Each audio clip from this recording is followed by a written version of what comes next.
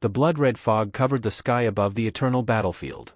Millions of demons marched forward in an endless black tide that made the earth tremble. Monster roars, the smell of blood, screams, and the clash of weapons all blended together into one endless hell. And standing right in the middle of that hell was Julian. Or more accurately, a small demon named Julian. Move aside, trash. A gigantic claw crushed the head of a small demon just a few steps away from him. Blood and chunks of flesh splattered across Julian's face. He froze. Because 1 second earlier, he had been standing there himself. I can seriously die here at any moment. Just yesterday, he had been an ordinary human. And today, he had awakened in the demon abyss, a world where the weak were devoured by their own allies before the real war had even begun. There were no rules here. No justice. If you were weak, you got eaten. Literally. Ahead of him, a 3-meter-tall fat demon grabbed a screaming imp and bit off half of its body while walking forward. A chill ran down Julian's spine. What kind of psychopaths live in this place? But the worst part was that nobody around him even cared. Demons fought, devoured each other, played around with succubi, and killed simply out of boredom. Then a swarm of demonic dragons flew across the sky. Dozens of meters of black flesh covered in spikes blocked out the crimson heavens. Demonic flames poured from their mouths, and the sound of their roars alone forced weaker demons to kneel. Julian looked up and unconsciously clenched his fists. I wish I had reincarnated as something like that. But instead, he had received the body of the most pathetic creature in the abyss. A small demon. Cannon fodder. A creature so pathetic that even calling it a demon felt embarrassing. And at that exact moment, he suddenly felt a strange gaze. Julian sharply turned around.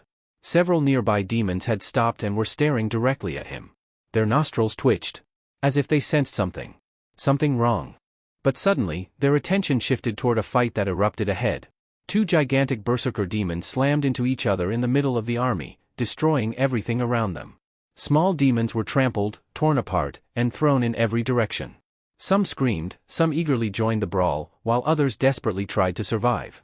We have not even reached the battlefield yet, and we are already killing each other? Julian gritted his teeth and tried to escape the chaos.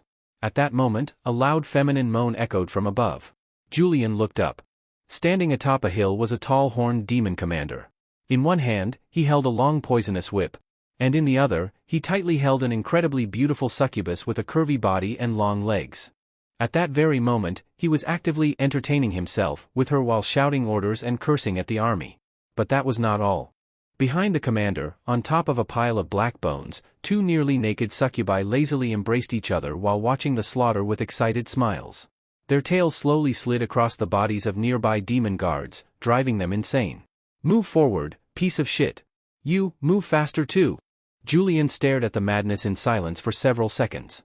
What a responsible officer. Even during entertainment, he still remembers to command the army. One of the succubi suddenly looked directly at Julian. Her crimson eyes narrowed slightly. And then, she slowly smiled. A cold chill ran down Julian's spine. Why was she looking at him like that? At that moment, the horned demon swung his whip. The poisonous lash cut through the air and tore into the 2 berserker demons, ripping their flesh open. Both monsters instantly collapsed to the ground and began whimpering in fear.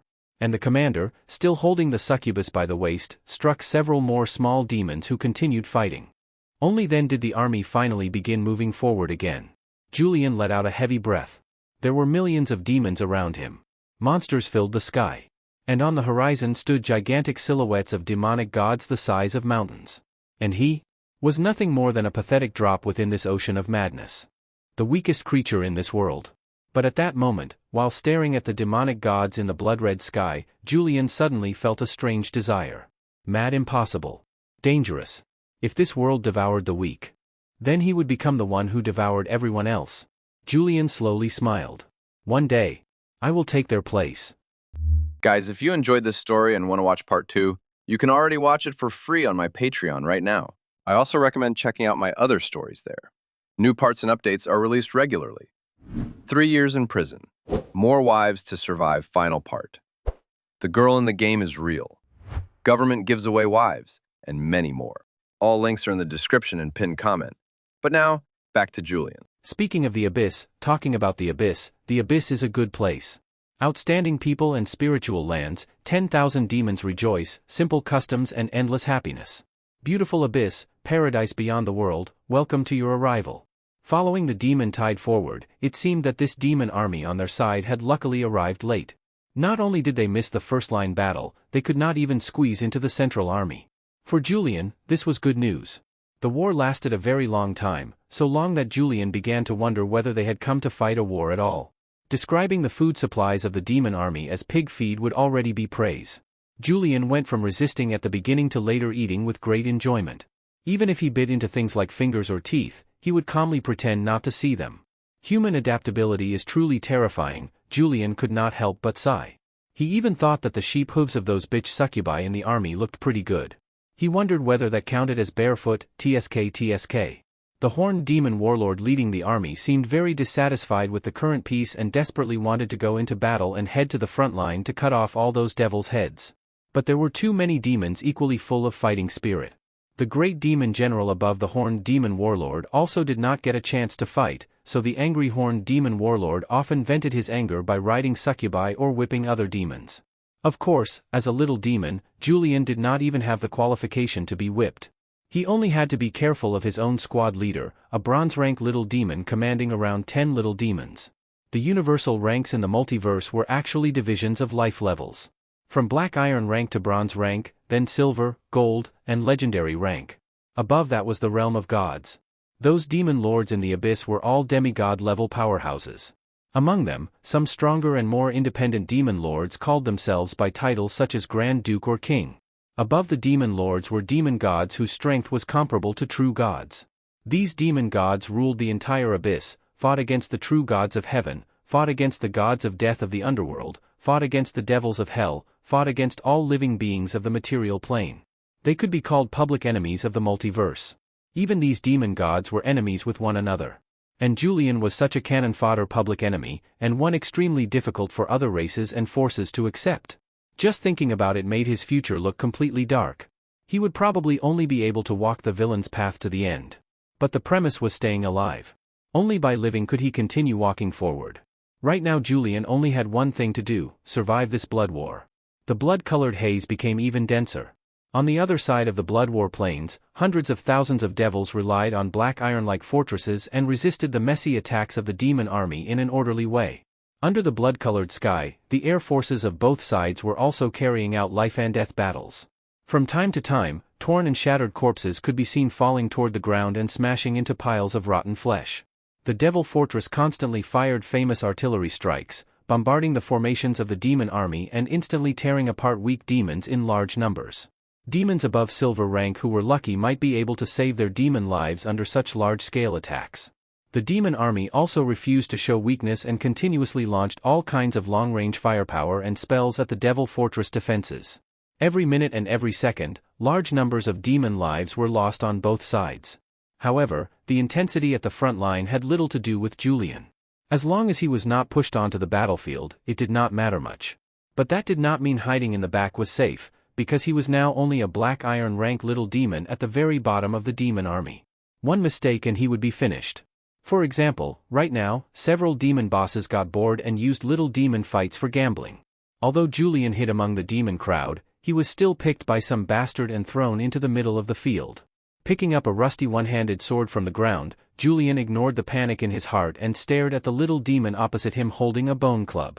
Compared to the silent Julian, that little demon opposite him was baring its teeth and making faces the whole time, trying to scare Julian.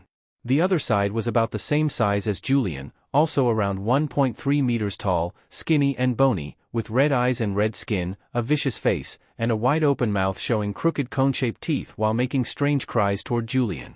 Julian was naturally afraid too, but fear was useless now. He could only fight desperately. Fortunately, after such a long time, Julian had gradually adapted to the cruel rules of the abyss. The surrounding demons watching the fight used all kinds of abyss curses to stir up the atmosphere while expressing dissatisfaction that the two little demons were not rushing to kill each other. Before long, all kinds of random things were thrown into the arena. One of them even hit Julian on the head. At that exact moment, the little demon opposite him that had been growling but did not dare charge suddenly seemed to think it saw a chance. It immediately screamed wildly and rushed forward, swinging the bone club in its hand and smashing it toward Julian's head. A chance. Although Julian had been hit on the head by a clump of dirt, he was not greatly affected. Instead, the seemingly vicious and terrifying little demon opposite him, who was actually just a coward, had many openings. It was true that Julian was not some fighting expert, but at this moment he had to treat himself as one. Little demons were experts at bullying the weak and fearing the strong. If you showed fear, they would become more arrogant and more vicious. On the contrary, if you stayed calm and brave, then the one who became afraid would be them. Julian forcefully suppressed the panic in his heart. The moment the little demon charged over, he suddenly burst forward, lowered his head and sprinted. One hand gripped the sword handle and the other held the back of the blade. Instead of slashing, he used it like a short spear and stabbed toward the opponent's chest. At the same time Julian shouted loudly, "Kill!" The little demon had raised the bone club high, originally thinking Julian had been scared stupid and had gained courage because of it. But it had not expected Julian's sudden fast thrust. Together with that loud shout, the little demon was frightened and panicked, trying to stop and smash the bone club onto Julian's head. But unfortunately the little demon was one moment too late. The blade had already pierced its chest and foul-smelling dark red demon blood seeped out. Julian did not stop at all. With wide eyes and roaring loudly, he threw his whole body forward. The dull-edged one-handed sword had already slowed after piercing the little demon's skin, which was as tough as cowhide. But Julian used all the strength in his body and suddenly pressed down with his whole body, knocking the little demon to the ground. With the added weight of Julian's body, the blade directly pierced through the little demon's chest, and foul-smelling demon blood sprayed out from the blade. The little demon, in extreme pain, widened its eyes and weakly smashed the bone club onto Julian's head, then it slipped from its hand and instead hit its own face. But this little demon could no longer let out cries of pain. The world background and other elements are pieced together and fused from novels and games. They do not strictly follow any single original setting. Everything in this book follows the author's setting.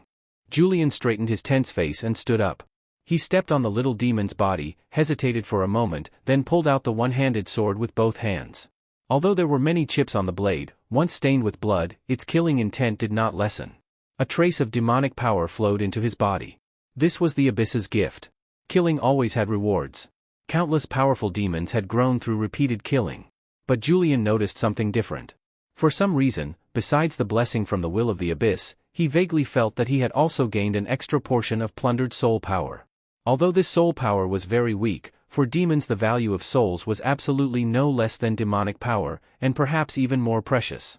Souls could not only be directly devoured and converted into pure demonic power, they could also be used to create subordinate demons, make demon soldiers, demon weapons, and many other things. They were far more practical than demonic power, which could only be used as energy. Even if it could not be used for the moment, it could be refined into soul crystals for storage. In the Abyss, they were hard currency and more useful than any money carrying demonic power. The demons around him, big and small, shouted excitedly. No one cared who won or lost. Oh, not exactly, those demons who lost their bets cursed angrily. Julian slowly let out a breath of stale air and turned around with the rusty sword, preparing to leave. But a claw demon stopped him. This bronze-rank claw demon was not only one rank above Julian, a black iron-rank little demon, but claw demons were also demons that had undergone mutation, no, evolution once already. Its strength was far above Julian's. Julian had no choice but to grit his teeth, lower his head, and beg for mercy. But all he got in return was a heavy kick. Rolling back into the open space among the demons, Julian felt as if his lungs and heart were splitting apart. The pain in his chest reached his brain, making him feel like he was about to die. When his awareness returned, wild and noisy laughter entered his ears. Julian understood that it was the naked and undisguised malice of the demons. To demons, weakness itself was the greatest sin. Bullying the weak was almost instinct. Kindness and mercy were laughable things. Julian knew that he was in danger now. One mistake and he would be killed. His corpse might be directly fed to other less picky demons, or turned into pig feed that no longer looked like its original form, then eaten by other demons while they cursed and spat out broken bones. Struggling to stand up while still bent over, he carefully used demon language to flatter the other side, praising its strength and might, while also trying not to let the other side think he was about to die. A dying little demon had no value for survival. The only ending would be being dragged away and turned into pig feed. Fortunately, another demon trait, arrogance and self-importance, showed itself in the claw demon before him. The anger from losing the bet had already faded. The claw demon thought the little demon in front of him at least knew how to judge situations, and a powerful demon like himself did not need to personally kill it. But simply letting Julian go also did not fit a demon's nature. The claw demon immediately turned and grabbed a beast demon that looked like a jackal and threw it into the field. After a burst of incomprehensible chatter, Julian understood that he needed to fight another beast demon for a chance at survival. But after the fight, could he really survive?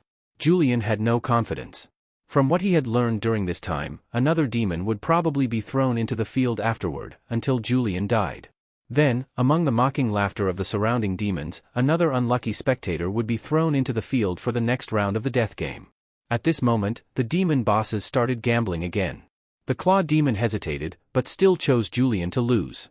Perhaps he thought that after fighting one battle and receiving a kick from him, Julian could not defeat the beast demon. But Julian had no time to care about the demon boss's gambling. The beast demon thrown into the open field had already raised its head from the belly of the little demon Julian had killed.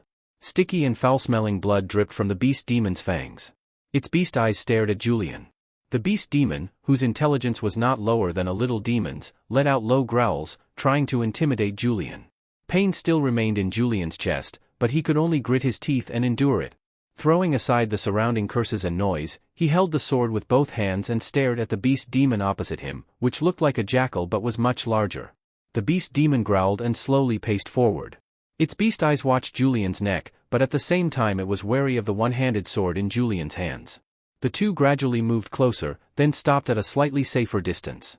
Julian, only around 1.3 meters tall, had only one advantage, the rusty sword in his hand, no more than 70 centimeters long. This was Julian's claws and fangs. Perhaps Julian and the beast demon had circled each other for too long. The demons watching became dissatisfied and noisy, while the demon bosses also urged them impatiently. But since their lives were involved, neither Julian nor the beast demon acted recklessly.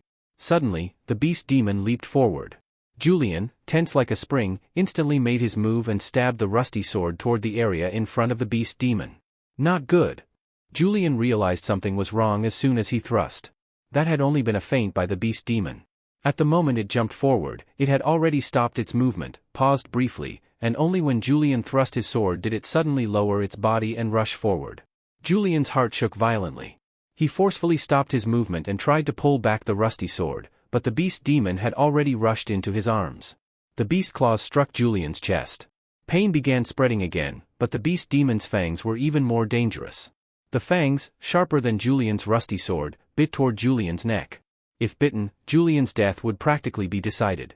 At the critical moment, Julian felt all the strength in his body explode. The desire to survive filled his mind. He desperately threw his body backward with all his strength. At the same time, his left hand, which he had urgently pulled back, finally entered the beast's mouth before it bit his throat. The pain of his left hand and forearm being pierced by fangs had already been blocked by Julian's brain. His desire to survive drove him on. The moment he was thrown down, Julian gripped the sword handle with his right hand and smashed it fiercely against the beast demon's head. At this moment, the one-handed sword was not as useful as a dagger. While lying pinned on the ground, Julian roared and locked the beast demon tightly with both legs, preventing it from escaping. If the opponent attacked him again, Julian did not think he would be able to block it. Life and death were only separated by an instant. Julian desperately smashed the sword handle against the beast demon's ear. His left hand trapped in the beast demon's mouth had already lost all feeling. It seemed that the bones had already been crushed, though the forearm had not yet been completely bitten off. The protagonist has not become dark or fully demonized in the early stage, so his actions will not be like those of a true demon. Also, the author did not consider some things carefully and had limited writing skill, so some plot designs did not achieve the intended effect. Please forgive that. The two sides rolled and wrestled together, fighting fiercely and ugly. But as Julian desperately kept smashing it, the beast demon struggled to jump away and failed, and the force of its bite slowly weakened without noticing. At this moment Julian had almost gone crazy.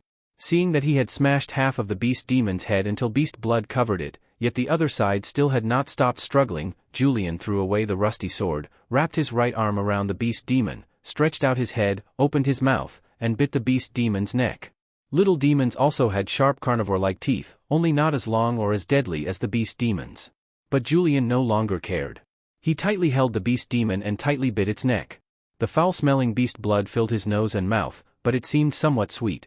Finally, at some unknown time, the beast demon stopped struggling. A flow of demonic power entered his body, and another strand of soul power was devoured by him. Neither was much, but that made sense. After all, it was only a low-rank black iron demon. Exhausted, weak, and in pain, Julian thought that he had finally gained another chance to live. But clearly it was only a small chance. The noisy sounds around him entered his ears again, along with the angry cursing of the claw demon. The claw demon was very angry. Julian winning again had clearly made him lose face. This little demon in front of him had not obediently gone and died, and even dared to make him lose money. The angry claw demon grabbed left and right and threw two little demons who had been watching into the field. As for the heavily injured Julian, he naturally was not allowed to leave the field unless he died. Struggling to stand up, Julian finally understood. Although it had only been a disaster from nowhere, although it had only made that claw demon lose money and face, a little cannon fodder like him had to use his life to calm that demon's anger. Filled with rage, Julian had already cast off his cowardice after 2 bloody battles. His bloody courage surged. Life and death no longer mattered. After despair, there was no more despair. But perhaps because his injuries were too serious, or because he was completely exhausted, Julian struggled once and could only sit up. His left hand no longer looked like a hand at all, twisted and shattered, with dark red demon blood continuously dripping. There were also many scratches on his body and face, making him look miserable. Julian, who could only sit up, no longer struggled to try again. He did not even look at the 2 little demons approaching with vicious smiles. Instead, he stretched out his still mostly intact right hand toward the claw demon, palm up, for fingers curled inward, with only the middle finger raised. Eat shit! Although the claw demon did not understand the common hand gesture from another world, as long as it had some brains, it could understand that it was some kind of curse toward him. The already angry claw demon grinned viciously. Such a death-seeking little demon was really rare. The claw demon could not help stepping out. He decided to personally take action and let this guy know what true cruelty was. Just as Julian finished his 3 seconds of being a real man and was preparing to fight to the death, his heart suddenly trembled. His limp body somehow found strength and moved before his brain could command it, kicking backward first. Boom! Then along with a roar, smoke and dust rose everywhere. Red-brown dirt and stones flew through the air, screams sounded one after another, and the suddenly rising violent airflow sent Julian flying.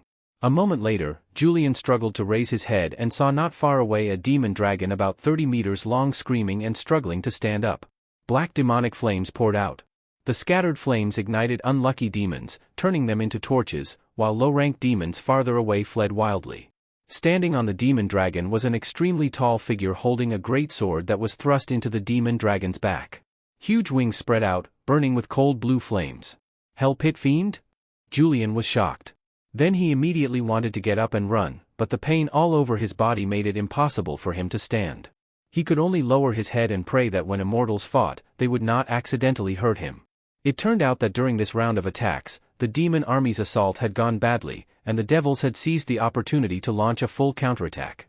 It happened exactly at the critical timing between the retreating and attacking forces of the demon army. The already chaotic demon army immediately fell into disorder, then the suddenly attacking devil army directly stunned and broke through them.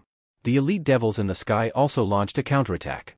This legendary rank Hell Pit Fiend had pressed this legendary rank demon dragon the whole way and had now already decided the outcome. Sure enough, the Hell Pit Fiend quickly cut off the helpless demon dragon's head, then quickly dug out the demon dragon's heart, and finally flew away carrying both the head and heart. After all, on the battlefield they had only stunned the demons temporarily. Once the demons regained their senses, even a legendary rank Hell Pit Fiend would be torn apart by groups of great demons, flame demons, and demon dragons. The demon dragon that had its head cut off and heart dug out twitched a few times on the ground. Crimson, burning dragon blood like lava flowed and spread. Julian felt a strand of soul power being invisibly drawn into his body. Even though it was only a strand, its quality was too high. Julian actually felt his demon body rapidly recovering. Unfortunately, he had not killed the demon dragon himself, so there was no blessing of demonic power. Only a tiny part of the scattered soul power had been absorbed by him. When Julian wanted to stand up and get closer to the demon dragon to gain more benefits, another demon dragon over 30 meters long flew over. The angry demon dragon roared and breathed demonic flames, scaring Julian into quickly lying down and pretending to be dead again. Fortunately, the demon dragon did not notice an ant like him at all. After a brief burst of anger, the demon dragon grabbed the dead dragon's corpse and flew away while growling deeply. Julian shook his head regretfully. A demon dragon was treasure all over its body. If he could eat a few more bites of dragon meat, perhaps he would advance in rank. Struggling to stand up, there was a saying, when immortals fight, mortals suffer. For demons, it was the same. In just a short time from the aftermath of the battle, hundreds among the more than 2,000 demons in this camp had died or been injured. The rest had scattered and fled, leaving a complete mess behind. Julian limped toward a shallow pit of dragon blood.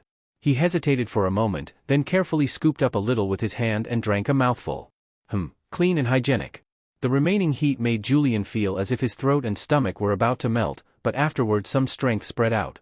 Painful yet refreshing.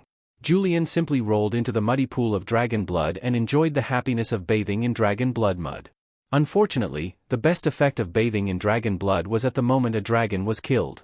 Bathing in lava-like dragon blood at that instant could evolve a person's entire body and even grant and awaken some special abilities. Unfortunately, the dragon blood at this time had already become very weak in effect and had very limited improvement for Julian's body. That is? After climbing out of the dragon blood mud pit that had completely lost its effect and feeling the slight improvement in his body's strength, Julian suddenly saw a half-body that was still struggling. It looked a bit familiar. It was exactly that claw demon who had wanted Julian to understand what cruelty was. A ruthless smile appeared on Julian's face, and his originally miserable appearance gained a bit more viciousness. Picking up a black iron short sword from the ground, Julian walked to the claw demon. The lower half of the claw demon's body had already disappeared. No one knew where it had gone. The upper half seemed to have been brushed by scattered dragon flames. Although it was only brushed slightly, half a shoulder and one arm looked like melted wax. What surprised Julian was that this claw demon was still not dead. Tisk tisk, Julian looked the claw demon up and down with obvious malice on his face. Holding the short sword against the claw demon's neck, the ugly and miserable claw demon opened its mouth, wanting to curse something, but only spat out a mouthful of black blood. Julian let out a cold laugh, then grinned viciously and pressed down on the claw demon's head.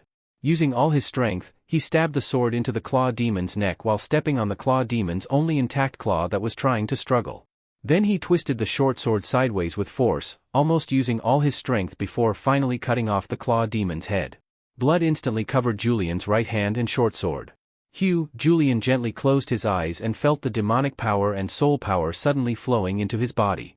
His injured body recovered even faster.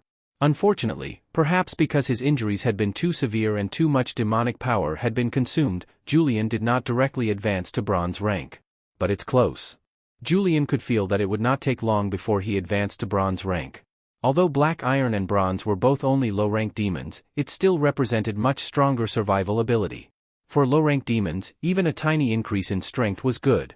After recovering himself, Julian decided to quickly escape from the Blood War Plains during this chaos.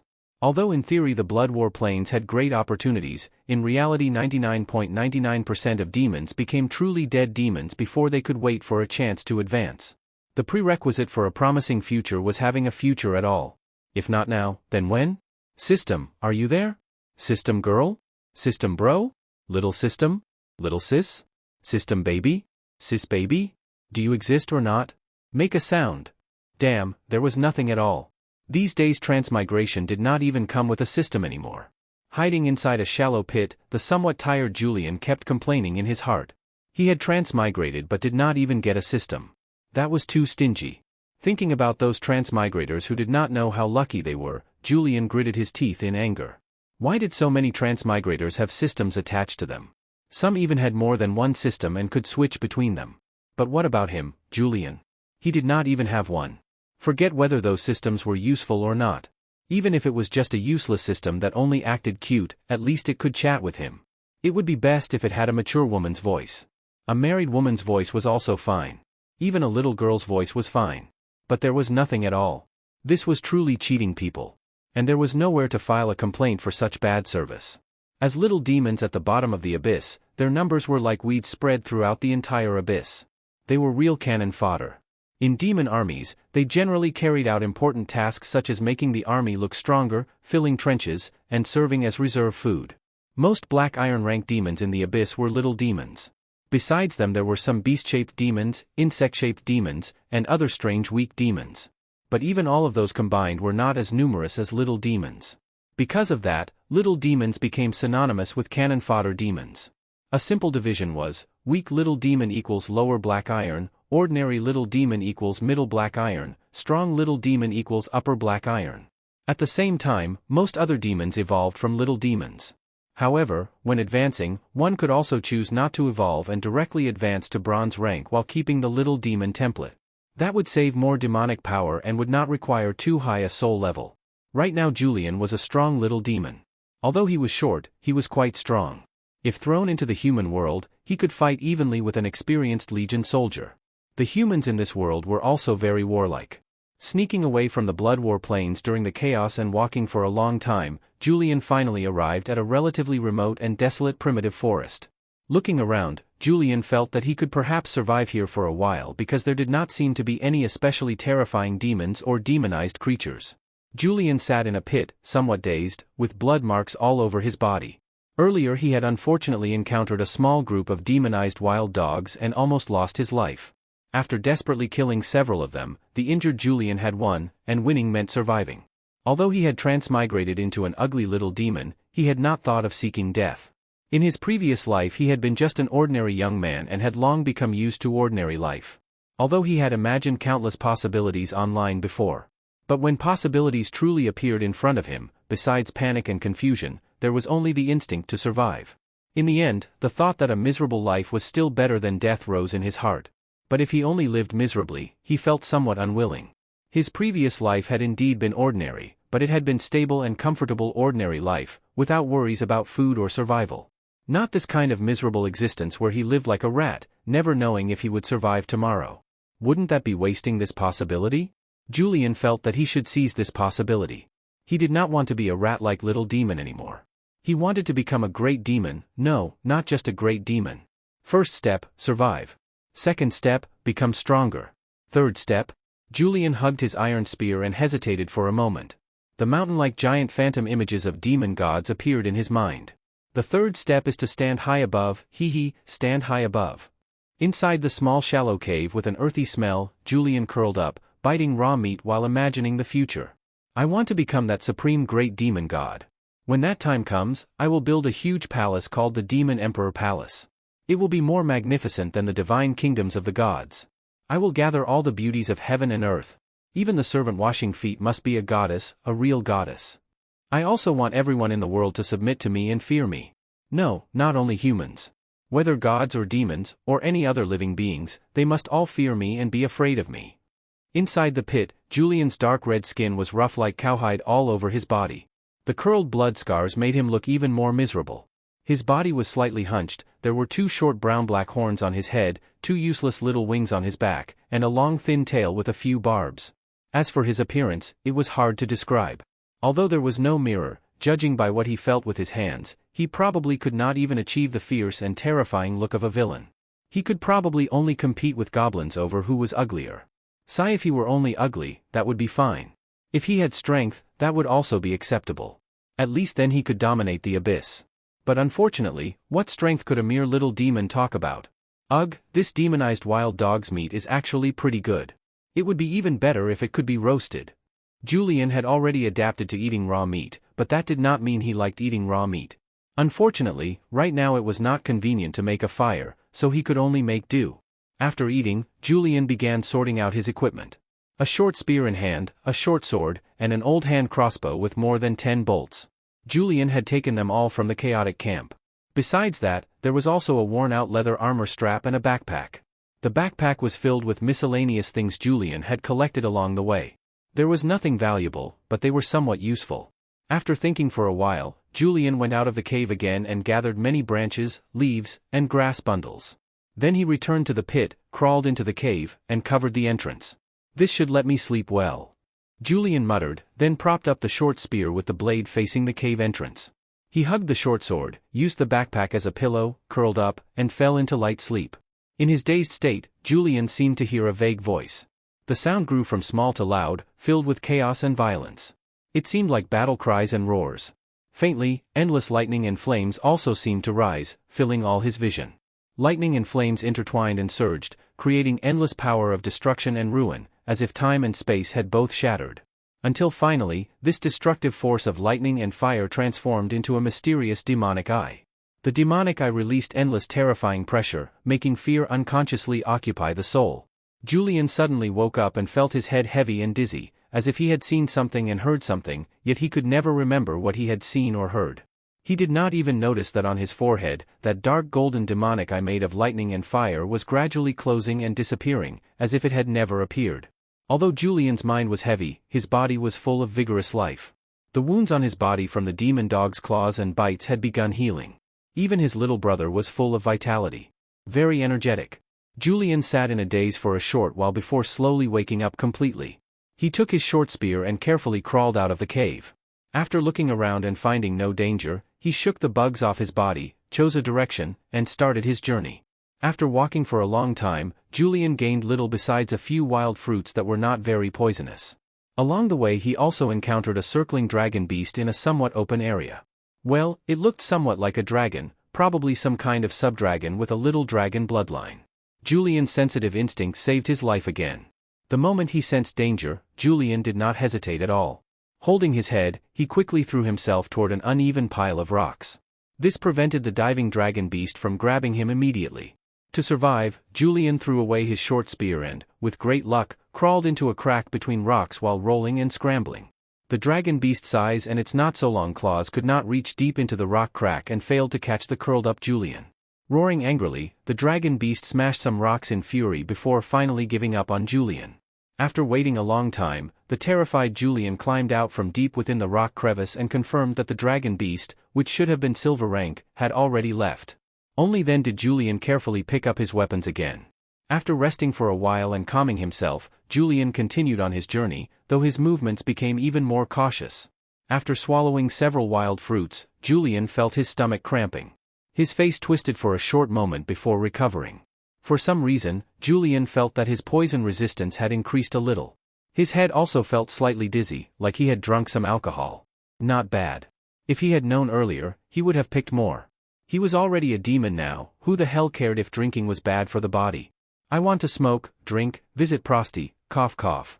After walking a little farther, Julian twitched his nose. It seemed like the smell of water. Earlier Julian had relied on his sensitive nose to find a small pool of drinkable water. This time should not be wrong either.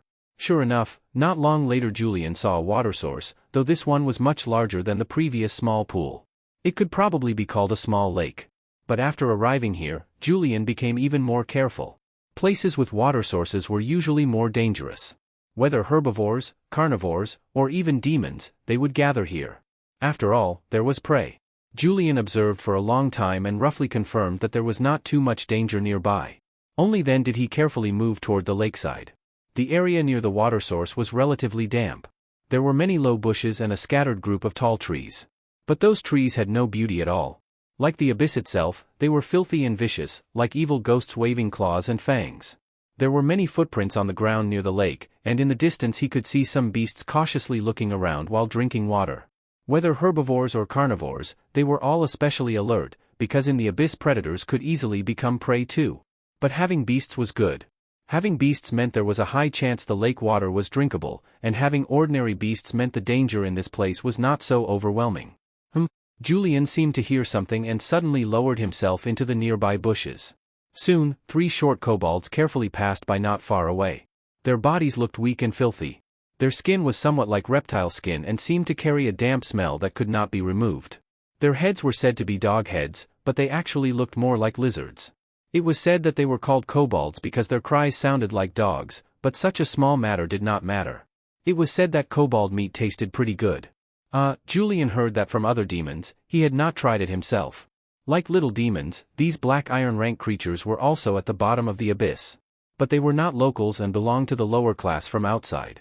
These kobolds looked around while sniffing with their noses.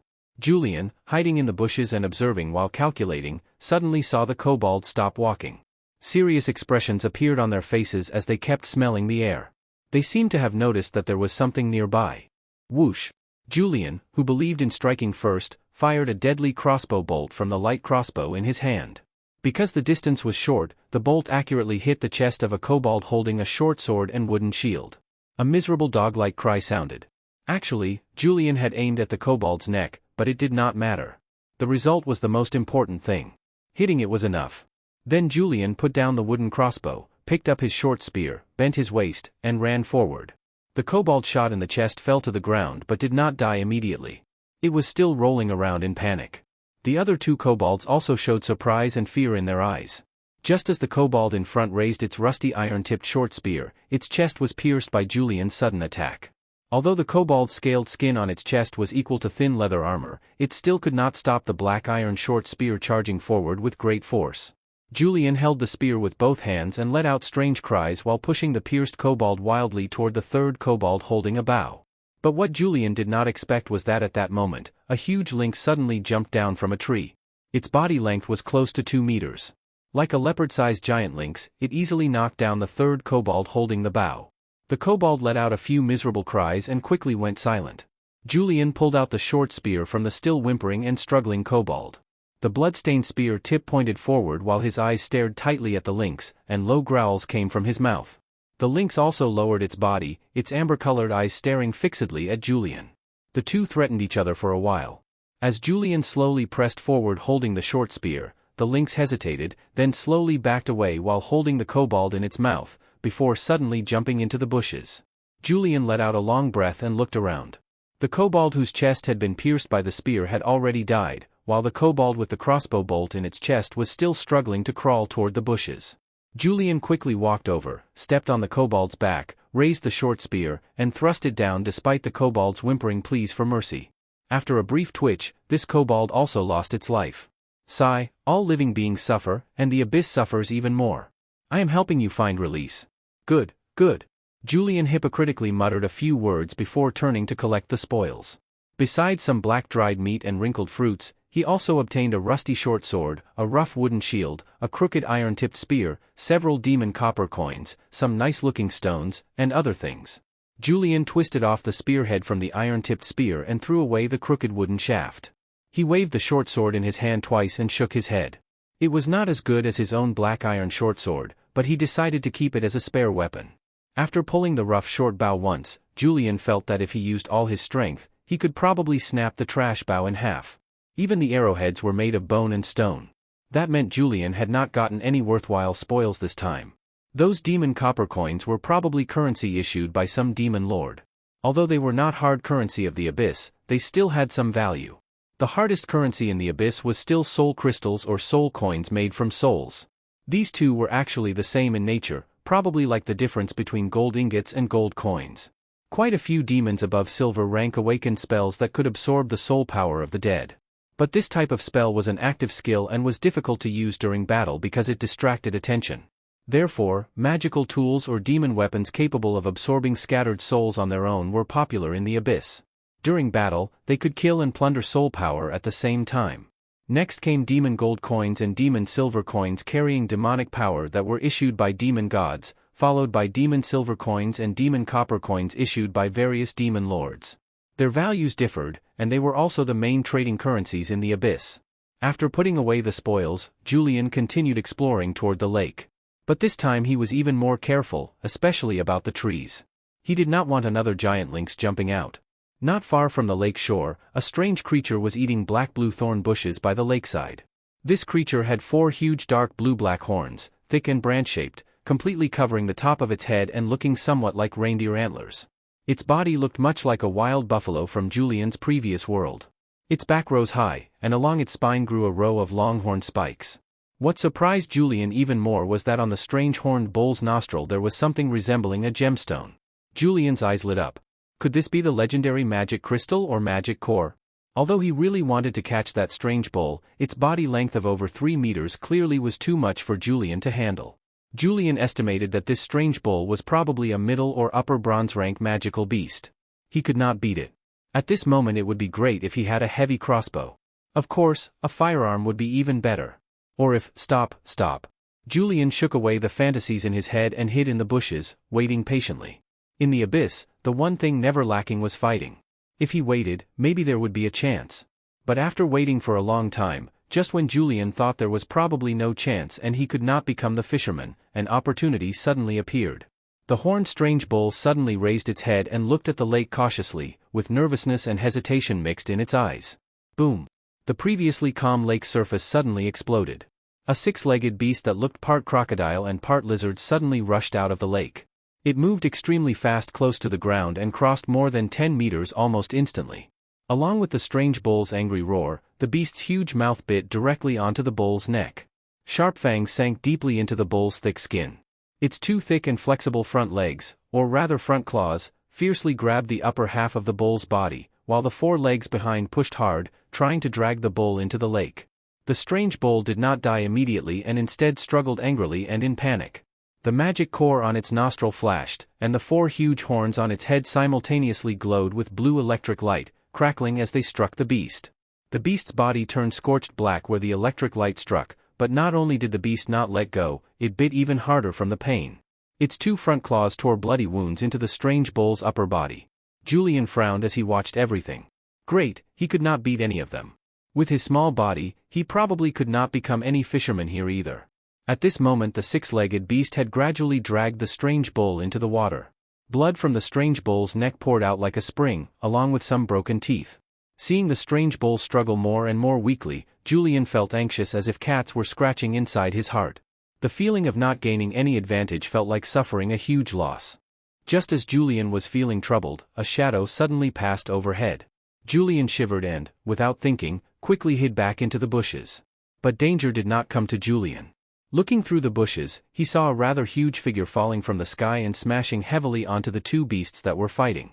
Julian secretly looked and saw that it was another dragon beast.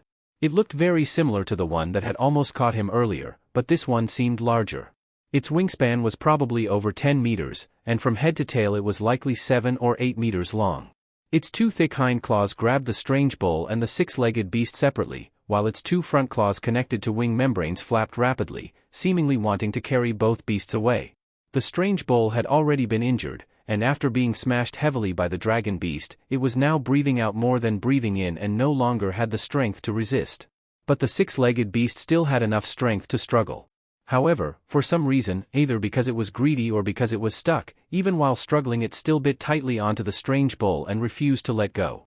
The dragon beast was also extremely greedy and did not want to give up the two prey that were almost in its hands.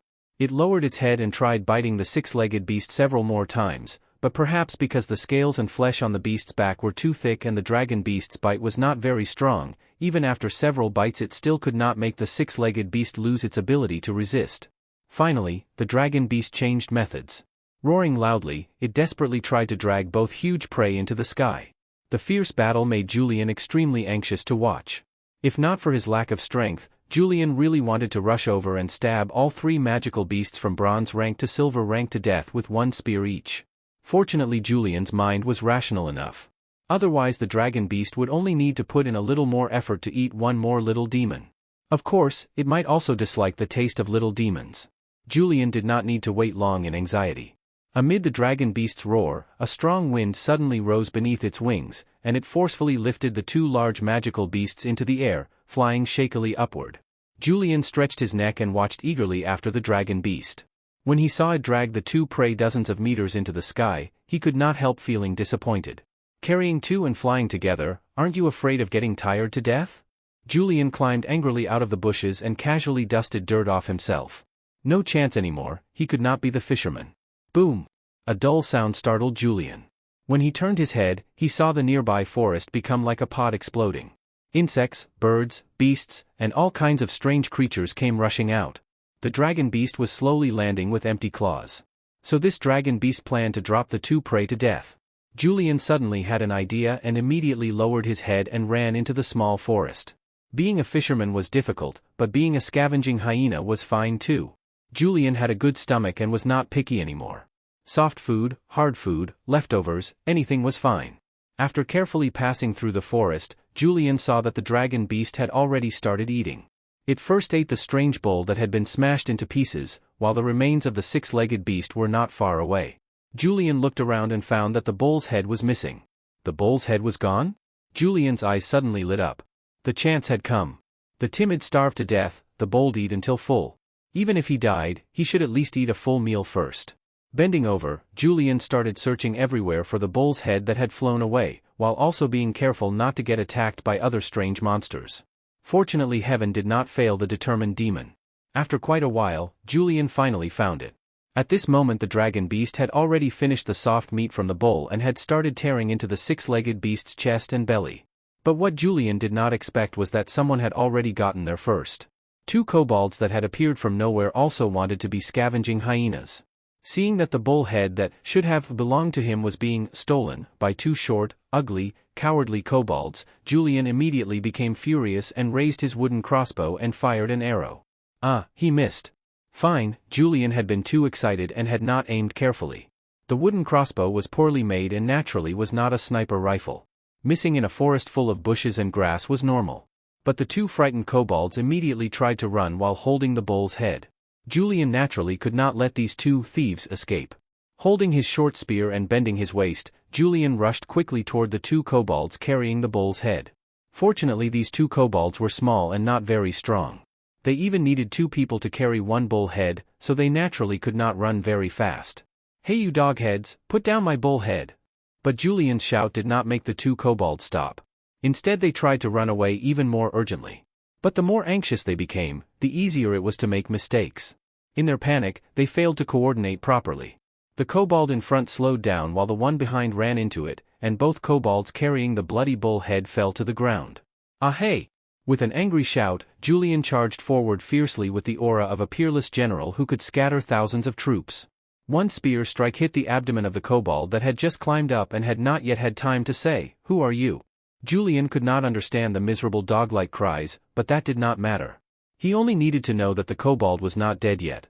So Julian pulled out the spear, stepped on the kobold's head, aimed at the neck, and thrust another spear. Alright, this time he was sure it was dead. He raised his head and looked at the other kobold. The kobold was trembling while holding a rough copper sword in both hands, making low whimpering sounds that seemed like begging for mercy, which annoyed Julian. Julian waved his short spear a few times and glared viciously at the kobold. After taking 2 steps forward, the kobold became so frightened that it fell backward and dropped the copper sword. Julian contemptuously walked forward and picked up the copper sword. The kobold immediately knelt down, put its claws together, and kowtowed while begging for mercy.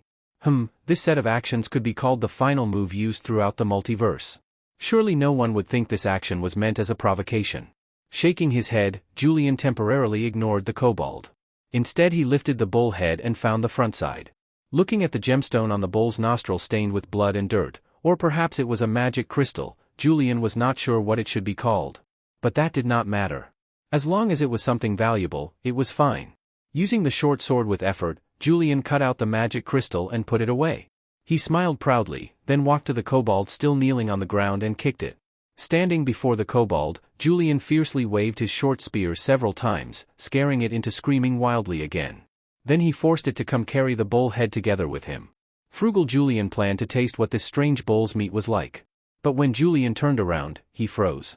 A huge shadow covered him. It was that dragon beast that had come looking for them. The dragon beast's amber-colored eyes looked at Julian and the kobold with some confusion, then looked at the overturned bull head. It instantly became furious, clearly realizing that these were thieves. Although Julian felt that he was not in the same group as the kobold, they had stolen it, and it had nothing to do with him. He had only wanted to steal it but had not had the chance yet. The crime had not even been carried out. But clearly, to the furious dragon beast, any explanation was powerless. The quick-witted Julian ignored the kobold who had frozen in fear and performed a graceful donkey roll to one side. Naturally, the power of the dragon beast's charge was not something a kicked-away kobold could block. The furious dragon beast bit apart the screaming kobold in one bite.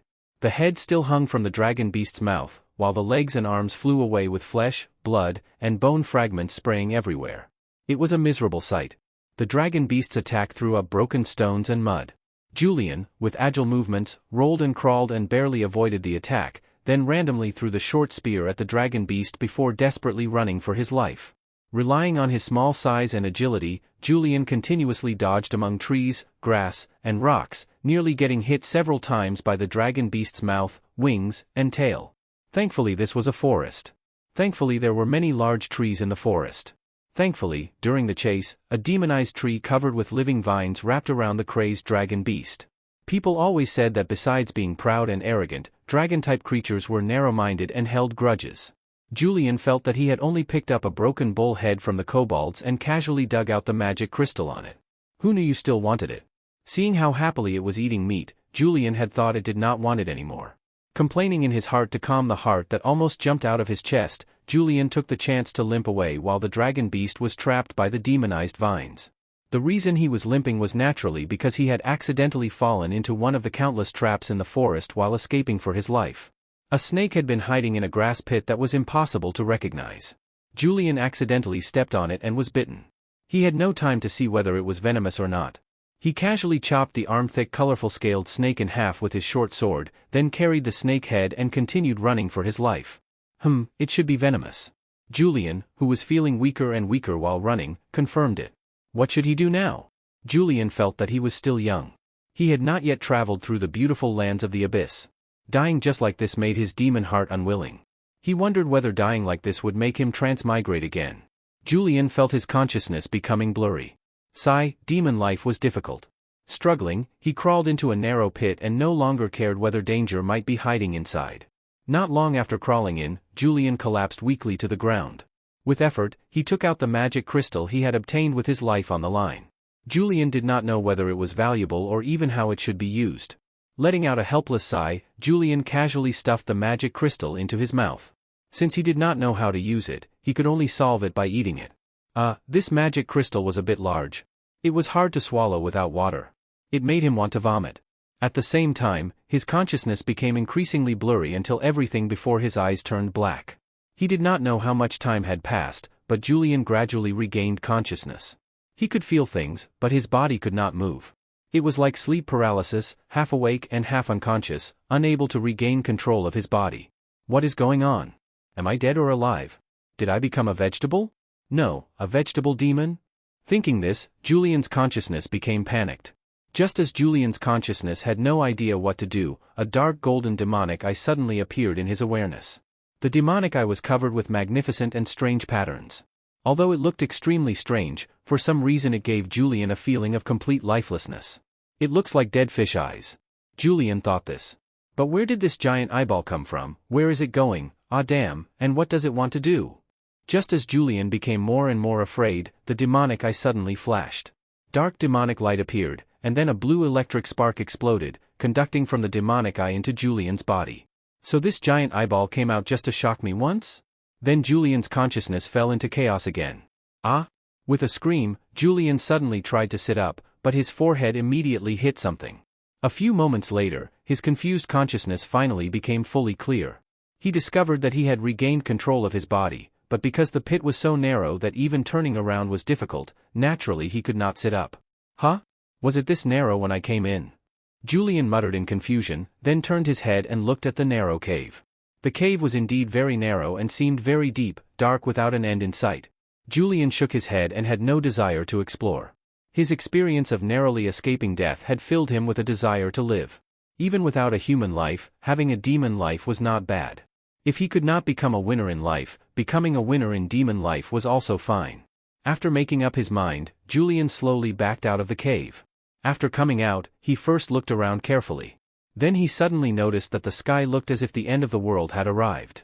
If Julian remembered correctly, the sky of this layer of the abyss had always been gloomy and dark. It was slightly brighter during the day and darker at night. Also, the time between day and night was completely irregular and random. Maybe you had already eaten 8 meals and slept twice before one day passed. Maybe one day passed after a single trip to the toilet. In short, your birthday and even your age depended entirely on your own thoughts. But a sky burning like flames felt as if he had returned to the blood war plains. Julian hesitated. He was not sure whether this scene was common in the abyss. After all, he had not been in the abyss for very long and had no experience with possible dangers.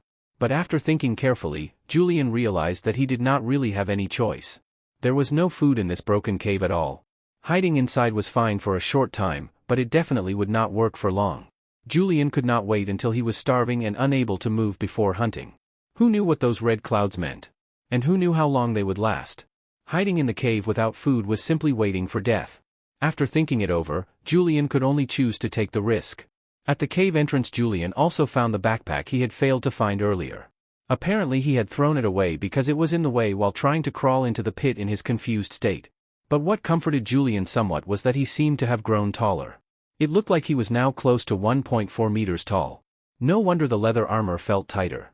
Turns out I went through a second growth spurt.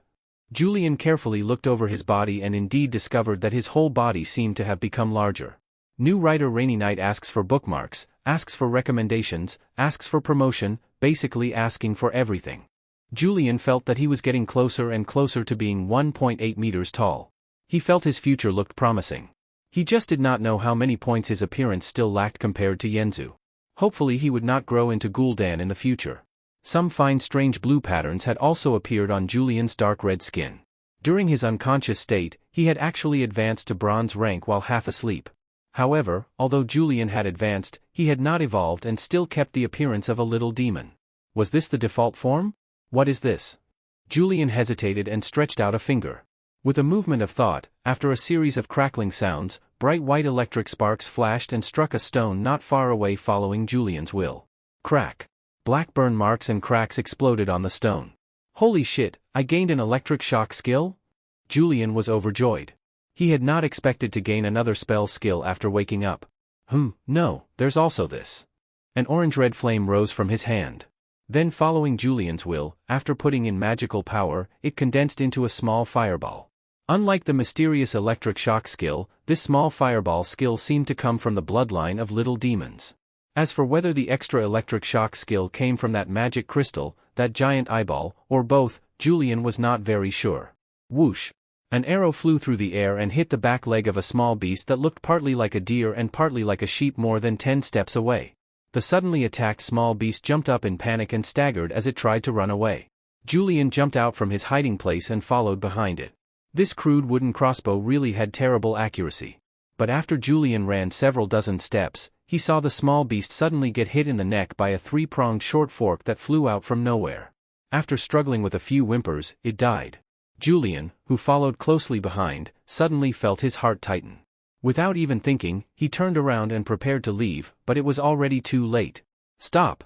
A voice full of malice sounded in demon language. Although the demon language spoken by the other side carried a strange accent, Julian understood it instantly. Julian wanted to pretend not to hear it and continue escaping, but a short fork that flew past his scalp made him stop. Julian raised both hands high and carefully turned around. He saw a huge demon over 2 meters tall wearing heavy armor, leading more than 10 little demons toward him. You, deserter. The demon was actually a silver rank slaughter demon. Slaughter demons were a kind of cruel and violent humanoid demon.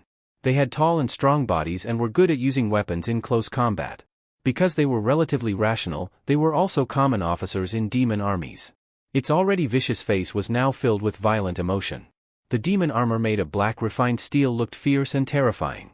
It held a heavy large steel fork in its hand, and a leather bag full of short forks hung from its waist. No, Before Julian could finish speaking, he was kicked to the ground. Shut up, you are a deserter. Bloodthirstiness showed in the demon's eyes, but he restrained himself and did not continue attacking, because the little demon in front of him was still bronze rank and had some value. Julian shook his dizzy head and suppressed the hatred gathering in his eyes. After standing up, Julian followed the demon's words and said, "Yes, I am a deserter." Very good. Lord Benji mercifully forgives you. The demon named Benji nodded with satisfaction, then put a rope around Julian's neck. Only then did Julian notice that among the little demons following Benji, only 5 had no ropes around their necks, while the other 8 were tied up. Julian's belongings were taken by 2 other little demons. These 2 suicidal little demons casually tore open Julian's bag and took away anything they liked, throwing the rest onto the ground. Julian could only lower his head and hide the killing intent that was almost overflowing. The rope around his neck tightened, and Julian could only follow Benji on the road together with the other 7 little demons. As for where they were going, he had no idea. Julian followed Benji's group for a long time. Along the way, all kinds of demons they encountered were absorbed into Benji's group. Those who resisted fiercely were directly beaten to death. By the time they arrived at a camp, Benji's group had gained over 10 more little demon captives. Besides Julian, who was bronze rank, there was also a claw demon and a savage demon. Both had been persuaded by Benji's fists.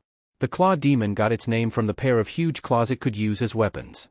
Its hind legs were thick and short, its body strong, and its demon skin was equal to thick leather armor. The savage demon was a particularly fat and strong humanoid demon. Its appearance still matched the abyss's standards of beauty, fierce and vicious, with some resemblance to an ogre. Its shoulders, chest, and back were covered with black iron shell armor that looked like it had just come out of lava, and it liked using heavy weapons such as hammers and spiked clubs. All kinds of demon appearances were very common in the abyss. If Julian wanted, he could also consume more magical power during evolution and advance into the demon appearance he liked. Theoretically, as long as Julian had enough imagination, a high enough soul level, and enough magical power, he could evolve into any form. Of course, that was only in theory. The templates for demon advancement had huge randomness and uncertainty. Not only were they affected by the demon's own wishes, but also by bloodlines, environmental influences, and many unexpected factors. Even the same type of demon often had many differences. The camp before Julian, though not very large, displayed all kinds of strange demons. Among them were also many that did not belong to demons but were demonized creatures, beings from outside the abyss that had been corrupted and assimilated by it. Among the group of ugly demons in the camp, the most eye-catching were those flirtatious succubi. Several succubi who were so poor they could not even afford cloth scraps were dancing seductively on a high platform in the camp. Around them, a crowd of demons whose minds were about to be overwhelmed by desire breathed heavily, roared, and cursed. The scene was extremely lively and intense. Julian looked at this scene with surprise. Could this be a demon nightclub? Suddenly the rope around his neck tightened. The demons behind him had become fascinated and forgotten to walk. Benji fiercely whipped those demons with a long whip, then cursed while driving the little demons away. However, before leaving, Benji himself stared stupidly at the stage for a few moments while continuously muttering dirty and obscene abyss slang. The camp was arranged very chaotically, with trash and filth everywhere. From corners came many seductive moans along with rough breathing and cursing. Clearly some succubi had already started business. Julian did not know whether these were private prostitutes or licensed workers, or whether they regularly underwent health examinations. Probably not. But considering demon physiques, things like AIDS were probably nothing more than weak little brothers. The question was whether there were even more terrifying diseases. Julian's mind was filled with random thoughts as he moved forward with the group. Ahead of him, a little demon may have become distracted after seeing something too stimulating for underage demons and accidentally bumped into an extremely burly rage demon. There was no need to apologize, because that was useless for demons, especially a gold rank rage demon. The arrogant rage demon lord slapped the little demon's head right off. However, this little demon also got free because of it. With no head, the rope around its neck also came off. This incident taught Julian that not watching where you walk can threaten your life. Another lesson was the old saying that beauty brings disaster. Truly worthy of being a warning saying. Julian had already seen it for the second time. After receiving a slap on the face, Benji lowered his head respectfully and apologized to that rage demon. He then fed the little demon's corpse to a three-headed demon dog being led by the rage demon. There was no sign of the arrogance he had shown before. After that rage demon walked far away, Benji spat a mouthful of bloody phlegm onto the ground. While cursing quietly, he whipped and drove a group of low-ranked demons forward. A short while later, the little demons were driven into a fenced area. Inside were many other little demons and other low-ranked demons. Benji ordered the nearby little demon soldiers to guard the prisoners well, then hurried away. There were also differences in strength among little demons. As a bronze-rank low-rank little demon, Julian was much stronger than these little demon guards, but Julian did not try to escape or do anything else for now. Because this camp was too dangerous. Low-level demons had no rights at all. Any mid-rank demon could kill Julian for no reason. Julian could only endure for now and wait for an opportunity. Black iron and bronze are both low-rank demons. Silver and gold are mid-rank demons. Above legendary are called high-rank demons. During the following days, Benji often came and went in a hurry. Every time he returned with dozens of prisoners of different numbers. These demon prisoners from black iron to bronze rank were all kept directly inside the fence. Some demons guarded the outside, and their reward was slightly better food. It was hard to say whether it was better or worse than pig feed. As for the prisoners' food, better not mention it.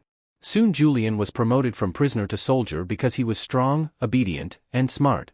His weapon also gained an iron-tipped spear, and he was responsible for guarding those disobedient demons. Julian fiercely struck an unruly little demon with the spear. In this life he had become the claws and fangs of a demon officer.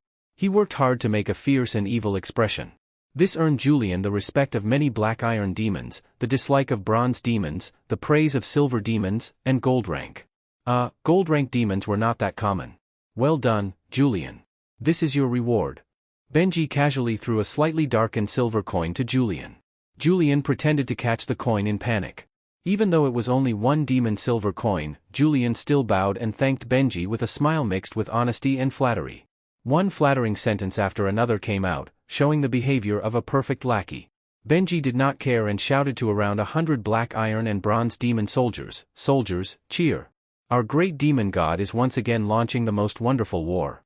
Those weak and useless humans, cowardly and isolated elves, stubborn and stupid dwarves, and other lowly races will all kneel under the feet of the terrifying demon army. You will serve as the soldiers of me, the powerful and cruel Lord Benji, and go to other planes to conquer those sheep. Victors will gain promotion, losers will embrace death." The speech ended, but some low-ranked demons with low intelligence did not understand much. Julian understood it, so the smart Julian immediately jumped up, cheered, clapped, and shouted that the great demon god was invincible and that the great demon Benji was unstoppable. Other demon soldiers also loudly cheered under the lead of several smarter demons, although the demon slang they shouted was both vulgar and violent. Only then did Benji's originally stiff expression improve, and he decided to promote Julian well in the future if there was a chance. But by then he would need Julian's true name, because all of the multiverse knew about demon loyalty. Naturally, Julian had no idea that his excellent performance had already won his superior's appreciation and that he was preparing a surprise for him. But Julian definitely did not want to hand over his true name and become a loyal demon lackey. As long as he found a chance, Julian would still run away, just like before on the Blood War plains. The demons were not very fast in action. After a long time, the order to depart finally came. Benji impatiently set off with 200 or 300 demon soldiers of different appearances under his command. Soon after, Benji's team encountered a silver-ranked demon that looked like a mutated baboon. It seemed to be a berserk demon, but also seemed somewhat different. It was unclear whether something had gone wrong during its evolution. That group had over 300 demons of all kinds. What made Julian look one more time was the seductive succubus sitting on the berserk demon's shoulder. A succubus was also a silver-ranked demon. Although succubi were not good in close combat, they were especially skilled in mind and illusion magic. They often worked as supervisors and morale officers and were also an indispensable part of demon armies. Julian observed that succubus for a while with an academic gaze. Her clothes were even more revealing than seductive outfits. The places that should be covered and should not be covered were both uncovered. Her appearance was that of a typical Western beauty, not some strange high-level face. Instead, she was a sexy beauty that fit popular tastes very well. A pair of long and thick demon horns on her head, small bat wings on her back, and a slender tail all carried a strange appeal. Only those goat hooves were regrettable, missing a very popular kind of play. After all, using feet and using hooves were two different concepts. Of course, some people might have special preferences. Perhaps because Julian's gaze stayed on the succubus for too long, the succubus sensed his stare and turned to look at him. She first showed a contemptuous smile, then made a little finger gesture toward Julian before laughing proudly and wildly. Damn it! Julian cursed inwardly. Reputation truly was not as convincing as seeing it yourself. She really was not ordinary in her flirtatiousness. Thinking about the succubus's hooves, they really were flirtatious hooves. Shaking his head, the annoyed Julian decided to stop his academic research about succubi and continued maintaining order with his spear. His previous flattery had made Benji very pleased, so Julian got promoted again and was appointed squad leader, leading over 10 little demon soldiers, though this was actually just standard for bronze-ranked demons. No one knew how long they had walked before the army finally joined with many other demon armies. Like hundreds of rivers flowing into the sea, Benji's battalion where Julian was located followed the demon flow into the forces of a gold-ranked demon. Soon after, the thousands of demons under that gold-ranked demon joined under the command of a legendary demon. Tens of thousands of demons spread out densely, completely filling the field of view. And this was only the force commanded by one legendary demon. It was said that this cross-plane invasion was jointly led by several demon gods, with more than 10 demigod-level demon lords participating under them. Further below, there were said to be hundreds of legendary demons serving as generals. Under the black-red demon clouds that covered the sky, nearly 10 million demons spread across the vast plains, roaring bloodthirstily to release their brutality. The momentum was even more terrifying than the Blood War plains before. If not for the suppression by many demon officers, these demons would probably have started killing each other before even crossing plains. In fact, the killing among themselves had already begun, but it had not yet developed into a large scale.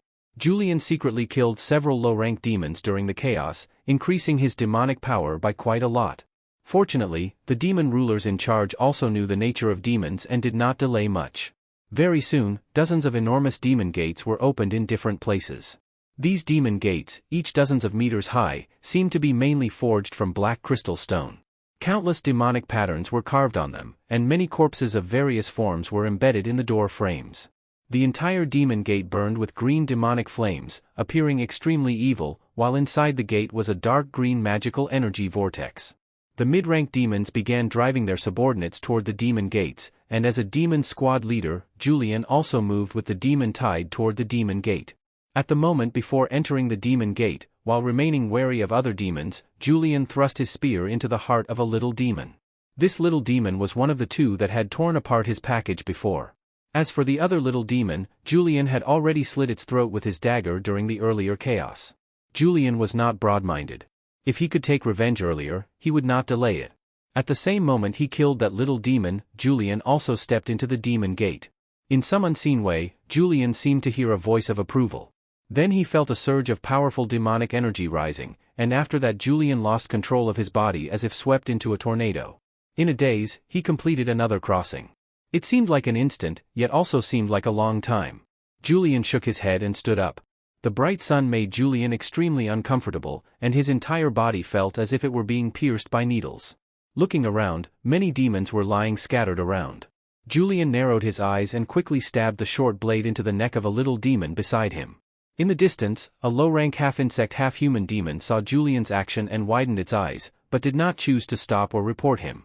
Instead, it quickly stabbed the poisonous stinger on its tail into a nearby demon. Like a virus spreading, the other demons followed suit and started a fierce internal conflict. By the time Benji arrived and stopped the battle, the number of demons under his command had shrunk by nearly 1/3. This even included some little demons Benji had stolen from other demons. An angry Benji viciously whipped several low-rank demons who had been caught, while the clever Julian understood the principle of stopping while ahead. He had already stopped before Benji returned, and so he avoided a whipping. Afterward, Benji raised his steel fork and drove the less than 200 remaining demon soldiers forward, joining other demon officers and leaving this dense mountain forest.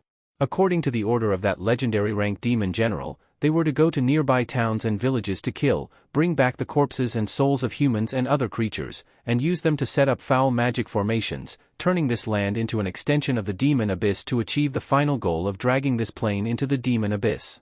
Julian looked up and only saw the magical energy vortex hanging in the sky, seeming to be rejected by this world, appearing and disappearing at times. Blood-colored lightning constantly flashed in the sky, while gloomy demon clouds tried desperately to block the sun of this world. The demon slaughter had descended upon this world.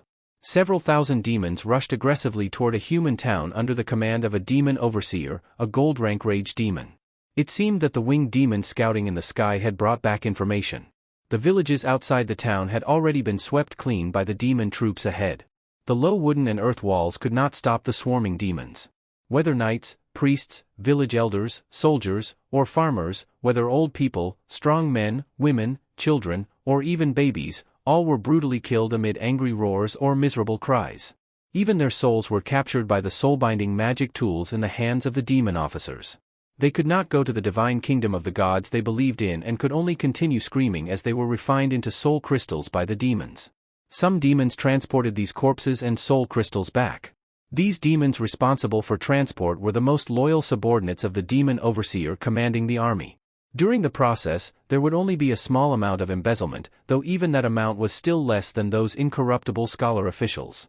If less loyal demons had been used, then being able to deliver 1/3 back would already be a blessing.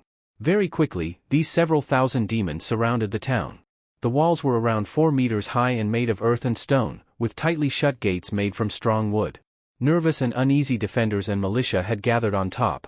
This town was not large. It probably only had a few thousand residents. Even if all townspeople were gathered together, they still might not outnumber the surrounding demons. The number who could truly pick up weapons and fight on the walls was at most a little over 1,000, and the main force among them consisted only of black iron rank militia.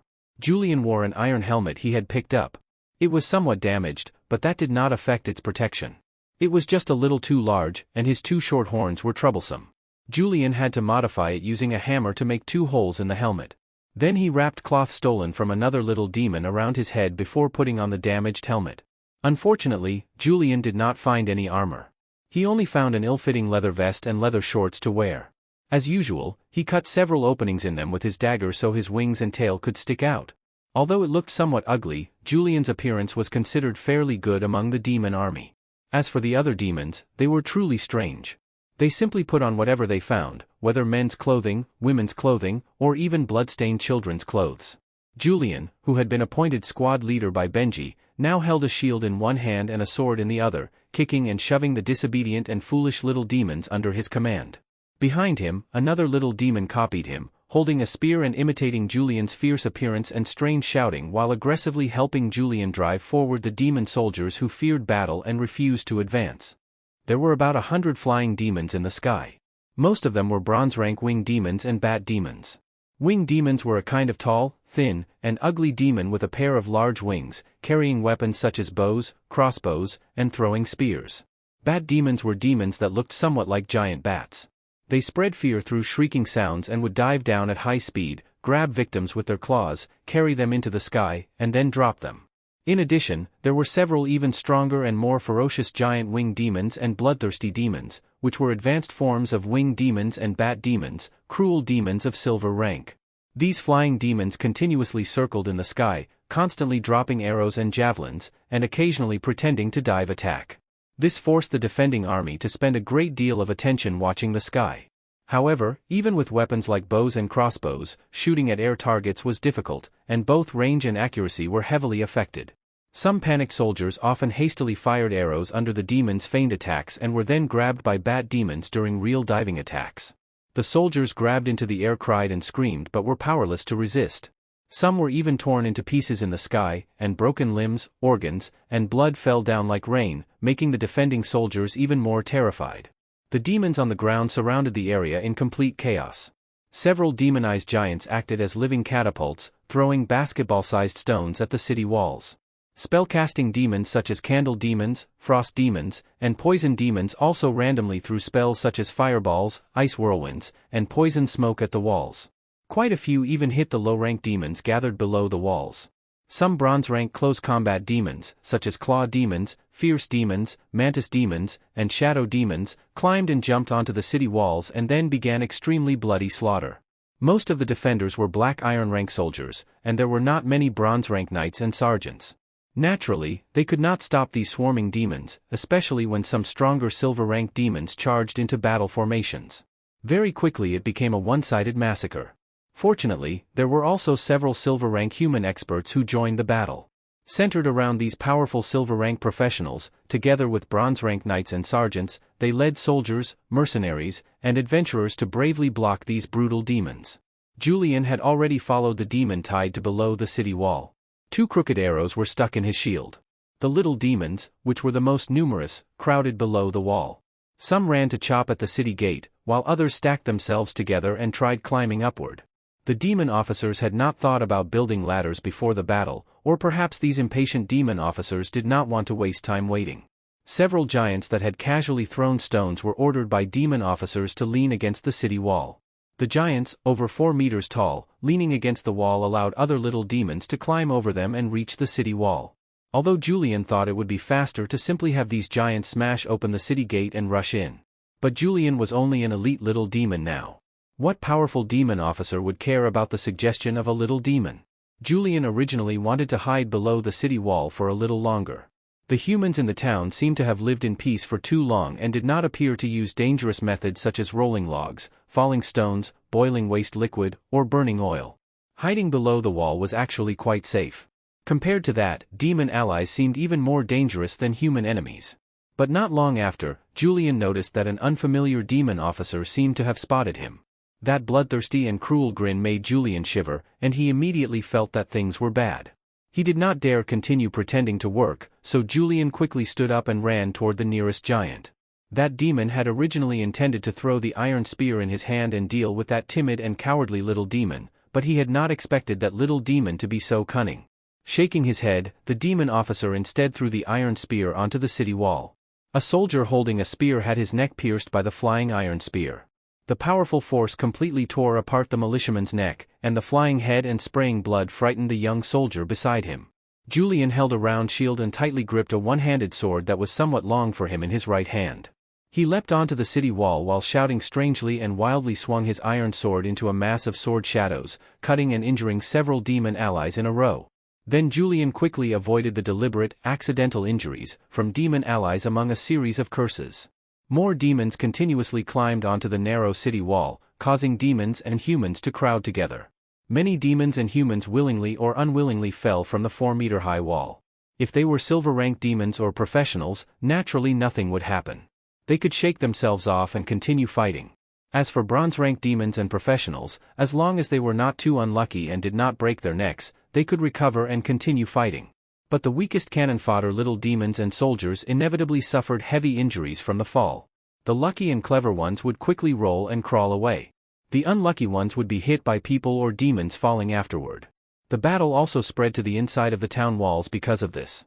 Those powerful knights, mercenaries, and adventurers led groups while desperately blocking the demons' crazed attacks. Some archers and crossbowmen fired deadly arrows from arrow towers. Julian did not dare rush to the front line, but he also did not dare stay behind. He could only lower his head and move forward with the surging demon tide. The human defenders eventually had too few numbers, especially too few strong fighters. The battle quickly moved from the walls to inside the city. After those silver-rank professionals were surrounded and killed by the demons, most of the remaining defenders began to collapse. Even though these soldiers knew their homes were behind them and running away was useless, fear had completely crushed their will. After the demon army charged down from the walls, slaughter regardless of age or gender quickly spread through the town. Some remaining defenders and civilians fought street battles using buildings for cover, but it was already useless. Julian did not follow the others down from the wall. Instead, he first entered an arrow tower on the wall. There were several damaged corpses inside. Only one wounded soldier tried to raise the crossbow in his hand, but Julian acted first and pierced his throat. Looking at the blood staining his blade, Julian, who was killing a person for the first time, discovered that he did not seem to feel anything special. The young man who had grown up in peaceful times had now become used to bloodshed. After adjusting his state of mind, Julian casually searched through the corpses and found an undamaged heavy crossbow and a bag containing around 20 bolts. This kind of heavy crossbow was considered an excellent grade weapon. Although it was not a magical weapon, its power could not be underestimated. See the setting chapter for details. Although Julian was not tall, after advancing to bronze rank his arms had nearly 400 pounds of strength, enough to pull this heavy crossbow. As for the chain armor on the corpse, Julian tried it, but the size difference was too great and wearing it would be too inconvenient, so he had no choice but to give up. Julian also switched to a more suitable short sword, and it was a steel sword. He hung the sheathed short sword at his waist, carried the arrows on his back, picked up a small round combat shield, and also packed away some coins and dried meat from the defending soldiers for future use. Standing on the city wall and looking into the town, miserable cries could be heard endlessly. From time to time, flashes of magic lit up, accompanied by the screams of humans or demons. Flames burned and thick smoke rose. This town was finished. The demon officers supervising from the rear were still checking for demons avoiding battle. Julian did not dare stay on the city wall for long and carefully entered the town. Humans' enemies were demons, while demons' enemies were humans and demons. Julian cautiously dealt with possible attacks and fought back, whether the enemy was human or demon. The human soldiers in the city were still unwilling to give up resistance, and scattered killing continued. Dressed rather ridiculously, Julian followed scattered groups of demons through the streets. Bloodstains were everywhere, and corpses lay in pieces. Julian had already become used to such things. Suddenly, there was a commotion ahead. A heavily wounded bearded sergeant suddenly charged out from a shop. Several little demons were screaming as they chased him, but that warrior unfortunately swung his long sword and rushed toward Julian. A flash of lightning suddenly exploded. The unprepared warrior was struck by the electric light and fell at Julian's feet. Rest in peace. The short sword cut across, blood splashed, and Julian muttered expressionlessly while shaking his head. When Julian looked up, he saw those little demons holding weapons and glaring at him fiercely, as if Julian had stolen their prey. The bronze-rank little demon leading them waved his black iron fork and bared his teeth and claws while threatening and extorting Julian. After thinking for a moment, Julian stepped back and gestured that he would give them the prey. The delighted little demons crowded forward and tore the corpse apart. However, the happy little demons did not notice Julian calmly loading a bolt into his crossbow. Whoosh! A black shadow flashed by. The bronze-rank little demon biting the corpse's stomach suddenly fell to the ground. A short thick bolt had pierced through the back of its head. Only after the bowstring sound rang out did the other little demons raise their heads in shock. Julian sneered as he drew out his short sword. With a wave of his hand, first came a flash of lightning, and then Julian carefully wandered around the town, occasionally killing people and demons, while also avoiding demons like himself who could not resist attacking allied forces. Such things happen too often. Unless demon officers were supervising, it was difficult to stop. Unfortunately, those demon officers were celebrating wildly now, so naturally they could not manage it. Julian collected some small things that looked valuable. He did not know if they would be useful or if it was simply his habit of loving money. Without noticing, Julian arrived at a delicate and luxurious courtyard. The owner of this courtyard should have been considered wealthy in the town, but money had not saved the lives of his family. The demons had dragged them out and cruelly killed them. Blood stretched from the living room into the courtyard. The master's remains were mixed with the remains of servants and guards, casually piled up in the courtyard. Inside the living room, several female corpses had been torn apart by demons. When Julian cautiously entered the courtyard, those demons were still absorbed in their appetite. Julian seized the chance and used the heavy crossbow to call names one by one from far to near. If there had been powerful demons among them, Julian naturally would not have acted, but they were only low-rank demons, which were not much of a threat to Julian holding a heavy crossbow. First was a little demon lazily sitting by the doorway. Its limbs were thin, its stomach was greatly swollen, and its confused eyes met Julian holding a heavy crossbow 5 steps away. The little demon suddenly woke up and was about to scream, but the bolt pierced through its throat. The heavy crossbow's enormous force directly tore apart the little demon's neck. Only a small part remained connected between its head and body, while thick black-red blood sprayed over the doorframe and floor. The bolt that pierced the little demon's neck struck into the floor behind with a thud. A little demon holding a woman's head and chewing on it heard the sound and looked up. It saw a little demon collapsed on the ground with its head separated and the sturdy little demon outside loading a heavy crossbow. Its brain clearly had not caught up yet, so the little demon holding the head just stared blankly at Julian loading the crossbow and aiming it at him before suddenly realizing. That bastard wants a fight. Bang! Another heavy crossbow sound rang out. The distance was simply too close. Before this little demon could even stand up, the bolt pierced through its head and threw it to the ground. The broken human head in its arms rolled away. The other 3 demons finally regained some awareness. The first to wake up was a wolf demon chewing and eating a headless female corpse. The wolf demon actually looked somewhat like a werewolf and was also bronze rank. This one seemed to have advanced not long ago and was not very large. Raising its head from the female corpse's chest and stomach, it bared teeth covered in blood and flesh and growled at Julian while preparing its fiercest pounce. Julian sneered, stretched out his left hand in a gun shape, slightly raised the corners of his mouth, and added sound effects for himself. Bang! Amid crackling electric sounds, an arc of electricity shot out and struck the wolf demon that had just leaped up. In flashing blue-white electric light, the wolf demon whimpered and collapsed stiffly onto the ground. Unfortunately, Julian's electric shock spell was not strong enough and could only temporarily paralyze it rather than kill it. Julian calmly continued loading the crossbow. Repeatedly loading it made his arms somewhat sore. After sighing that loading a crossbow was also hard work, from 5 or 6 meters away he fired a bolt into the struggling wolf demon's eye socket. The bolt completely sank in. Amid whimpering sounds, the wolf demon finally became silent. At this time, the other 2 demons who had been messing with the female corpses finally came to their senses. Throwing down the corpses, they roared and rushed toward Julian. Julian threw away the heavy crossbow and stretched out his right hand while his left hand held his right wrist. Magic flowed with his thoughts and gathered in his right palm, forming a small fireball the size of a goose egg. Go, little fireball! Although the little fireball flew much slower than a bolt, the leading fierce demon charged directly into it. This low-rank powerful demon, famous for cruelty, bloodthirst, and lack of intelligence, directly ran into the little fireball. Boom! The burning flames instantly blasted the weaponless fierce demon backward. Unfortunately, the little fireball's power was limited. In addition, the fierce demon had rough skin, thick flesh, and magic resistance. Even after taking the little fireball directly to the face, it still did not die. After casting the little fireball, Julian drew his short sword and charged toward another little demon while holding his small shield. That little demon was only a strong upper black iron rank little demon. Frightened by the exploding little fireball, it hurriedly tried to cast a tongue of flame to stop Julian's charge. Julian did not hesitate. Gritting his teeth, he used the shield to block the flames and rammed directly into the little demon. The little demon, which had not expected Julian to be so brave, suddenly became frightened and tried to dodge in panic. But Julian gave him no chance. After quickly closing in, he directly smashed into him, knocking him down and dazing him. Then the sharp blade pierced into his throat and sliced sideways through it. This strong little demon soon struggled and died in a pool of dark red blood. After dealing with that little demon, Julian turned to look at the fierce demon struggling to stand up.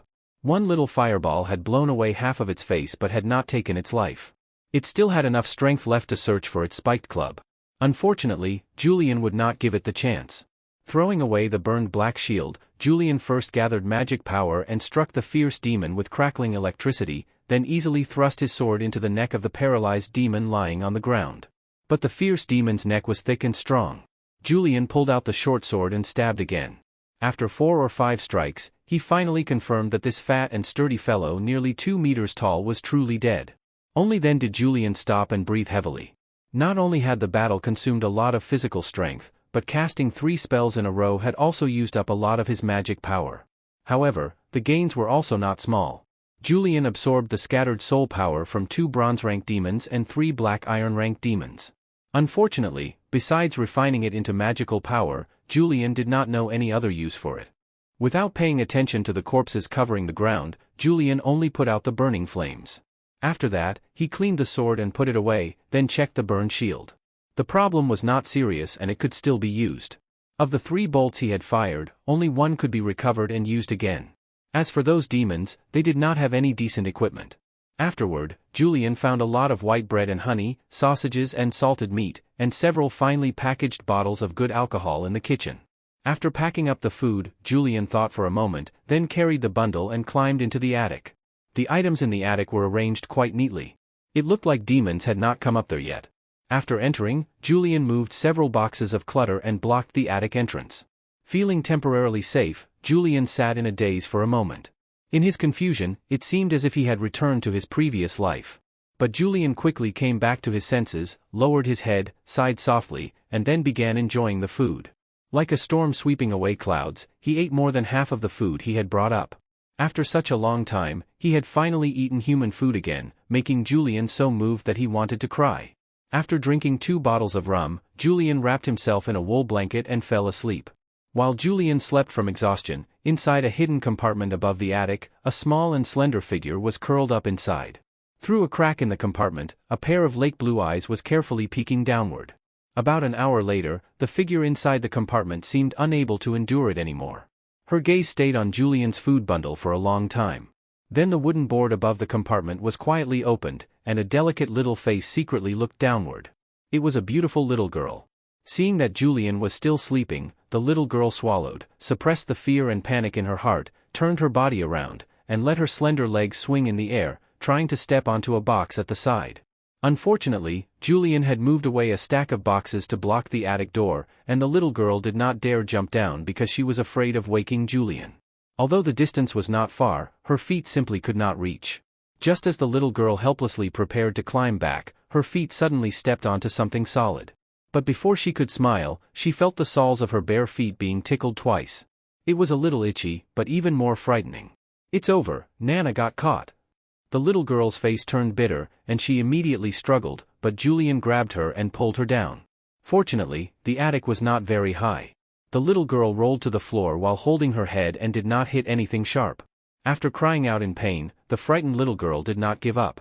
While screaming in fear, she kicked away Julian's hand and even grabbed random items and threw them at him. Julian sneered. Electric light flickered at his fingertips as the crackling, internet addiction treatment technique flashed by. The little girl cried out and collapsed weakly onto the floor. Seeing Julian approach with a sword in hand, the little girl, whose body was paralyzed and unable to move, was terrified.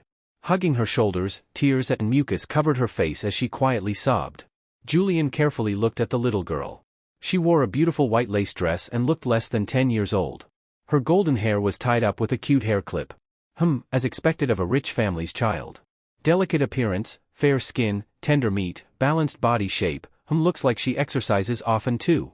After roasting, the taste should probably. Julian poked the quietly sobbing little girl twice with his sword sheath while muttering coldly. But after thinking this, Julian himself suddenly froze. He had not expected himself to think about what the little girl's meat would taste like. Although he had never especially liked children before, he had never wanted to harm them either. Yet just now, he had naturally started thinking about how to eat a person. Julian frowned and could not help guessing that perhaps after being a demon for so long, he had unconsciously become partly assimilated. If this continued, he would probably become a true demon, a genuinely cruel, violent, and bloodthirsty demon. When that time comes, will I still be me? This is really terrible. Shaking his head, Julian woke himself from his chaotic thoughts. After calming himself down, he forced out a gentle smile. Although in the little girl's eyes, it still looked extremely ugly. All right, get up. I won't eat you for now. But the little girl could not understand his words. With tear marks all over her face, she looked up at Julian in confusion, then quickly lowered her head again and stayed silent. Only then did Julian remember that besides Chinese, he only knew the demon language. He had never learned the common human language of this world, so naturally she could not understand him. Gurgle. Julian lowered his head and looked at the little girl sitting on the floor. The sound had come from her stomach. Clearly, this little girl had gotten hungry and had risked coming out of the compartment. Julian smiled, though he looked even more ferocious. He picked up half a loaf of white bread and a piece of leftover smoked meat from the basket and casually threw them into the little girl's arms, watching her stunned expression. Julian immediately put on a stern face, pointed his sword at the food in her arms, then pointed at her, meaning that the food now belonged to her. After thinking for a moment, Julian pointed his sword at the little girl and then at himself, meaning that she now belonged to him. Then Julian saw the little girl freeze for a moment before trembling as she picked up the bread and smoked meat and began eating in large bites. She cried while eating, and then choked while eating. Julian then handed her a bottle of wine. Watching the little girl clumsily drink a mouthful of wine, successfully swallow the food, and show an expression of relief before continuing to eat while crying, Julian nodded in satisfaction. He thought that his forceful kindness had finally been conveyed to the little girl. Through mutual understanding, this little girl had become so touched that she cried. Sure enough, even if language was different and races were different, kindness in this world was still the same and connected. He truly still had a kind human heart. However, what Julian did not know was the real reason the little girl was crying. Woo, after I finish the bread, the monster will eat me. Woo, so scary. Dad. Mom. Nana doesn't want to be eaten. Woo. Julian looked at this delicious little girl and considered whether to sell her as a slave or keep her as his own slave and train her. Maybe I should just sell her. That would be easier, but who should I sell her to? Julian suddenly shook his head with some reluctance. Maybe I should sell her to a succubus. They would probably transform and train the little girl into the same kind of bitch. But at least she would keep her life. In troubled times, that is already extremely rare. It can also count as saving a life, so it should count as doing good deeds and building virtue, right? Julian thought uncertainly while looking sideways at the little girl crying and eating bread and smoked meat, only to choke again. Julian suddenly sighed. Struggling from the demon abyss to this place had not only exhausted him physically, but also left him mentally lonely. Looking at the little girl in front of him, Julian suddenly felt somewhat reluctant. Keeping her around did not seem bad either. What surprised Julian a little was that although this little girl looked less than 10 years old, her height was already over 1.4 meters, which meant she was slightly taller than Julian now. It was not obvious while she sat on the floor crying, but after Julian ordered her to stand up, his face immediately darkened. Looking at the little girl who was taller than himself, well, Julian always counted his demon horns when measuring his own height. If the extra few centimeters from the horns were excluded, Julian's height was barely 1.4 meters. He ordered the little girl to sit down again to keep his looking down angle. The little girl with red eyes and tear marks all over her face had finally calmed down a little. At her age, she was already brave enough. Because of the language barrier, Julian could not ask for any useful information. He also thought that this little girl probably would not know much useful information anyway, so he gave up questioning her. During the siege battle, with the help of those mysterious demon eyes, Julian had absorbed quite a lot of soul fragments. Most of the souls of those who died on the battlefield had been gathered by magical devices carried by demon officers, but quite a lot of soul power still escaped. Although it was only leftovers, it was enough to fill him up. Julian still could not understand how to actively control the demon eyes to absorb, but even through passive absorption, a large amount of soul power had unknowingly been stored. However, right now Julian still did not know how to purify the stored soul power into soul crystals or soul coins. He could only convert it into magical power and absorb it. Then Julian advanced to the middle bronze rank.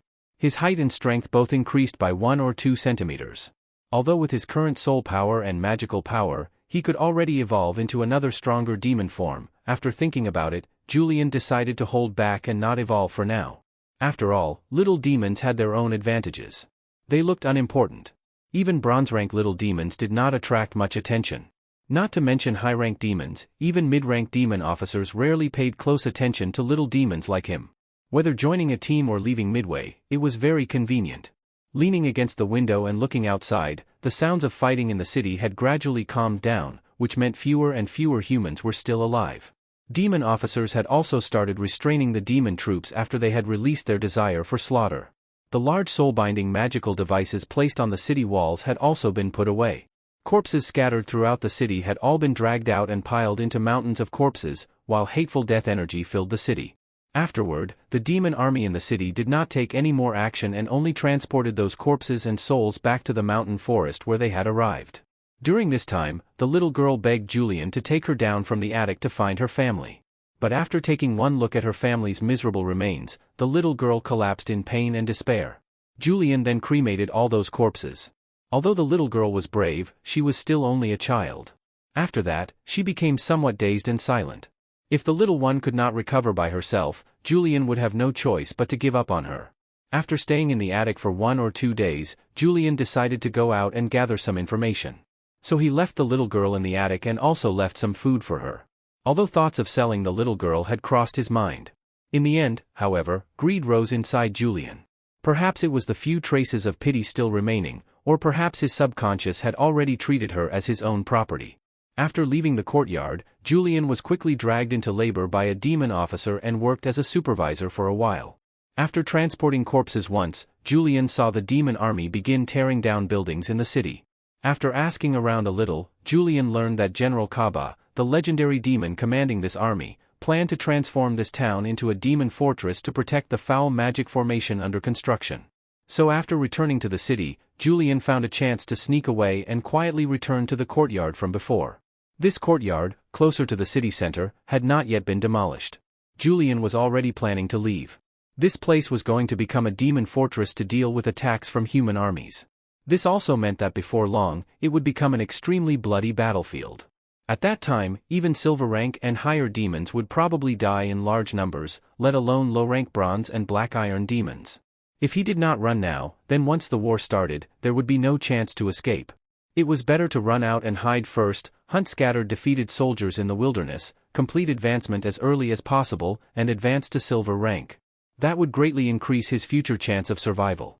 Actually, Julian could leave immediately if he wanted to.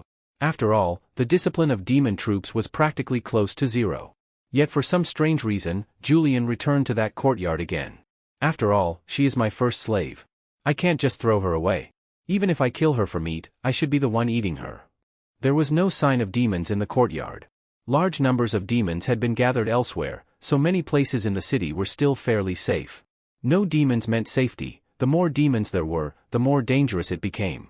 But what made Julian's eyebrows jump was that the small door leading to the attic had been opened, and demon language chatter could be heard from inside.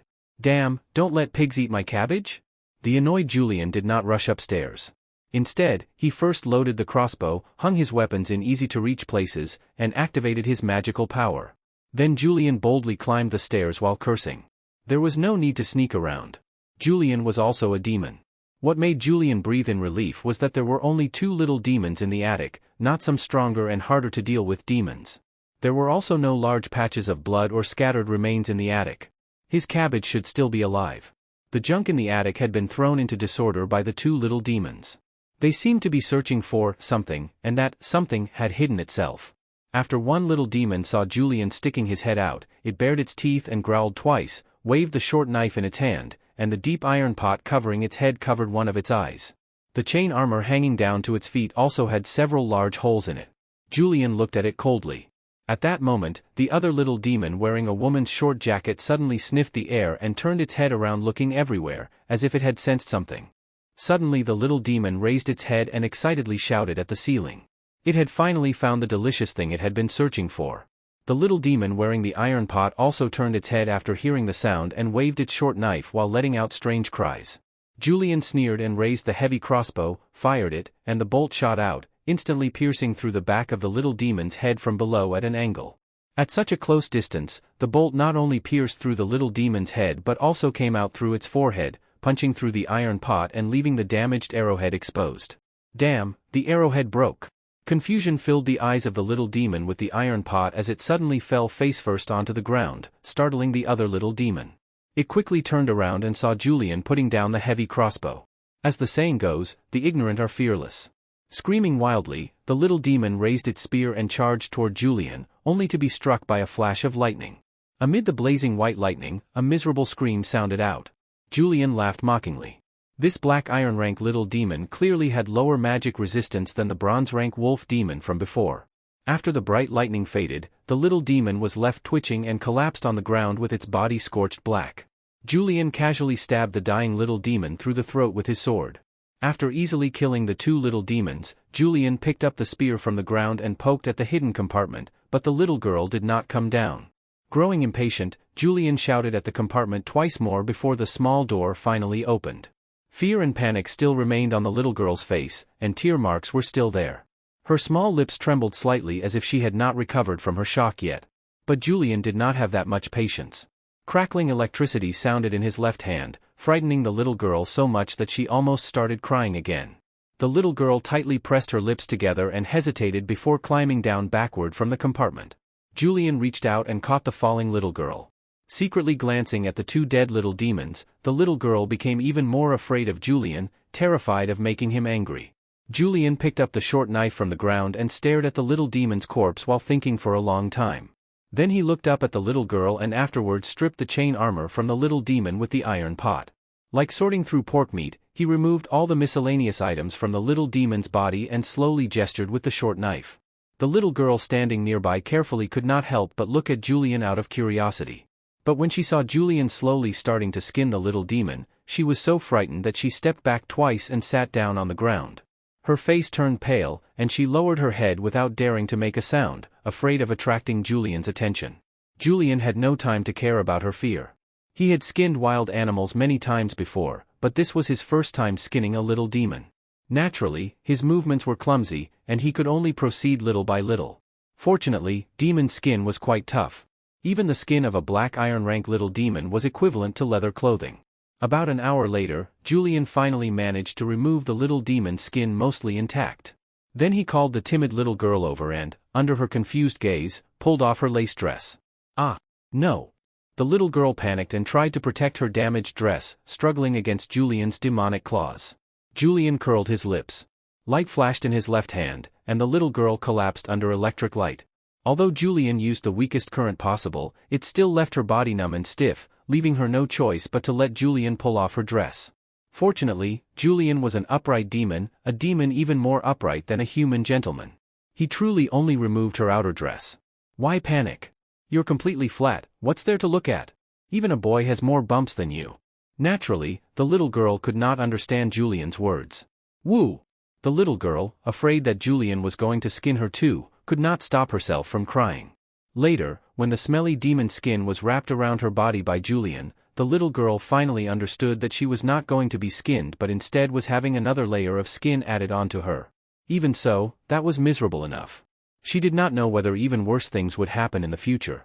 But afraid of the sparks of electricity flashing on Julian's fingertips, the little girl no longer dared resist and could only shut her eyes in fear. After the little girl gave up struggling, Julian quickly wrapped the demon skin around her body. The only problem was that the little girl was slightly taller than the little demon, so the demon skin could only barely cover her body. The sticky blood made the little girl despair, and the terrible smell nearly suffocated her. However, relying on her gradually strengthening will, the little girl endured it. Then magical light appeared on Julian's hands as he muttered words under his breath. The magical light swept over her, and the demon skin wrapped around the little girl began wriggling and spreading. After the magical light faded, the original little girl had disappeared and a strange-looking little demon appeared. The reason it looked strange was because it lacked horns, wings, and a tail. But that was not a problem. Putting a few clothes on later should be enough to fool others. No one paid close attention to little demons anyway. Julian got this idea from a story from his previous life about turning humans into sheep. If these two little demons had not delivered themselves, Julian might have had to find another little demon. This kind of simple use of magical power was not difficult. Aside from bloodline inheritance spells, most demon magic came from "I think so." They simply thought of something and made it happen, without any theoretical basis. Of course, this kind of magical trick with a short duration could only fool low-rank demons. Silver rank and higher demons could easily see through it. The unhappy little girl looked painfully at her rough dark red skin and wanted to cry but had no tears left. Unfortunately, after putting on demon skin, she could not even cry anymore. Julian did not care about comforting the little girl. Carrying the bag he had picked up, he packed away everything he thought was useful. Then he looked at the damaged chain armor and calculated something in his mind before shaking his head regretfully. Wearing it would get in the way and was not suitable for escaping. Julian put a set of women's leather clothes on the little girl, then placed a small pot on her head and stuffed the short spear into her hands. After putting the bag on his back and hanging his weapons at his side, Julian led his cabbage, slave, and reserve food supply on their way. While passing through the courtyard, the little girl probably remembered her family again. Although she had already cried countless times in the past few days, seeing familiar things still made her feel very sad. The two people carefully passed through the chaotic and bloody streets. The farther they went outward, the more demons they encountered. Julian was not afraid of low-rank demons. Most black iron and bronze-rank demons did not react at all when they saw the two of them. Boom! The demon officers drove giants and giant beasts to push down houses, then drove the low-rank demons forward to do labor. However, demons had rough and cruel personalities and disliked rules and restraint, so their work efficiency was not high. From time to time, small fights would break out, and then several troublemaking demons would be cut down by demon officers. The gold-rank demon overseer also felt a little regret at this moment. Earlier he had enjoyed killing too much, and when labor was needed, there were no prisoners left to do the hard work. So he could only send out part of his forces to capture living people. Julian took advantage of the chaos and first brought the little girl into a work team, then while leaving the city found a chance to join a slave-capturing group. Because of the demon officer's casual behavior, this kind of switching between teams was very common. Several hundred black iron and bronze-rank low-rank demons followed two silver-rank demons in complete disorder. The two mid-rank demons walking at the front did not even count or inspect their troops. Julian personally saw little demons sneaking away from the group from time to time. Some came back after a while others never appeared again.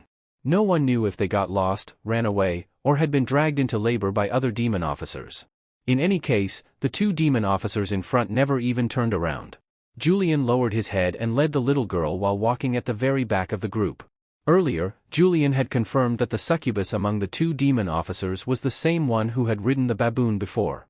But now that bitch was no longer riding the baboon-like berserk demon, but instead something that looked somewhat like an alien, a berserk demon?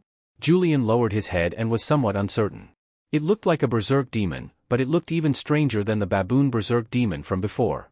But there was no helping it. This could also be considered normal in the demon abyss. Although Julian felt that the bitch succubus could not possibly remember a little demon like him, succubi were demons skilled in magic. If she thought he looked familiar and looked at him a few more times, she might also see through the little girl's disguise beside him, and then things would be terrible. The entire team followed the rough road in disorder. Although some bronze-rank demons tried to maintain order while showing off their authority, it could not be said to be completely useless, though it barely helped at all. Several hundred demons stretched out for over 1,000 meters in small scattered groups, simply looking like an army of stragglers, or rather, they truly were an army of stragglers. The group passed many ruins along the way. These had once been villages or estates, but now they were only ruins, with scattered limbs occasionally visible in corners. Since leaving home, the little girl had tightly grabbed Julian's bag and silently lowered her head while walking. She did not dare speak, did not dare breathe loudly, and did not dare look around randomly.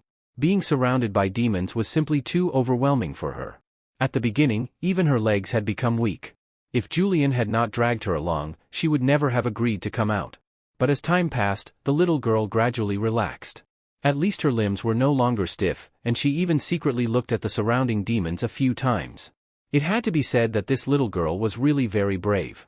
Meanwhile, Julian was thinking about when to leave the group. Leaving was not difficult, but where to go afterward was the problem. Unfortunately, Julian had not found a map. Even a map he could not understand would have been good. Around sunset, the group ahead gradually stopped. After walking for most of the day, the little girl was already exhausted. Even without carrying anything heavy, she could no longer endure it. Fortunately, Julian had brought plenty of food and had fed her along the way. Otherwise, her underdeveloped body definitely would not have been able to endure it. And those damn demon officers did not even provide food. When the cautious Julian finally caught up with the group, he discovered that the so-called camp was only an empty field with a lone wooden cabin standing in the center, which seemed to have been created by the succubus. The two mid-rank demons acting as officers had disappeared. Only after Julian entered the camp and heard increasingly loud female cries coming from inside the cabin did he finally understand the limits of demons, especially the limits of succubi. There were no limits. This strange monster-like thing, and sister, you can still spread your legs for it. The simple wooden cabin not only lacked soundproofing but also did not block light. Many demons eager to learn were peeking through windows and cracks. No demon was managing the camp at all. The little girl looked confused and curious, with a desire for knowledge in her eyes as she looked at Julian. Then Julian knocked away her curiosity with a flick to the forehead. Julian shook his head and sighed about the simple demon customs, even simpler than primitive times. Their actions were not hypocritical and hidden like later generations. Julian suspected that the succubus bitch had created this cabin simply because being watched made it more exciting for her. Going by those story developments, maybe in the end there would even be some kind of naked gathering. However, upright Julian had no interest in those vulgar and perverted performances. Those demons surrounding the broken cabin so tightly were truly embarrassing. One by one, they looked as if they had not seen a succubus for 800 years. Julian even saw one demon unable to endure it and crawl into the cabin, never to come back out afterward. Even if he doesn't get drained dry, his vitality will definitely be badly damaged. Sigh. Julian felt somewhat irritated. Turning his head, he saw a pair of eyes full of curiosity and casually flicked the little girl on the forehead again. Looking at her aggrieved expression seemed to improve his mood somewhat, although her current appearance was a little strange, greatly reducing the enjoyment. Out of sight, out of mind. Julian was very dissatisfied with these dirty, chaotic, luxurious, and indulgent demon customs. But he was just a common demon, so he could only take care of himself. So he found a remote corner, pulled out a wool blanket from his bag, wrapped himself in it, leaned against a tree, and prepared to sleep. The little girl who followed him saw Julian wrapping himself up and preparing to sleep without caring about her at all. She opened her mouth as if wanting to say something, but then remembered that he could not understand her. She might even get another flick on the forehead. Looking toward the noisy area, she hesitated for a while before shrinking herself and leaning against Julian. The night wind was somewhat cold. Feeling the chill, the little girl secretly looked at Julian, who seemed to have fallen asleep. Then she quietly lifted one corner of Julian's blanket and slowly squeezed herself inside. Seeing that Julian still had not woken up, she buried her head against Julian's shoulder and fell deeply asleep. The little girl had truly been exhausted today. Julian slowly opened his eyes and sighed softly. Annoying little brat. Then he closed his eyes and continued sleeping. At midnight, a sudden sharp pain struck Julian's forehead and woke him from sleep. He quickly sat up and touched his forehead. Looking around, the surrounding forest, which had looked rather gentle before, now seemed ferocious, as if some danger was approaching. Julian did not doubt whether the warning from his demon eyes was accurate. He believed safety came first, so he quickly got up and prepared his weapons. The little girl leaning against Julian and sleeping deeply did not wake up and only rolled onto the bag and continued sleeping. Julian shook her several times but failed to wake her up. Instead, she hugged his arm. Julian sneered and covered her mouth with his hand. Then a weak flash of electricity passed through her. The little girl sat up with wide eyes, her hair standing up. Her confused eyes were full of endless grievance, making Julian feel slightly embarrassed. Electric shocks were useful, but they really were not very humane. But Julian quickly came back to his senses. Danger was about to arrive, and he had no time to comfort a child. So another flick to the forehead instantly woke the little girl completely. Although she did not know what she had done wrong again, the little girl, who had gradually become used to being bullied, no longer tried to protest with her watery eyes. Looking at Julian quickly putting the blanket back into the bag and carrying it, she also understood that something seemed to be happening. Nervousness filled her eyes as she tightly held the crooked short spear. Just after Julian finished packing, several arrows suddenly shot out from the distant forest. Under the dim night sky, they accurately killed several little demons wandering around without sleeping. They were not sentries because those two unqualified demon officers had not arranged any demons for night watch at all. Immediately afterward, rustling sounds came from the forest. A moment later, dozens more bow and crossbow shots rang out, followed by the chaotic screams of demons. There were also sudden battle cries. More than 10 heavily armored foot knights wearing plate and chain armor charged out of the forest first and fiercely rushed into the demon camp. If that messy gathering place could even be called a camp. The demons lying everywhere on the ground woke up one after another. Chaotic curses sounded out, then turned into screams. Completely unprepared, the demons were instantly beaten into collapse by the suddenly arriving human warriors. Following those more than 10 bronze rank ranger knights into battle were dozens of black iron rank squires and soldiers wearing chain armor and thick leather armor. Behind them were dozens of archers and crossbowmen carrying different ranged weapons. Several leading the archers had extremely accurate skills, almost never missing a shot. They were clearly elite bronze rank archers. The demon's collapse continued until the cabin door was kicked open and the naked succubus walked out looking refreshed. The three-headed snake whip cracked through the air, and a red light flashed. The panicked demons around immediately calmed down. The whip cracked again, another red light flashed, and the demons gathering around suddenly became excited like animals in heat. Their glowing red demon eyes looked extremely strange in the darkness. "Kill them!" The flushed succubus waved her snake whip and gave the order.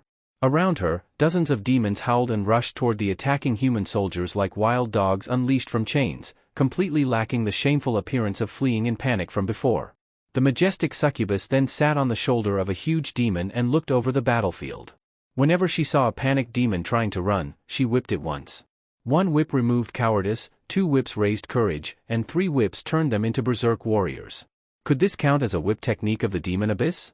Only then did the berserk demon uglier than an alien slowly come out while holding onto the wooden door. But looking at its miserable appearance, even if it entered the battlefield now, it probably could not fight as well as a bronze-rank claw demon or fierce demon. TSK, no wonder everyone says demon armies can be missing anyone except succubi. They really can't be missing. Then Julian glanced at the slowly moving alien and muttered happily. It's just a bit expensive in medicine waste. The human leader of the attack was quite bold. Less than 100 people dared to ambush nearly 400 demons, and most of his group were only black iron rank soldiers. These soldiers had combat strength similar to little demons, but their discipline and obedience were much better. Generally speaking, in human armies, ranger knights and sergeants were bronze rank, while squires and soldiers were black iron rank. Some elite militias in certain places could also reach black iron rank, but most militias never advanced. Above them were banner knights and military captains at silver rank. Kingdom knights and legion generals were gold rank. Champion knights and legion marshals were legendary rank. On material planes, these legendary rank people were already considered the peak of combat power. Except for the nearly legendary demigod-level experts.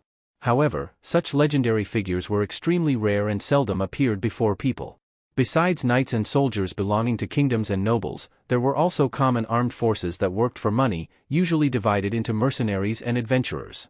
Mercenaries chased war and battle, so their groups were usually larger and fought more like armies, ranging from dozens to hundreds of people. Adventurers focused more on small groups, usually ranging from a few people to a dozen. Human mages were even more respected and expensive than knights. They started as bronze rank mage apprentices, then became silver rank official mages, gold rank grand mages, and finally legendary grand mages. There were also the servants of the gods, the clergy, ranging from bronze rank priests to silver rank pastors, then gold rank bishops, all the way to legendary archbishops. Furthermore, even many true gods' churches might not have a demigod-level expert. But powerful churches often had popes, patriarchs, or high priests who possessed divine artifacts granted by true gods. When necessary, they could borrow the power of true gods and display demigod-level strength. Besides that, many different races on material planes had their own powerful professions with different names, but there were too many kinds. Normally, the common rank system was still used. The little girl lying beside Julian became excited after seeing human warriors slaughter demons. Even though she was still young, she knew that the strange-looking evil monsters who destroyed her family were those demons. But immediately afterward, she saw the demons counterattack under the succubus's leadership, and the situation suddenly looked bad again. The little girl's emotions rose and fell like a roller coaster. When the human group became surrounded, her expression fell once more. Julian had no time to care about the little girl's mood. Pulling her to a more hidden place, he set up his crossbow and aimed toward the battlefield, thinking about whether he should find a chance to fire a shot. But after thinking about it, Julian decided there was no need to interfere blindly for now. It was better to wait and observe the situation. Among the attacking force, only the leader of the dozen or so foot knights was a silver rank banner knight. The biggest difference between knights and sergeants was actually status. One represented combat strength raised through elite noble training, while the other was a low-ranking officer who fought desperately through the military ranks. They represented the different classes of nobles and commoners. The next difference was their fighting style. Knights generally fought by charging on horseback while also receiving training in foot combat, making them comprehensive and powerful. Sergeants mostly fought on foot, with combat styles placing more emphasis on coordination and command. The fighting styles of these two were also different from melee professions in mercenary and adventurer groups. Explaining it all in detail would require far too much explanation. However, the knights in this force were not riding horses. Probably because they were carrying out a surprise attack through the forest, they had chosen to dismount and fight on foot. Demon. The banner knight in grey plate armor held a glowing two-handed sword while fighting on foot. Like someone using an invincible skill, he swung his sword like the wind, and the sword shadows cut every demon before him into 2 pieces, 3 pieces, or even more. Under the leadership of this fierce banner knight, more than 10 ranger knights and 40 to 50 soldiers formed a battle formation. Working together, they blocked, weakened, and destroyed the crazed demons. Behind this small battle formation, about 30 archers and crossbowmen used the moonlight to fire deadly arrows at the demons they hated. Unfortunately, most of these archers were only black iron rank, so their accuracy mainly relied on volume of fire. Only 4 elite archers could accurately hit demons in the darkness. Although these archers found it difficult to directly kill demons, they effectively divided and weakened the demons' offensive and reduced the pressure on the melee warriors. On the demon side, over 200 demons had already gathered around the succubus. Encouraged by the 3-headed snake whip, they attacked the human force in waves from 3 directions like tides. The battle had already shifted against the humans when they failed to destroy the demon army in one strike. As time passed, more fleeing demons would probably be called back. At this moment, the succubus even had enough strength left to send the alien, which had recovered some energy after eating several little demons, to lead dozens of demons in chasing down those troublesome archers. Just when Julian thought the outcome had been decided and that the human knight attack force would fail, an unexpected event suddenly occurred. A stream of light suddenly rushed out from the dark forest. Faint white light scattered like stars. Under the bright moonlight, it was like a holy knight descending from heaven, carrying the silver glow of the moon behind him while riding a galloping horse. The silver plate armor shone with dazzling light, and the silver spearhead, 30 to 40 centimeters long, carried an oppressive killing intent. Only 20 or 30 scattered demons stood in front of the succubus. Feeling a chill in her heart, the succubus desperately swung her snake whip and drove those demons forward, making them charge at the silver knight like mad dogs. A claw demon in front seemed like it had taken stimulants. With red eyes, it jumped at the charging banner knight. Opening its mouth and sticking out its scarlet tongue, its black steel-like claws reached toward the silver figure. The silver-armored knight said nothing. Holding the spear with both hands, he slashed downward. A silver blade light passed by, and the claw demon was instantly split into 2. It was easier than a hot knife cutting butter. The demons charging after that were all killed with a single spear strike. Even little demons with short legs did not have time to jump before being sent flying by the galloping horse. Stop him! Stop him quickly! You idiots, stop him! Ever since the knight suddenly appeared, it felt as if a giant hand had grabbed the succubus's heart. Fear flooded over her like an ocean. I'm going to die, no, I don't want to die. Weakness curse. Seeing her demons being so useless, the succubus immediately cast a spell. A short chant quickly left her lips as black magical light flashed from her fingertips and shot toward the rapidly approaching knight. But to the succubus's disappointment, the black magical light suddenly collapsed and disappeared the moment it touched the knight's silver armor. It had no effect at all. Clearly, the silver armor was no ordinary item. Damn it, damn it. Move, you idiot. The succubus flapped her small wings twice but failed to fly. In panic, she even forgot to use flight magic and could only angrily whip the demon beneath her acting as a mount. In the name of justice, evil demon, die. The silver knight spoke for the first time. The angry shout from beneath the helmet sounded clear and pleasant, just like the bright moon above. His horse, as majestic as a heavenly steed, accelerated again, making it impossible for the succubus to escape. Left with no choice, she turned around and threw her 3-headed snake whip. The whip instantly transformed into 3 venomous snakes that opened their fangs and bit toward the silver knight. But it was useless. The blade light passed, and the snake whip was cut apart. The spear ignored the succubus's armor spell and pierced into her neck. Then the spear blade twisted with its master, and a beautiful and sexy head flew high into the air, carrying an unwilling and disbelieving expression before falling back down. The knight then rode past, reversed his spear, and stabbed it into the head of the succubus's mount demon. The blade killed with one strike and was pulled back out as the horse galloped on. The huge demon kept its fierce expression as it collapsed to the ground together with the headless body of the succubus on its shoulder, never rising again. The battlefield suddenly became quiet. Then the effects of the berserk spell faded. The awakened demons began to hesitate. As their madness disappeared, exhaustion and fear rushed in, while the death of the demon officer brought even greater command chaos. The 30 or so surviving human warriors surrounded by demons had their morale greatly boosted. The Silver Knight rode back and forth, his moon-like spear slashing and thrusting left and right with no demon able to stop him. During a single charge, 7 or 8 demons died beneath his spear. After several repeated charges, the demons, without officers directing them, finally collapsed and fled in all directions. The human warriors, gathering their remaining strength, relentlessly chased them. By the time the alien, which had driven away the human archers and hunted fleeing rangers in the forest, noticed something was wrong, the entire demon army had already collapsed. Even the weakened alien ultimately could not escape the Silver Knight's spear. Julian had already known that the battle was decided the moment the Silver Knight killed the succubus. The remaining demons would inevitably be slaughtered. So Julian immediately took the little girl and left. If they did not leave now, they might not be able to leave later. Julian had also considered leaving the little girl behind and letting her return. Perhaps the silver-armored knight could properly take care of her. But after hesitating for a moment, unwilling greed rose again in Julian's heart. Why should I? I used my own ability to rob, damn it, I used my own ability to save this reserve food supply. Why should I return her? Even if I kill her and eat the meat, I should be the one eating it. A greedy thought flashed through his eyes, then Julian flicked the little girl's forehead, as she looked at the silver-armored knight with admiration. Crackling arcs of electricity flashed between his fingers under her dissatisfied gaze. Whether alive or dead, she was his private property. The little girl fearfully glanced at the flickering electricity and could only obediently follow Julian away from the battlefield. But when she turned to look at the silver figure on the battlefield, she was still reluctant to leave. After all, her previous dream had been to become a righteous knight. Seeing this, a thought came to Julian's mind. This little girl seemed to have good physical qualities and courage, and she also admired those so-called knights. Maybe in the future he could train her into a knight to help him. That way, he would not be raising someone useless for nothing, but this old Julian naturally won't train some righteous knight, definitely a demon knight. Under a great demon, there definitely should be a demon knight. That's perfectly reasonable. Let's go, little cutie. Your master has chosen an excellent lifelong profession for you. You'll benefit from it for the rest of your life. When the time comes, don't thank your master too much. Julian secretly smiled proudly. The little girl looked in confusion at the bad guy who was even a little shorter than herself. He even stretched out his hand and patted her head while saying things she could not understand. What a strange person.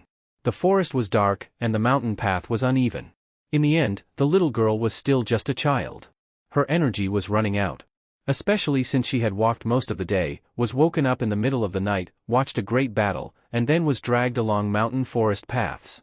Lasting until now already showed exceptional stamina. After walking a bit longer, she became drowsy and leaned against Julian as she started nodding off. After some time, even Julian, who had excellent stamina, could barely keep going. The mountain paths at night were also hard to walk on, so he decided to find a place to rest first and wait until dawn. After searching for quite a while, Julian finally found a rather large tree hollow. However, this hollow seemed to already have an owner. It was probably some wild beast's den, Julian guessed. He first temporarily placed the little girl under a tree, pulled out a soft quilt from his leather bag, and wrapped her in it. Perhaps feeling that her sleeping position had become more comfortable, the little girl mumbled a few times in her sleep. Unfortunately, the little thing still had a layer of somewhat cracked dark red little demon skin on her face. Bah! She's just a bed-warming girl. He scolded himself with a stern face, then casually gave the little girl another forehead flick. The little girl probably never expected that she would get flicked even while sleeping. After flicking her forehead, Julian felt a little better and decided to kill the beast occupying his tree hollow. What I like is mine. You shameless beast, what right do you have to sleep in my tree hollow? Julian muttered softly. Perhaps because of being too lonely, Julian had become more and more fond of talking to himself. Carefully crawling toward the tree hollow, Julian initially guessed there might be a bear inside. Judging by the size of the hollow, the bear inside should not be very large and probably did not have that much meat. Small is good. Bears rely completely on size. Stupid creatures.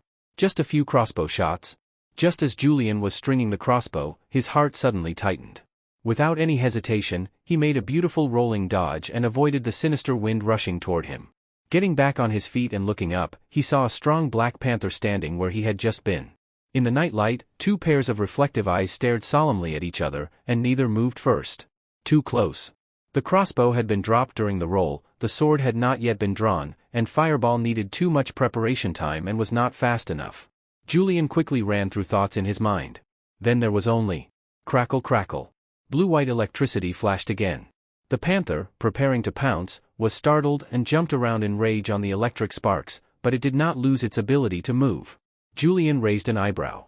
This black panther seemed to have some magic resistance. This would be difficult to deal with. However, although Julian had not been transported to this world for very long, he had gone through many battles and had no fear. He also did not lack the courage to fight in danger. The hurriedly cast electric shock spell was still not powerful enough. The Black Panther was only frightened and retreated without being injured. It did not leave immediately and instead cautiously circled around Julian while making low growls from its throat. Its figure blurred with the changing light and darkness around it. It looked like a magical beast. Julian held a sword in his right hand while his left hand flashed with electricity. He watched the panther with complete vigilance. One demon and one beast circled around like this, but neither attacked recklessly. Smart magical beasts like this were hard to deal with. If ranked, this strong black panther would at least be a bronze rank magical beast. This damn panther, it's become a spirit or something. Why isn't it sleeping in the middle of the night? Why isn't it obediently letting me kill it for meat instead of circling around with me? Annoyed, Julian forgot that panthers were naturally nocturnal animals, and unlike the demon abyss where day and night were irregular, the material world clearly alternated between day and night. Just as Julian was becoming impatient, the panther also lost patience. After confirming Julian was difficult to deal with, it slowly stepped back and prepared to temporarily retreat. Makes sense, if you can't win, leave. It was a beast after all. Even magical beasts rarely risk their lives unless absolutely necessary. Julian first sighed in relief, carefully checked the now empty tree hollow, then thought of his bed-warming girl and quickly picked up the crossbow and ran back. Phew, good, she wasn't carried away. This little thing has some luck too. Just like Julian himself had good luck. The world was so cruel, without some luck, it was really hard to survive. Maybe Julian moving around had attracted the Black Panther, causing the sleeping little girl to avoid being discovered. Julian could not be bothered to think deeply about it. He then carried the deeply sleeping little girl on his shoulder and dragged the leather bag back to the tree hollow. Besides a fishy smell, the tree hollow was very clean. Julian's guess about a bear was wrong. Maybe it was the Black Panther's nest. But being wrong did not matter, the result was what mattered most. After simply checking the tree hollow, Julian thought for a moment and planned to get some animal skins later and spread them around. Rounded up, this was practically a paradise hidden from the world. In chaos, being able to gain a little peace was not bad. Of course, if you had strength, everywhere was paradise. Without strength, everywhere was a graveyard. After confirming there were no other openings in the tree hollow, Julian thought of that damned Black Panther still wandering outside and could not sleep peacefully.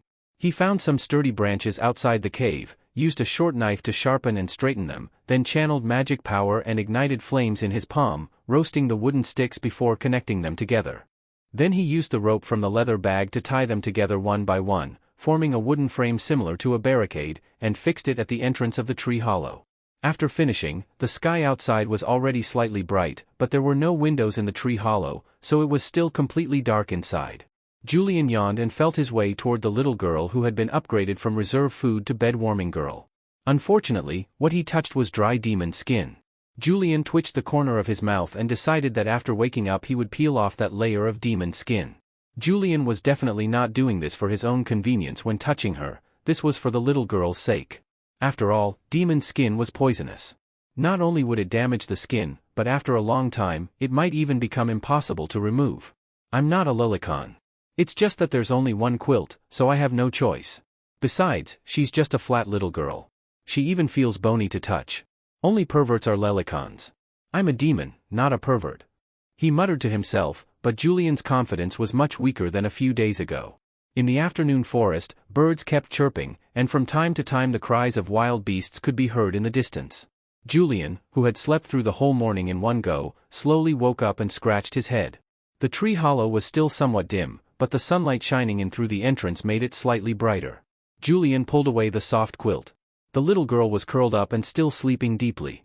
She was obviously exhausted from yesterday. After tucking the quilt around her, Julian stood up and walked to the entrance. He checked the wooden spike barrier set at the entrance. Some animal had probably scratched at it, but it seemed to have only tested it before leaving. Julian shook his head. He had slept too deeply and had not even noticed it.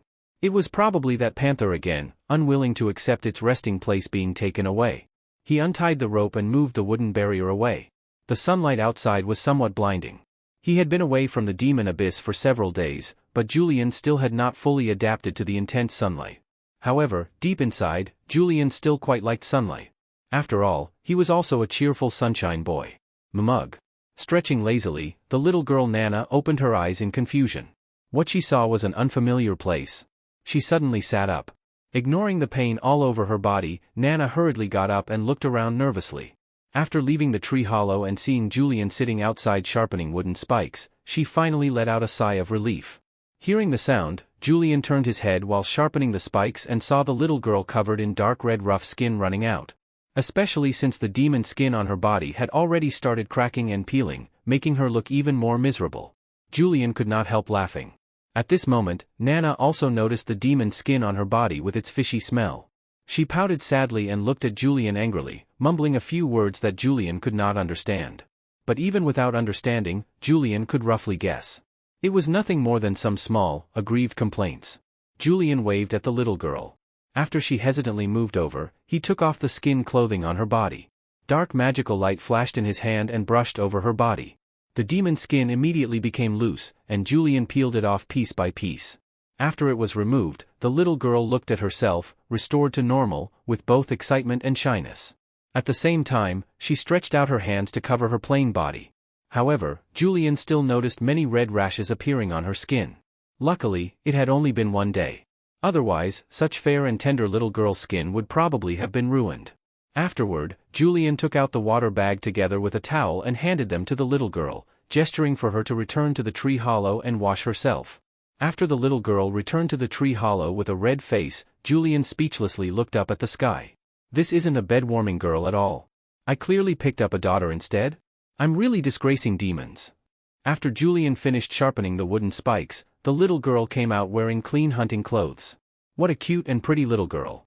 Her features were delicate and flawless, her skin was snowy white and tender, her golden hair shone brightly, and her eyes were like a beautiful sea.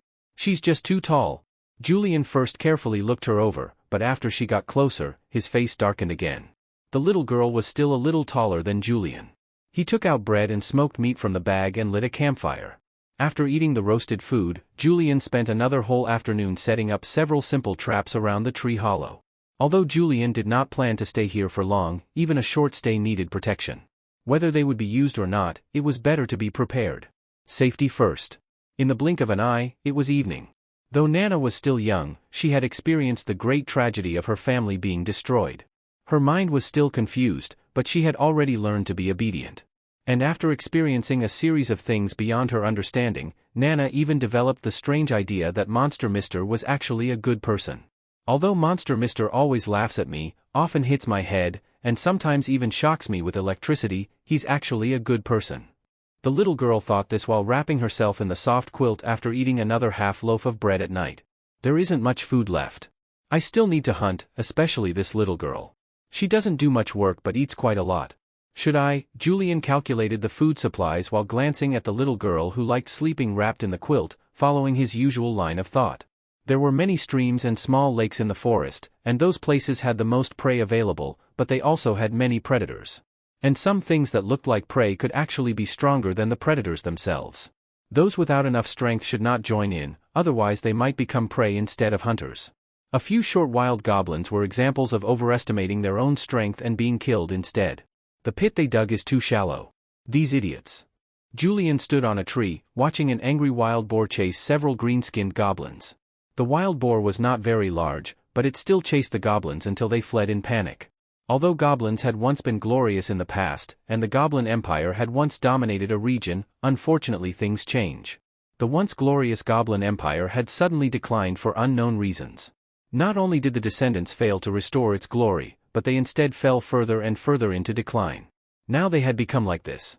Those high goblins from back then probably could never have imagined that their descendants would degenerate into these savage, rough, cruel, and cowardly wild goblins. These wild goblins, although greedy for wealth, did not understand business. Their groups had long remained at the primitive tribal stage. They often attached themselves to stronger orcs, trolls, ogres, and even demons who had secretly crossed into the material plane, then followed these powerful villains around causing trouble everywhere. They were typical followers who bullied the weak and feared the strong. These things only needed to be whipped hard to be driven around. They could survive on grassroots alone, and as long as they survived, they could reproduce freely. The reason they never became a major problem was simply because they were too weak, much weaker than little demons. Wild goblins that had not evolved or mutated only had strength equal to human children around 10 years old. They were not even at a ranked level. They could neither fight nor had enough intelligence.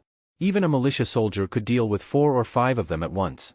Although Julian was only 10 to 20 centimeters taller than these wild goblins, if they actually fought, without using magic or bows and crossbows, Julian could easily chop down dozens of them without even breathing heavily. The biggest problem was that these wild goblins would run around everywhere. Chasing them took even more effort than killing them, and they spread everywhere like rats in fields. The little girl beside him carefully hugged the tree trunk and looked downward. When she saw those wild goblins, she frowned and quietly muttered a few words. It seemed she had also heard about the reputation of these creatures. Only after the angry wild boar had gored and trampled several wild goblins to death did Julian raise his crossbow and take aim. Whoosh! It was not Julian's bolt. There was someone else. Julian quickly stopped himself from shooting, lowered himself, and looked around to find where the arrow had come from. A long feathered arrow struck one of the wild boar's eyes. This kind of beast, covered with thick mud and with rough, tough skin, was very hard to kill with arrows unless it was a skilled archer. Just like now, another arrow struck the wild boar's other eye. However, although this archer had accurate aim, the force was too weak. The arrow passed through the eyeball but did not enter the boar's brain. The pain only made the wild boar even crazier as it crashed around wildly and turned this part of the forest into a mess. At this time Julian also found the archer, a young boy dressed entirely in green hunting clothes, even his hat was green. He carefully hid behind a large tree. Only when the crazed wild boar gradually slowed down and finally collapsed on the ground breathing heavily did the boy slowly reveal himself. Walking to around 10 meters from the wild boar, the boy drew his bow fully and aimed at the breathing boar's throat. He shot an arrow. Hearing the bowstring sound, the boar tried to jump up, but the long arrow instantly pierced its throat, making the boar jump in pain and struggle wildly. The boy then fired 2 more arrows in succession. The arrowheads pierced the boar's throat, and the boar's miserable cries became weaker and weaker as it collapsed on the ground. But the boy was still too young. He focused too much on the prey and ignored possible dangers around him. For example, Julian curled the corners of his mouth as his heavy crossbow had already aimed at the boy, pulling out a short knife. Goodbye, poor little grass. Whoosh! Still not Julian's bolt. A short bolt flying close to the ground pierced the boy's calf. Amid a cry of pain, the boy endured it and rolled to the side of the wild boar's corpse. Although he did not see exactly where the bolt came from, he could still judge the direction it came from. Julian, hiding in thick leaves on the tree, saw clearly. The bolt had come from grass by the small lake. After watching for a while, Julian finally understood. It was a lizard man covered with water plants. No way. I said watersides were dangerous, but it doesn't have to be this dramatic, right? Am I back in the demon abyss? Julian scratched his head and hesitated for a moment. Could there still be some strange hunters hiding by the lake? Fortunately, things did not continue into endless layers of surprises. The boy whose calf had been hit and the lizardman crossbowman started a fierce battle. The boy's archery was precise and good, but his leg was injured. Not only was movement inconvenient, but the pain also prevented him from performing fully. He hit the lizardman twice, but did not seriously injure it. The lizardman's aim was average, but the power of the crossbow was greater, so he still had the upper hand. Although struck by 2 arrows, the lizardman's scales were like light armor, and on top of that, it wore a rough leather armor over its torso, so it was not very afraid of the boy's arrows. As long as it did not get hit in the eyes or throat. Hiding in the grass, the lizardman felt somewhat pleased. It had not expected that simply coming out to patrol would lead to such good luck, a wild boar with chewy meat and a smooth-skinned tender human. Whether pig or human, I want both, the lizardman thought. Mine. Julian sneered and aimed at the lizardman that had come ashore. Although its hand crossbow was not as powerful as his heavy crossbow, it could still pierce his defense. Compared with the boy holding the hunting bow, killing the lizardman first was better. Besides, the boy had been shot in the leg, so his threat had greatly decreased. Whoosh! Julian softly made a whoosh sound with his mouth, then peeked around. After confirming once again that there were no other hunters nearby, he continued aiming at the lizard man. Bang! Whoosh! The lizard man peeking around was hit in the forehead by a short bolt. It stared with wide eyes in confusion for a moment before understanding that it was already dead, then fell backward with an expression of disbelief. Who? The frightened boy shouted involuntarily and struggled once again to move to another cover. However, his injured and numb leg made his movements very slow. Julian aimed at the boy's young face, but hesitation appeared in his heart. Yes, Julian softened a little. That frightened boy made Julian see a reflection of himself, a lost and frightened reflection. Ever since coming to this world, Julian had spent these days in killing. Between killing and being killed, his mind had remained tightly tense. But before, he had only been a carefree city youth. He was not some murderous madman or iron-blooded special forces soldier. From the demon abyss to the human world, all kinds of tragic and horrifying scenes had almost numbed Julian's heart. But in the end, he was not truly a demon. Or rather, he was not yet a true demon. Fierceness was only his disguise. Maybe in the future he would become a complete demon, but at this moment he still had a trace of humanity left. Julian turned and looked at the little girl nearby who was hugging the tree trunk. The little girl looked confused at first, then smiled at Julian, pure and full of sunshine. All you know is how to smile foolishly, useless little girl. Julian did not want to admit that in that moment, his soul had almost melted because of her smile. Maybe it was because of memories left from his previous life. Deep inside, I'm still human after all. At least now, or once I was. Julian thought silently. If that boy had looked like a monster, it would have been fine, but seeing him made Julian think of himself and fall into brief sadness. Then the extremely annoyed Julian looked at the boy below and muttered viciously in a low voice. Fine then, consider yourself lucky. I'll spare you this time. If I see you again, I'll kill you and scatter your ashes too. Then he tried using the common language he had learned over the past few days and shouted. G Dauda, de pair, 2 mfa, fair geier fuyu. Don't go. Didla di. Okay, the protagonist's period of kindness is about to end. After another 7 chapters, after evolving to silver rank, his personality will completely become the black-hearted tyrant template. After shouting 3 times, Julian shot another bolt above the boy's head. The boy slowly stood up with an uneasy expression. Although he still could not understand, he more or less understood some of the other side's meaning. He swallowed, and seeing that the one shouting indeed did not shoot again, he limped away slowly while supporting himself with his bow. After the boy left, Julian continued observing for quite a while.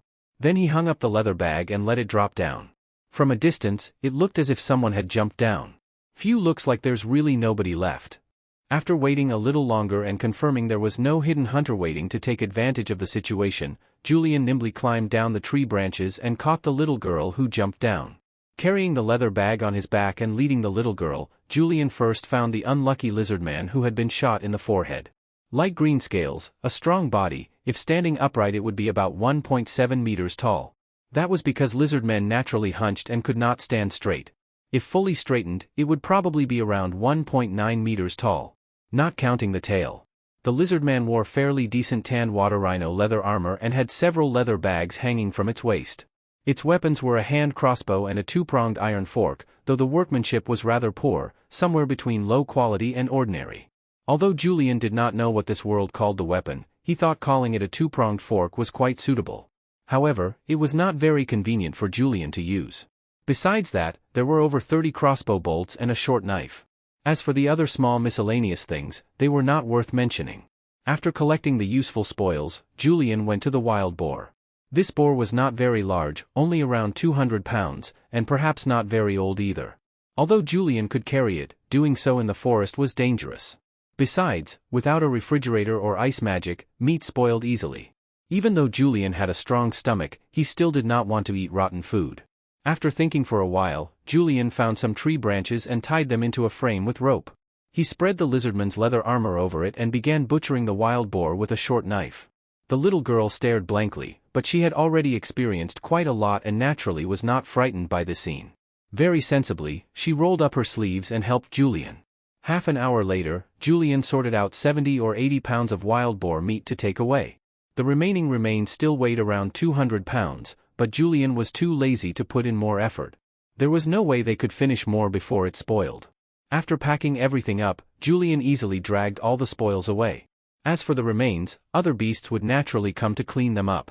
Returning to the temporary tree hollow, Julian first checked the traps left before he had gone out.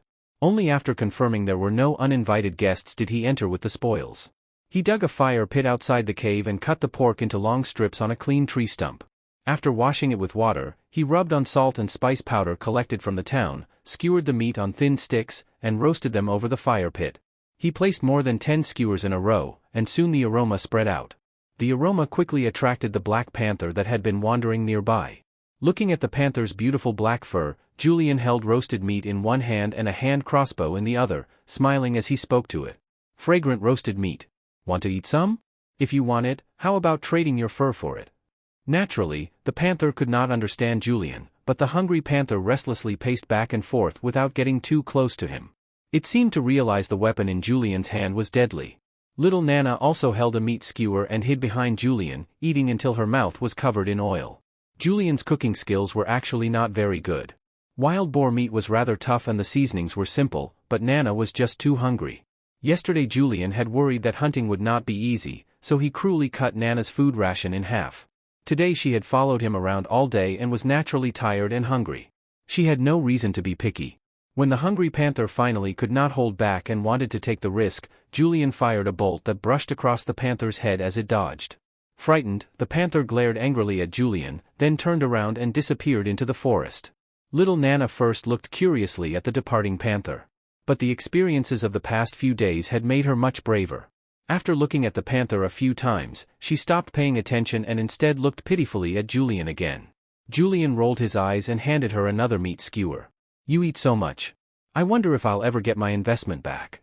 Julian turned his head and looked at the little girl squatting behind him, chewing noisily on the freshly roasted meat skewer. Suddenly he fell into some memories and thought absent-mindedly, eating this much, why is she called Jean? She should be called Artoria instead. Although communication was not very smooth, Julian still had a little talent for language. Through gestures he figured out the little girl's name, Jean, a nice name. Speaking of it, little Jean was at least from a rich family and had much better family conditions than that illiterate village girl. After his random thoughts, Julian turned his attention back to his own future. Although I've temporarily settled down, I can't just live comfortably like this. I left the demon army to avoid being directly crushed by huge storms, not just to hide in some corner and survive miserably. If I truly want to survive, I have to keep becoming stronger. After that Julian did not stay idle. Although the forest in the human world was not as dangerous as the forests of the demon abyss, it still could not be called safe. So Julian made many simple traps nearby, mainly for warnings and for protection against hunters like panthers and also those endless goblins. Julian disgustedly chopped apart several goblins that had overestimated themselves and come to attack him, then hung them on nearby trees. Unfortunately, goblin meat was too bad, sour and bitter. Only scavengers or other predators that were not picky would eat goblins. Yet there were especially many goblins, just like rats and rabbits. They were impossible to completely guard against and impossible to kill completely. But actually, goblins were the perfect counter to small animals like rats and rabbits. Goblins, as if starved ghosts reincarnated, could not beat many beasts, but they could easily bully rats and rabbits. Rats and rabbits reproduced quickly, and goblins reproduced quickly too. Rats and rabbits dug holes, and goblins dug holes too. So rats and rabbits had it miserable, another natural enemy added. Ah! Help! The first was the little girl's scream. Julian could not understand the second sentence, but he guessed it was a cry for help. He immediately picked up his sword and ran back toward the tree hollow. Good, good. This little girl isn't completely stupid. Returning there, Julian saw more than 10 goblins had appeared from somewhere. They were currently surrounding the tree hollow and shouting wildly. Several of them had even started fighting each other over pieces of pork left outside. However, what surprised Julian was that among the goblins fighting over the pork, there were actually 2 hobgoblins. These goblins, around 1.5 meters tall, were evolved goblins. Their strength was about the same as human soldiers, and they were also black iron rank. If lucky, they could later evolve into even stronger bear goblins. Bear goblins were usually over 1.8 meters tall, broad-shouldered and thick-waisted, with great strength. They even knew some simple spells, and their intelligence was much higher. Their strength generally fluctuated around bronze rank, making them difficult to deal with.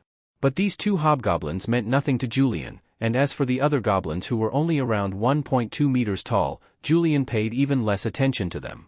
These weak little monsters were mostly used to give beginner adventurers experience points. The little girl Julian raised followed the survival steps Julian had taught her very well. When danger was noticed, do not hesitate, throw away whatever is in your hands, especially food, then shout for help while quickly running back into the tree hollow, block the entrance with the wooden barrier, hold a spear at the entrance, and wait for rescue. After the pork thrown outside lured away the two most dangerous hobgoblins, 6 or 7 small goblins actually could not get into the tree hollow. The little girl, after receiving a little training from Julian, actually bravely used a rough spear through the wooden barrier to wound several goblins trying to crawl in. Speaking of it, the little girl, who was over 1.4 meters tall, actually had the air of a fierce general in front of a group of goblins just over 1.2 meters tall. If not for the tears still at the corners of her eyes and the slight crying tone in her voice, she would have looked even more like a fierce general. But now, it looked more like the air of a cute general. After Julian looked at the little girl's performance with satisfaction, he threw out a small fireball. With a boom, the explosion and flames swallowed 1 hobgoblin and 2 small goblins. The goblins burned by the flames rolled on the ground and screamed, frightening the other goblins. Then the goblins saw a tall, little demon charging over with sword and shield. Then those wild goblins suddenly split into 5 directions and charged. The 2 goblins charging directly toward Julian seemed to suddenly realize they had actually wanted to run away. But Julian clearly did not give them another chance. With a fierce shield strike, he smashed the nose of the goblin in front of him, then stabbed his sword into the mouth of the second goblin while the bone spear in its hand had only just been raised and had not yet had time to stab forward. Pulling out his sword, Julian calmly placed it on the neck of the goblin that had been knocked unconscious by his shield and cut across most of its throat. Foul-smelling blood sprayed out. Julian blocked the splashing blood with his shield and looked up at the hobgoblin charging toward him with a club raised. After Julian shot the fireball, this guy had immediately rolled on the ground twice and jumped up to run away. But then he noticed there was only Julian, so he ran back and also caused several fleeing goblins to turn back. But after seeing Julian instantly kill 2 goblins, the hobgoblin seemed hesitant again. His footsteps slowed, but his incomprehensible shouting became louder. The other goblins were much more foolish. Screaming strangely, they rushed past the hobgoblin and directly ran into Julian's fast charge. It was like being hit by a small train filled with coal. They screamed and rolled all over the ground. Meanwhile, the rather cunning hobgoblin raised his club in horror and smashed it toward Julian. But the descending club was struck back by one of Julian's shield strikes. Although their body sizes were almost the same, Julian's strength was much greater. As the hobgoblin's body leaned backward from the huge force, Julian's sword thrust out from his right hand, piercing straight through its heart. After knocking down the hobgoblin, he pulled out the sword with a backhand movement. At this point, the remaining goblins no longer hesitated and fled in all directions. Julian only managed to kill 1 more dizzy goblin that ran toward him. There was nothing he could do about the others escaping in different directions. However, afterward Julian pulled 2 more goblin corpses out of nearby traps. After Julian wiped his sword clean with cloth, the little girl moved the wooden barrier aside and ran to Julian. Looking at the tears still at the corners of her eyes, Julian felt quite satisfied. He raised his hand and rubbed the little girl's head, while once again complaining that she was too tall. The relieved little girl smiled through her tears and followed Julian in cleaning up the goblin corpses scattered around. Bury them? Of course not. Julian planned to hang all these goblin corpses around the area to scare off other annoying goblins. During the following days things became much quieter. While digging traps around the area, Julian also found a cave that seemed to lead to a goblin nest. He poured a lot of thick smoke into it using burning firewood, but no goblins came out. Maybe they had moved away. Julian could only laboriously fill the hole, then transplant a small tree on top of it and temporarily ignore it. As long as he stayed careful and avoided being ambushed, it was fine. But after only living idly for a few days, Julian could no longer sit still and prepared to go adventuring again. He hung half of his stored meat in the tree hollow so that if things went badly he could still return for a full meal, while the other half was cut into small pieces, packed, and taken away. Wearing leather armor, carrying a leather bag on his back, with a short knife hanging behind his right waist, a one-handed sword at the front of his left waist, a small combat shield tied to his left arm, holding a heavy crossbow in hand, a bolt bag hanging behind him, and wearing a broken iron helmet, Julian was now fully armed. Little Jean still wore a light hunting outfit. Her originally fluffy golden hair had been braided by Julian into unfashionable braids. She no longer held that rough spear, but instead carried the light crossbow taken from the lizard man. However, even with a light crossbow, Jean still had to brace it with her foot and use all her strength just to barely draw the string. Although the little girl was fairly strong, she was still only elementary school age. Also, to stop her hands from getting cut, Julian made a simple cocking hook using iron hooks, leather, and wood. Say Diaur te. Julian snapped his fingers and set off with his home-raised cabbage plus emergency food supply plus bed-warming maid plus child servant soldier Jean. The road through the forest was extremely rough, and some places could barely even be called a road. Even without carrying anything, the little girl still had great difficulty walking, forcing Julian to help her from time to time. But Julian did not dare leave her at the tree hollow, otherwise when he returned there would probably only be broken limbs and scattered golden hair left. Julian cautiously followed the route he had prepared for escaping a few days ago, hoping to encounter some scattered prey along the way so that he could show off his skilled crossbow techniques. Demons almost completely level up through killing. In the demon abyss it is even simpler. As long as they fight and kill opponents, they can receive blessings from the demon abyss. In other planes, they need to absorb soul power through killing and convert it into magic power. Then when the soul reaches enough strength and the magic power inside the body is fully accumulated, demons can naturally advance in rank. This is all engraved in demon genes. Does this sound familiar? Yes, the fourth calamity is also like this, just with a different name called experience points. Julian thought that he had once been part of the fourth calamity, and now had joined the demon calamity. Thinking about it, it was all fate.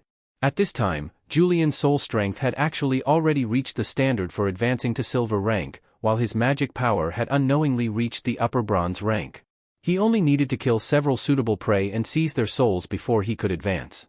After climbing over a fallen giant tree trunk and reaching out to catch little Jean as she jumped down, a burst of chaotic screams and bowstring sounds suddenly rang out. Shocked, Julian quickly pulled little Jean and threw himself to the ground. But Julian soon realized that neither he nor Jean had been attacked. Raising his head in confusion, he heard sounds of fighting from the distance. There were demon roars, human shouts, and strange cries from unknown things, mixed together with bowstrings, swords, explosions, forming a chaotic symphony. There also seemed to be some light and visual effects. Huh? Why does it sound like there are gunshots too? Does this world also have firearms? Julian did not expect his luck to be this good. He had not walked long before encountering a battle. Then Julian led Jean while bending down and sneaking toward a slope ahead. They hid behind a large rock and looked downward. Not far below the slope was a fairly wide road. In the middle of the road was a long human caravan. It might have been a military supply convoy. Around it, an army of over 1,000 messy monsters rushed down from both sides of the slopes toward the convoy. Under the monsters' attack, the several hundred guards were forced to gather into two defensive circles at the front and rear. The front convoy had fewer people, only around 100, but the formation was orderly, the command was unified, and the warriors were very strong.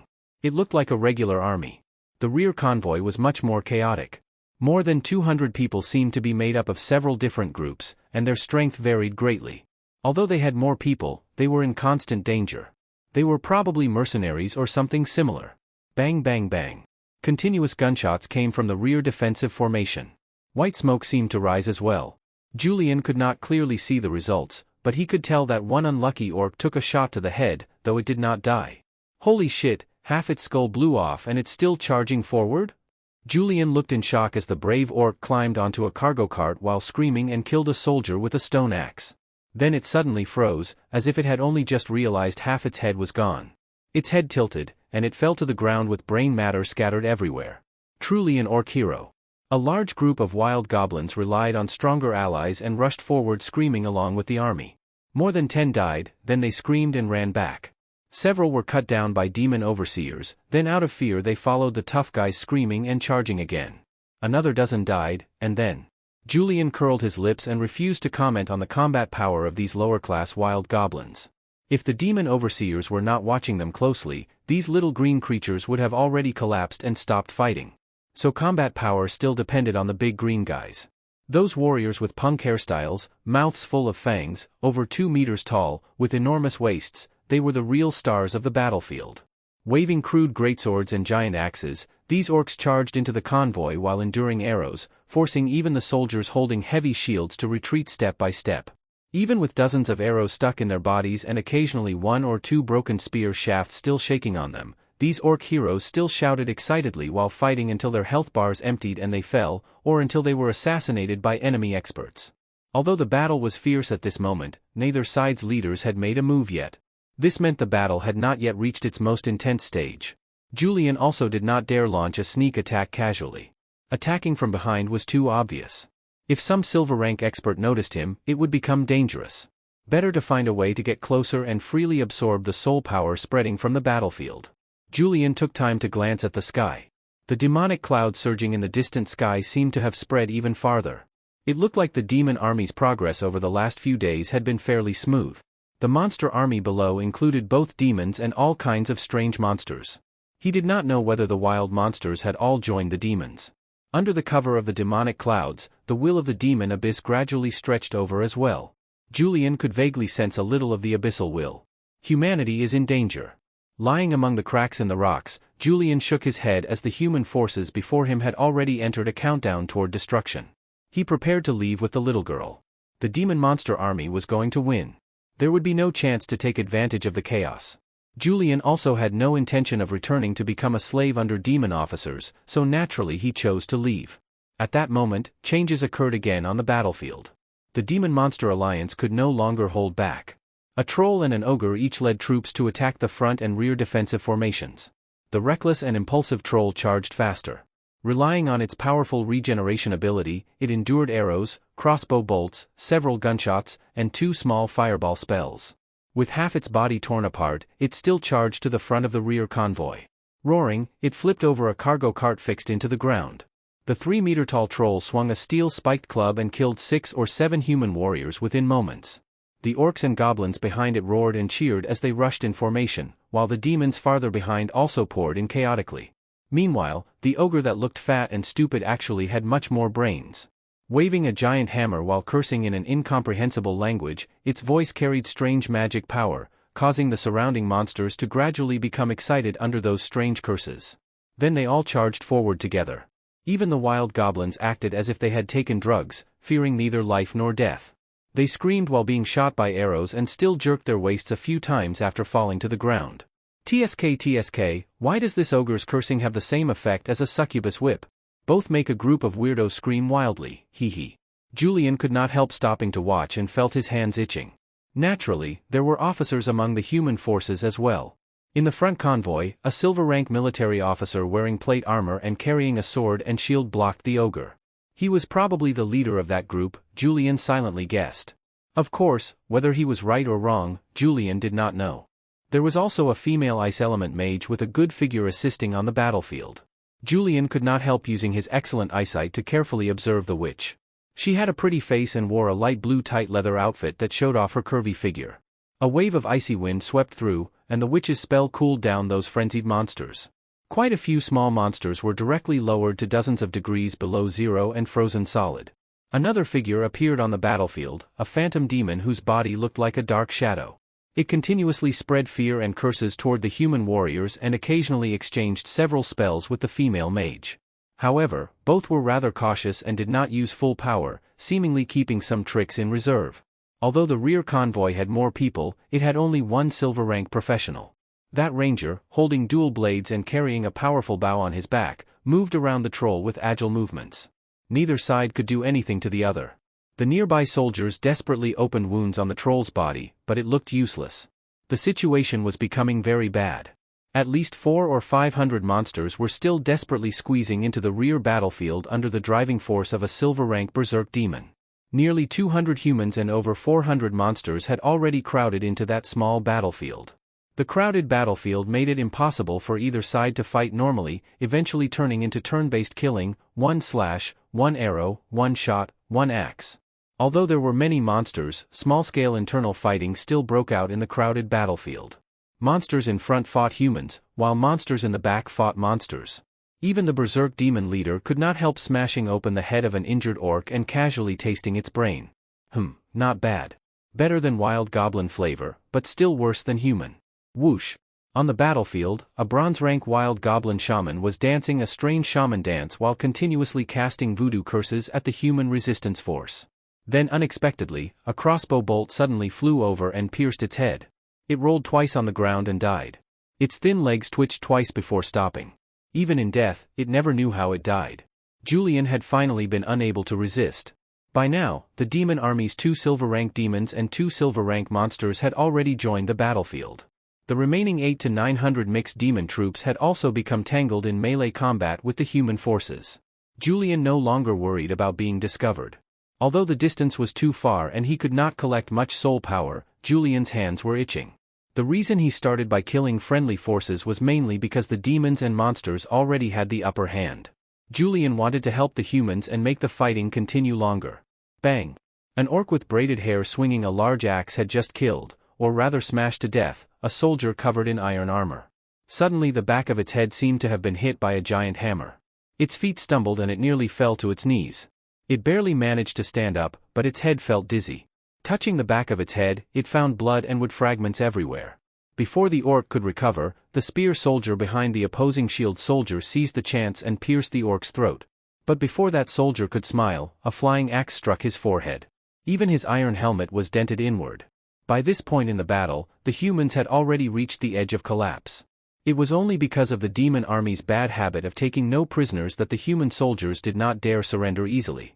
Although recently the demon army had begun taking prisoners, because of poor management there were still many incidents of torture and cannibalism, causing most humans to prefer fighting to the death rather than surrendering and surviving miserably.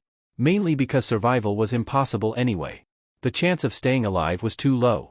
They wanted to become prisoners but could not stay alive. But even though the human soldiers fought to the death without stopping, victory still inevitably leaned toward the demon army. After all, the demon army had more people and one more silver rank expert.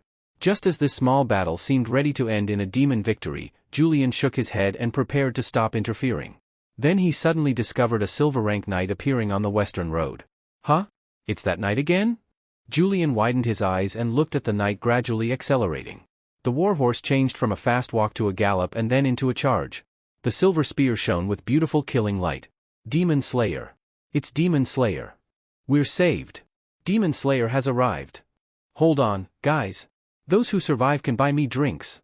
Deal. I want pear wine. Idiot, that bastard meant we're buying him drinks. Bah.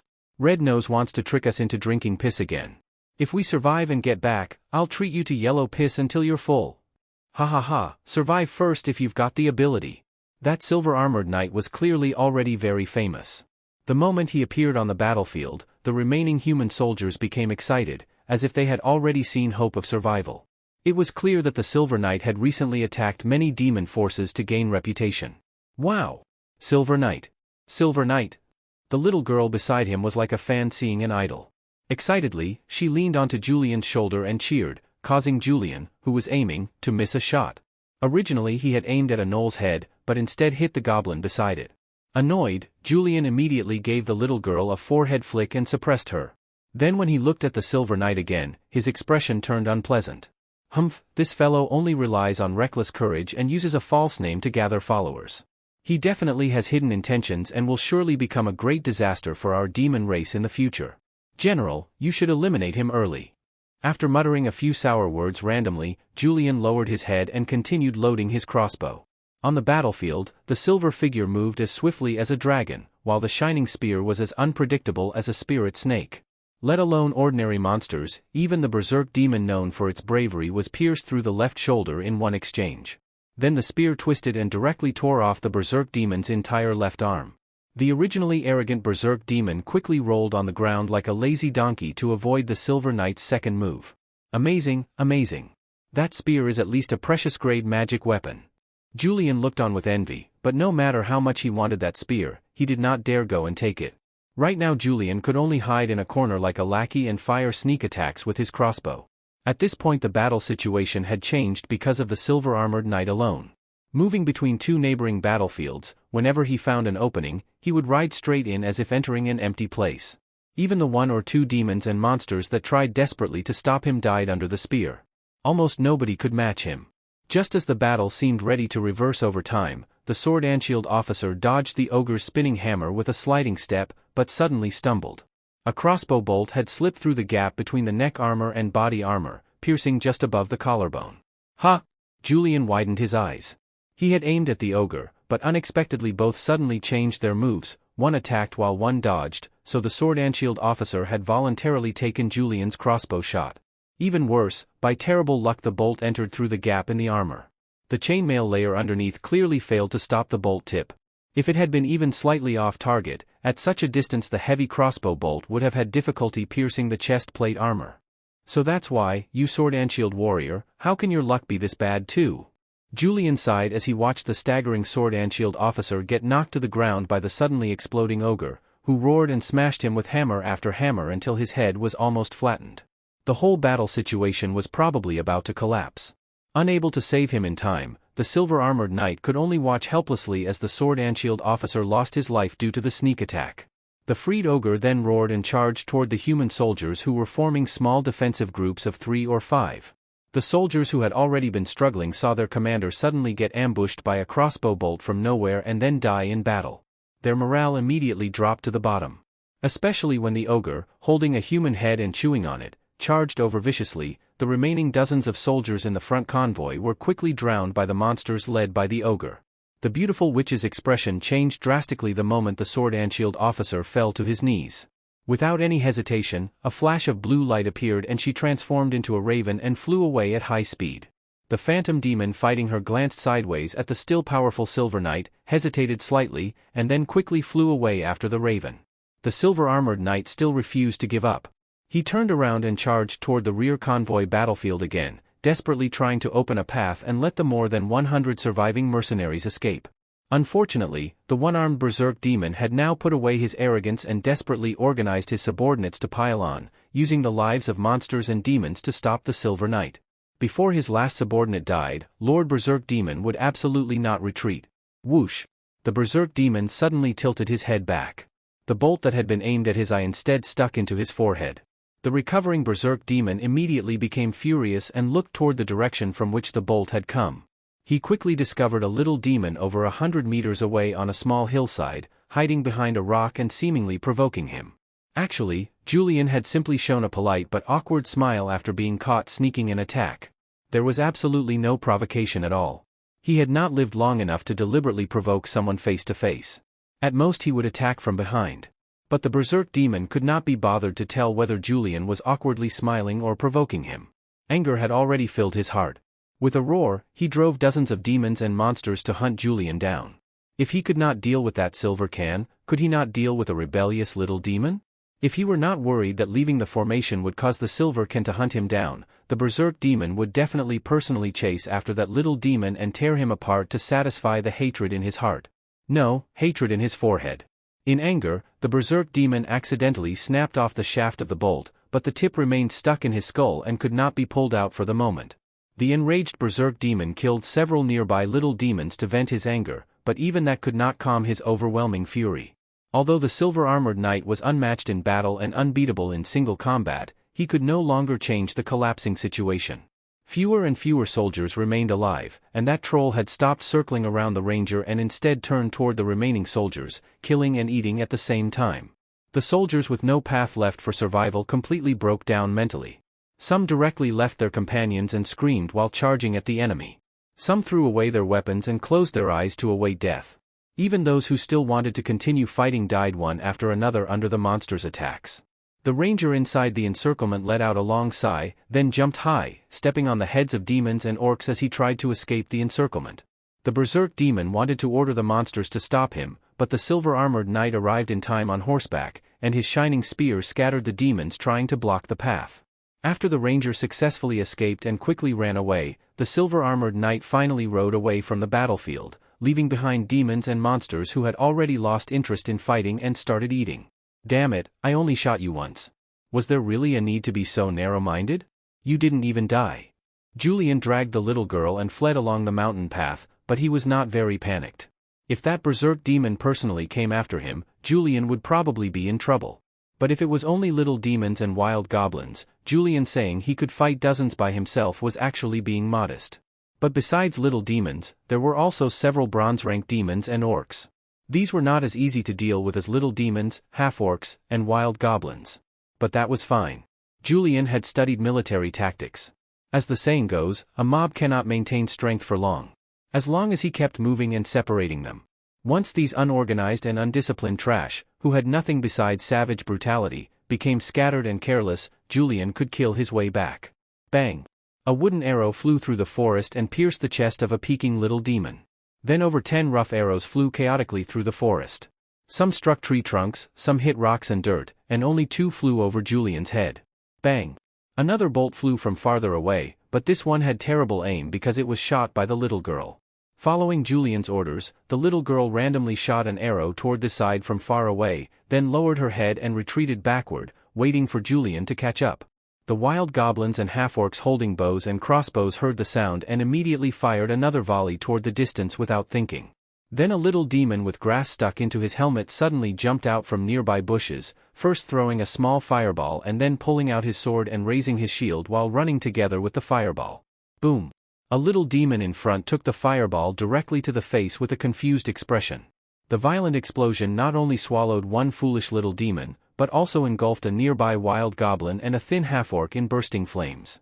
After rolling around on the ground, they died. The other little demons and wild goblins were frightened and fled in panic. Only an orc warrior holding dual blades ignored the flames and charged over.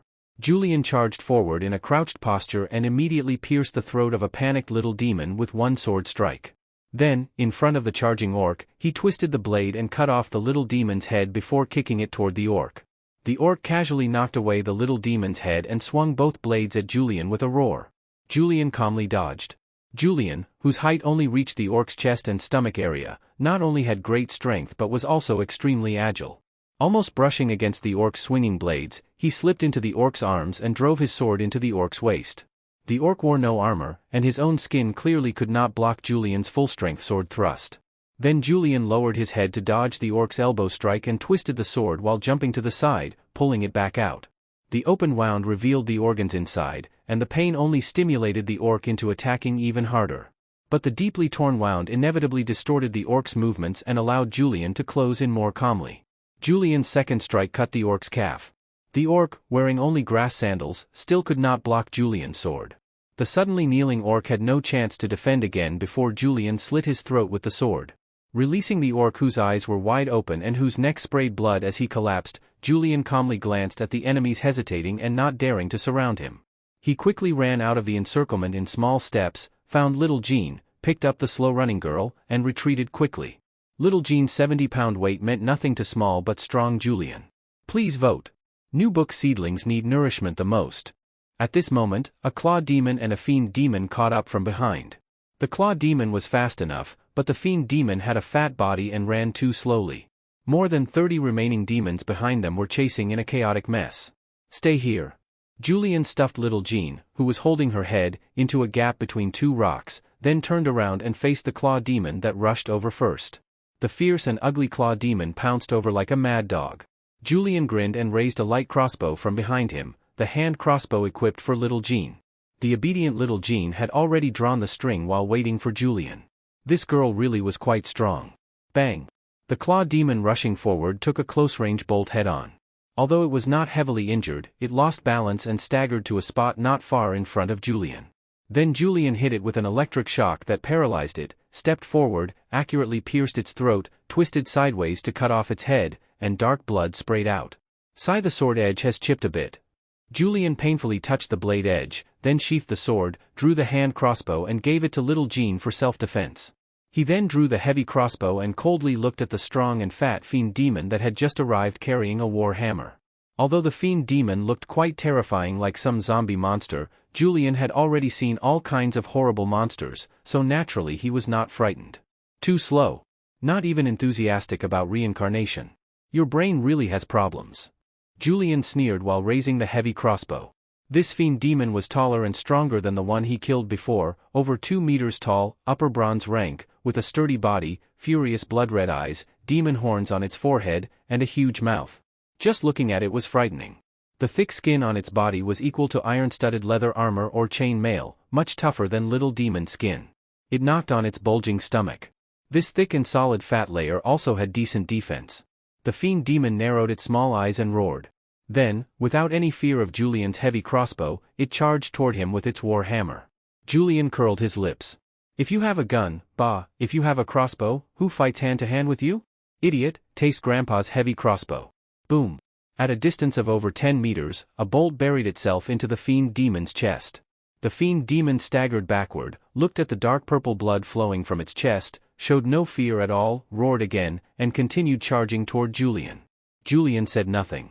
He bent down and continued drawing the crossbow string, then calmly aimed at the fiend demon that had already rushed within several meters. Idiot, go! Boom. Crack. Accidents always happen unexpectedly. Perhaps because Julian had overused it and lacked maintenance and inspection experience, the left bow arm of the heavy crossbow suddenly snapped the moment it fired. Fortunately, the broken bow arm mainly struck the side of Julian's helmet, but his left cheek instantly split open, with the wound deep enough to expose bone. Julian collapsed onto the ground. His whole head was ringing and felt like mush. After quite a while he finally recovered and thought while gritting his teeth, in the future he really had to be more careful with crossbows. Getting his head blown up was one thing, but ruining his face was a much bigger problem. Though for him, there was not really much face to ruin anyway. After his mind became clearer, Julian looked up and saw that the fiend demon had also fallen flat on its back. The tail end of the bolt stuck out of its right eye. It looked like the bolt had pierced through the fiend demon's brain. He had not expected that shot to hit directly. Because he was not in the demon abyss, Julian could not gain blessings from the abyss by killing opponents in this plane. He could only passively absorb scattered soul power and convert it into magic power. Naturally, this efficiency was much worse than in the demon abyss. But if he got closer, he could still absorb much more soul power, especially from enemies he killed himself. Julian gently exhaled a breath. Earlier at the edge of the battlefield he had already absorbed quite a bit of soul power, and now after killing several bronze-rank demons and wild monsters, the soul power inside him became fuller and fuller. Earlier, when Julian unknowingly advanced to upper bronze rank, he had grown a little taller and was already as tall as little Jean. The strength in his arms had increased to 500 pounds, and his magic power limit had also risen significantly. Now with these new achievements, if he killed all the monsters chasing him, Julian felt he should be able to advance into a silver rank demon. After resting briefly and feeling better, Julian called the little girl out, preparing to strike while the iron was hot and pave his path toward advancement with the corpses of the monsters chasing him. The broken heavy crossbow was thrown away. Seeing Julian's cheek still covered with blood and flesh, the little girl quickly took out a handkerchief with a missing corner from her chest. Though they could not understand each other's words, Julian still understood that she wanted to bandage his cheek. A warm feeling rose in Julian's heart. He felt that taking care of the little girl had not been in vain. Touched by emotion, he rewarded her with another forehead flick. This was a praising forehead flick. Hopefully little Jean could understand the difference. The little girl, who had once again been flicked on the forehead for no reason, clearly did not have such high understanding ability. Unfortunately, with unequal status, even if she was unhappy she could only endure it.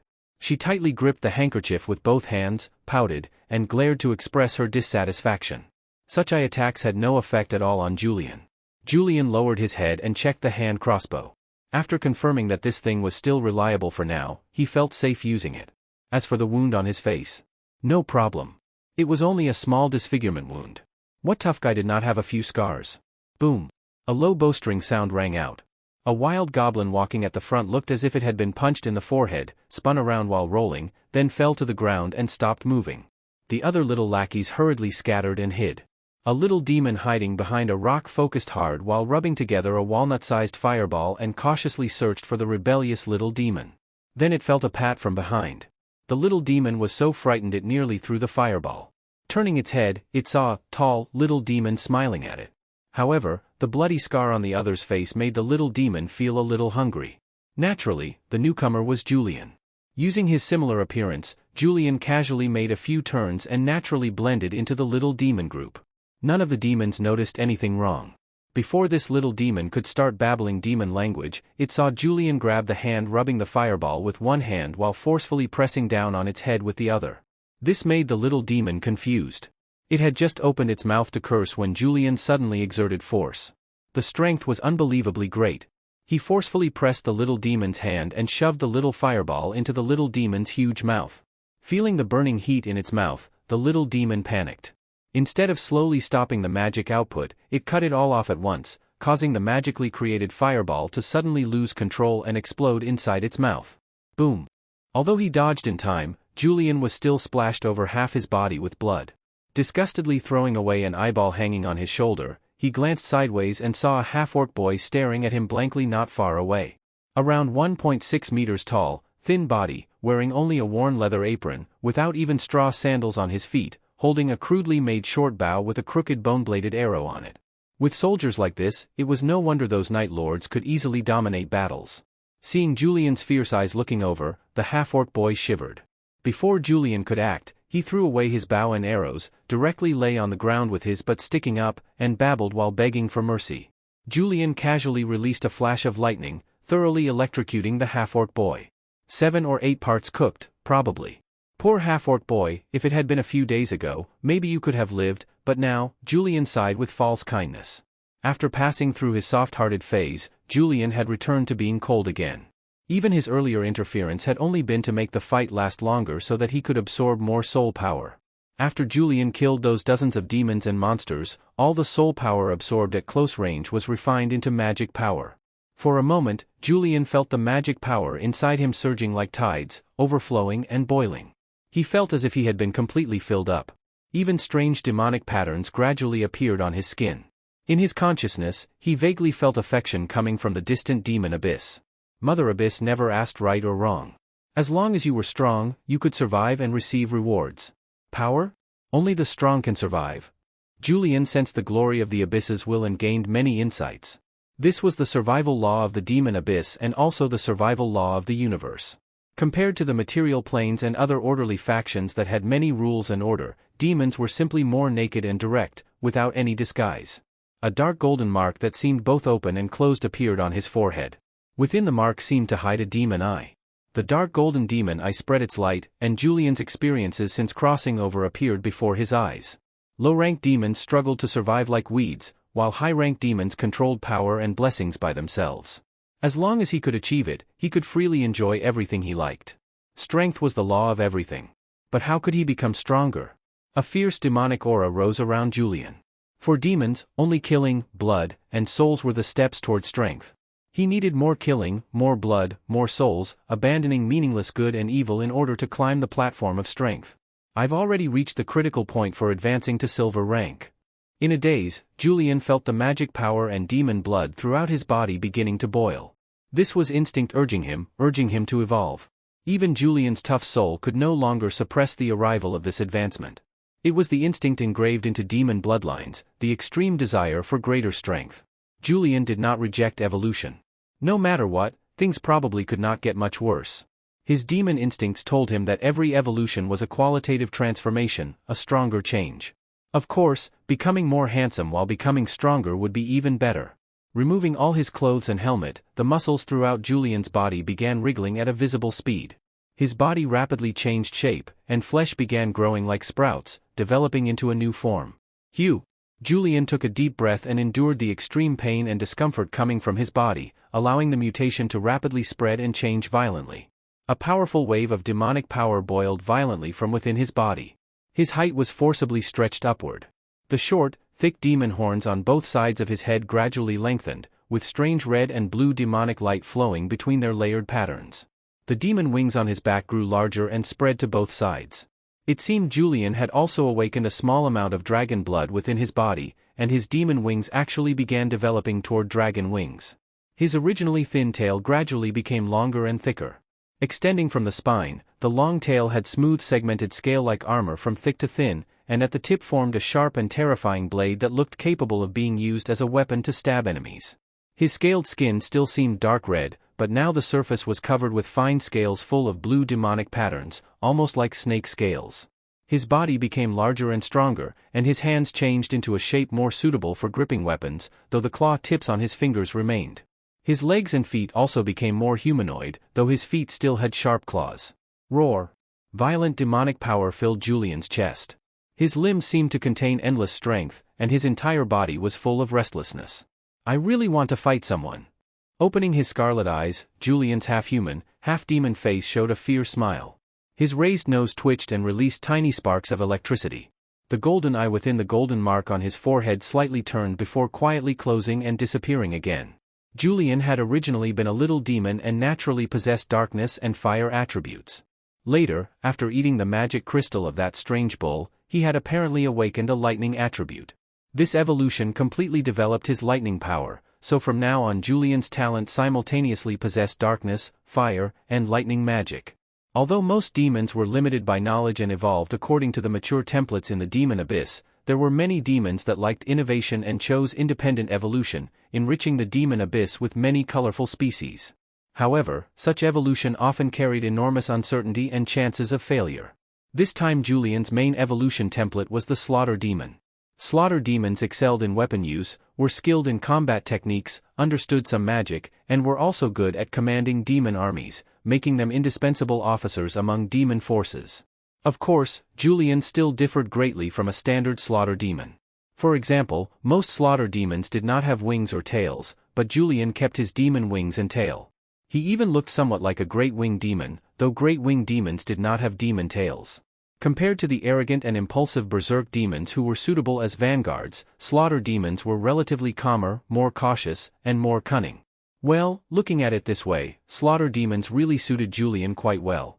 Julian's former superior, the demon Benji, had also been a slaughter demon. But Julian now seemed even taller than Benji. Including the horns, his height was over 2.5 meters. Without the horns, he was still close to 2.4 meters. Actually, slaughter demon advancement was pretty good too. Its direct advancement was the gold rank violent demon, which had demon wings. It could also branch into horn demons or flame demons, and above those were legendary rank great demons or balrogs. Julian's current appearance looked somewhat like a youthful mini-version of a great demon. Besides that, perhaps responding to the desire deep within Julian's soul, he discovered that he had gained a human transformation skill. Not the advanced spell transformation, and certainly not the legendary high transformation spell, but only an intermediate spell that could transform into one fixed appearance, human transformation. Human transformation is for conveniently building a harem. Since a harem can't be built in real life, it can only be enjoyed online. Demons had always preferred bullying men and taking women by force, directly robbing and killing. Most demons looked down on and lacked the patience for these technical methods, but Julian was different. He was quite interested in them. Being able to fight and deceive was the true way to survive.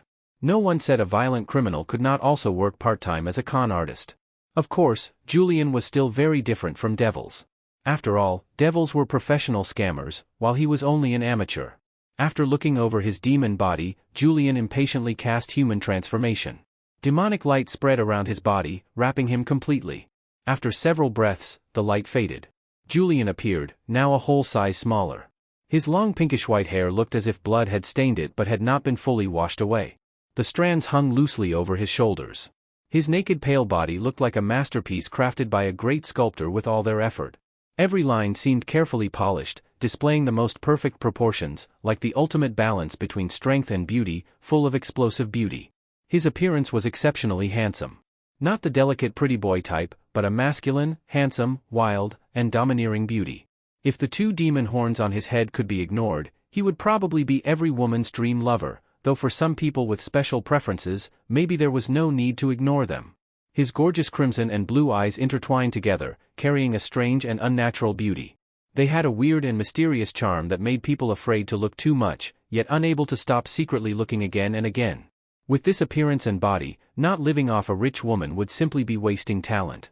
Of course, Julian was not that kind of person, that kind of demon. The large demon wings and tail spread behind him showed his identity.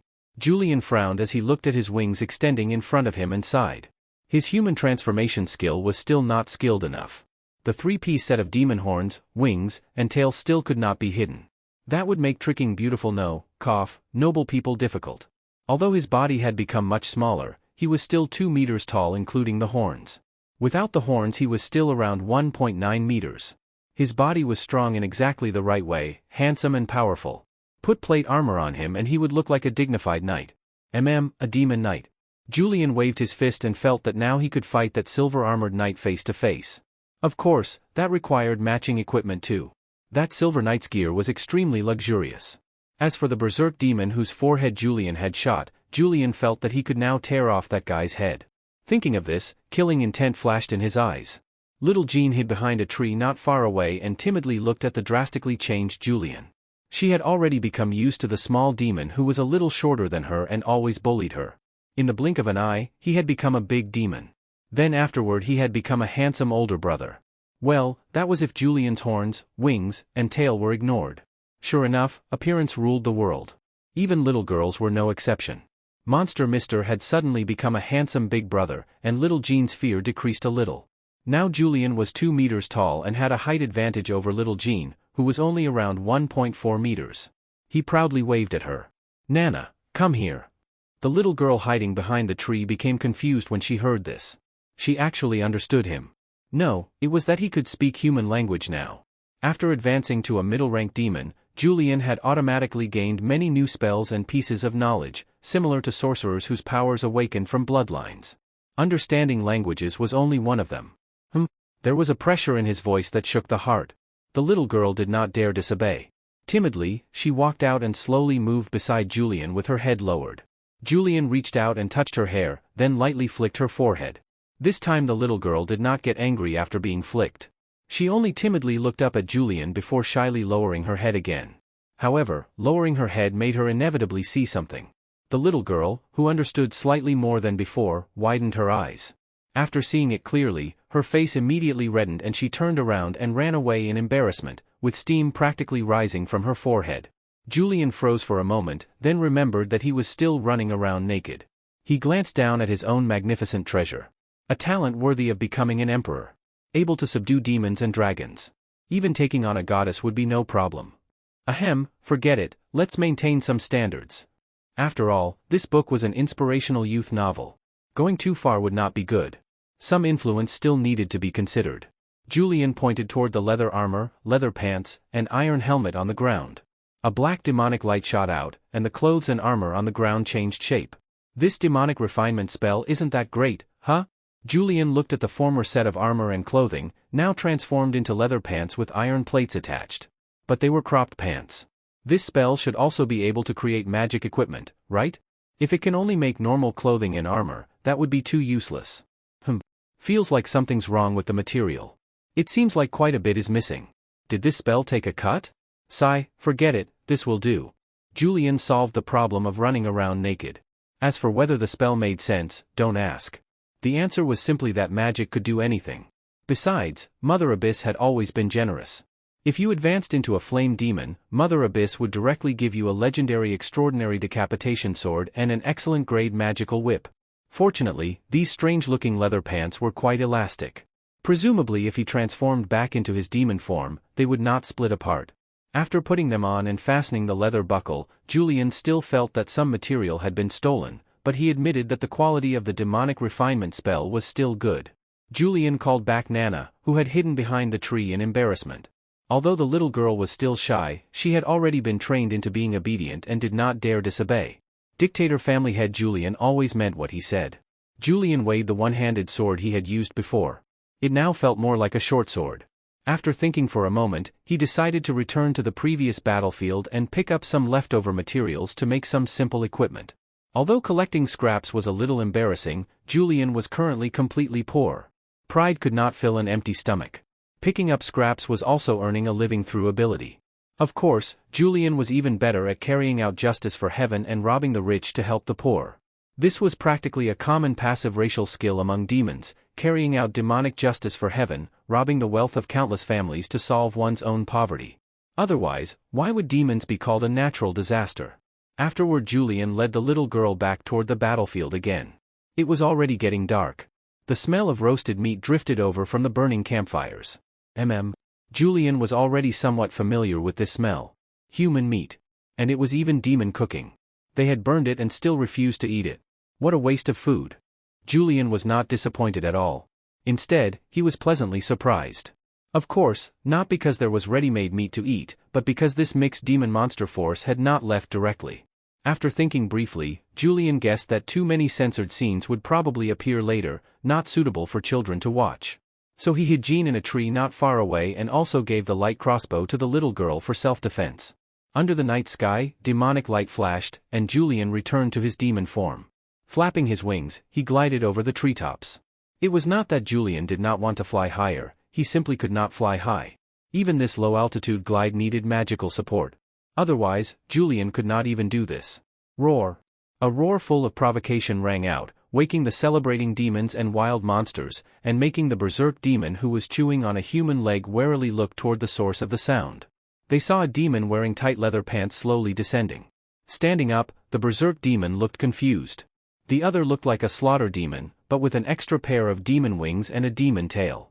The aura was impressive and looked somewhat like a miniature great demon. But the berserk demon quickly gave up thinking. Even Mother Abyss herself probably could not figure out how many kinds of children she had. Strange demons were everywhere. A slightly unusual slaughter demon was not really that strange. What annoyed the berserk demon was that the other demon did not seem to come with good intentions. He did not look like someone who came to eat and drink together, but rather someone looking for trouble. Thinking of this made anger rise in the berserk demon's heart. He threw away the food in his hand and roared, calling up the demons and monsters who had been eating happily. "Who are you? Why did you come here? You have already disturbed Lord Luca's meal." Berserk demon Luca had originally intended to attack directly and use his fierce fists to warn this uninvited guest. But after seeing the overflowing thunder and fire magic surrounding the other side, Luca decided it would be better to ask politely first.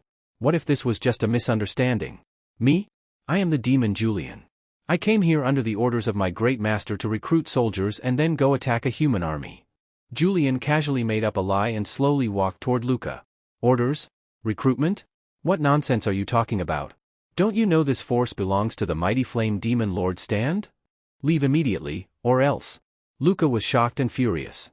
This demon from nowhere actually wanted to absorb his army. "Or else my ass." While Luca was speaking, Julian had already approached him and shamelessly launched a sudden attack. "Damn! You bastard! You!" Luca was shocked and furious. He had not expected the unfamiliar demon to have no concern at all. He actually started fighting immediately. Even if he was not afraid of his master, the powerful flame demon Stand, did he not see how many people Luca had here? Julian naturally saw their numbers. But that was exactly what he wanted. As long as he successfully killed the leader, these demons and monsters would all become his. What reassured Julian even more was that the phantom demon had still not returned. The only opponent now was a one-armed berserk demon. Although Luca had reattached his arm, his combat strength had definitely been heavily affected. Julian spread blazing flames with his left hand, separating the observing demons and monsters outside. Then with his right hand he sent lightning like dragons and snakes wrapping around Luca. He was casting 2 spells at once. However, although berserk demons preferred melee combat and were not skilled in magic, they had very high magic resistance. The surging lightning looked frightening but could not stop Luca's counterattack. Luca swung his claws viciously at Julian. "The one dying is you." Seeing that the lightning had little effect, Julian immediately withdrew it, first throwing his one-handed sword at Luca and then rushing forward while flapping his wings. Luca casually knocked away the thrown sword and then reached for Julian's neck. But Julian, already extremely close, suddenly accelerated again. Caught off guard, Luca reacted a little too slowly. Then he only saw a large hand grabbing his head, and immediately afterward a huge force slammed him hard into the ground. At the same time, Luca's left arm was grabbed. "Damn it! This demon knows my arm was injured. He was there during the day." Unfortunately, Luca understood too late. Violent pain came from his left shoulder once again. His left arm was saying goodbye to him once more. In pain, Luca did not fail to counterattack. His sharp right claw pierced under Julian's left ribs. The claw, over 10 centimeters long, stabbed 6 or 7 centimeters in before Julian's tail pierced through Luca's right arm, preventing him from driving the claw into Julian's heart. The pain under his ribs instantly drove Julian into a rage. Throwing away Luca's left arm, Julian stabbed his fingers into Luca's neck with one hand, then released Luca's head with his left hand and stabbed that into his neck too. With both palms facing outward, he tore open Luca's throat with his bare hands. Terrified, Luca desperately pushed his claws deeper into Julian's chest while using his eyes to beg for Julian's mercy. Unfortunately, although Julian still retained some kindness from his previous life, he did not intend to give it to him. Thus, Demon Luca's neck was torn open while he could no longer resist. Flesh and blood flew everywhere, and only the hard spine still supported Luca's head. The life force of Berserk Demon Luca was incredibly strong. At this moment he could still spit out a complete curse. But very soon, Julian forcibly snapped that spine as well. Julian pulled Luca's claws out of his chest. The piercing pain made him frown. Fortunately, the loyalty of the demons and monsters outside only extended to randomly cheering and shouting. To them, this was merely a struggle for power between demon officers. Whoever won would be obeyed. Soon the flames blocking the area died out. Julian walked out carrying Luca's head and looked viciously at the surrounding demons and monsters. His terrifying aura felt at least 2.8 meters tall. Maybe in the future it could even become a fear aura. The cunning ogre cleverly bowed and showed submission. Then the troll also lowered its head with some confusion. Respecting the strong was one of these monsters' virtues. After the two silver rank monsters submitted, the other wild monsters naturally lowered their heads too. As for the demons, they had already knelt earlier. Obeying the strong was carved into demon bones. Of course, desiring to become the strong was even more deeply engraved in demon genes. And becoming arrogant after gaining power, seizing every chance to overthrow superiors, these were also demon traits. Afterward Julian carefully counted the number of demons and monsters. Among them there were more than 200 demons, with 30 to 40 bronze rank individuals of mixed types. As for the remaining nearly 200 black iron rank demons, their structure was relatively simple. Most were little demons, with a small number of insect demons, beast demons, and miscellaneous demons. There were more than 400 wild monsters in total. The largest number were still wild goblins, including some hobgoblins and a very small number of bear goblins, totaling nearly 300. The remaining 100 or so were half-orcs, kobolds, orcs, gnolls, and other wild monsters. The whole thing was simply a monster stew. Julian guessed that the berserk demon and phantom demon had probably brought several hundred demons from their own forces, then absorbed several wild goblin tribes and orc tribes, and mixed in scattered wandering monsters to form a force of over 1,000. However, the combat strength of such a force was highly questionable. They had attacked a transport convoy of only a little over 300 people with superior numbers and still lost more than 500. In the end, including the demons, only 700 to 800 remained. Although the human convoy had help from that powerful silver rank knight, the demon monsters also had Julian secretly assisting them. That silver rank officer had lost his life because of Julian's sneak attack. Dislike it as he might, there was no helping it. Julian had just advanced into a middle rank demon and was still a poor demon. What right did he have to be picky? If these had not been low-level troops, Julian would never have had a chance to recruit them. After paying respects to the new leader, the demons and monsters turned around and continued enjoying their feast of human flesh. Julian wondered if banning them from eating would immediately cause a mutiny. After thinking for a moment, Julian felt that mutiny was unlikely, but the possibility of everyone scattering and running away was extremely high. After calculating this, Julian naturally chose to ignore the discomfort in his heart. After all, the people were already dead, so there was no point wasting the bodies. Refusing the monster's enthusiastic invitation, Julian took Demon Luca's corpse and the corpse and equipment of the Sword and Shield officer who had died earlier and walked some distance away. The monsters showed understanding expressions, probably thinking that Julian simply liked eating powerful warriors, chewy meat with good texture. The little girl hiding in the distance was also brought over. Julian really could not feel at ease without keeping her in sight. Although he felt that this mindset was strange, almost like an old father. Ahem, this is just a master's attitude toward his property. Shaking his head, Julian set up a portable tent taken from a cargo cart and had the little girl carry a blanket inside to sleep.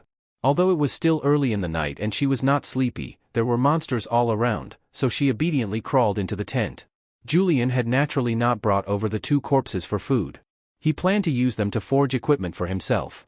The military supplies on the cargo carts, weapons, armor, clothing, blankets, rations, and so on, were all ordinary items.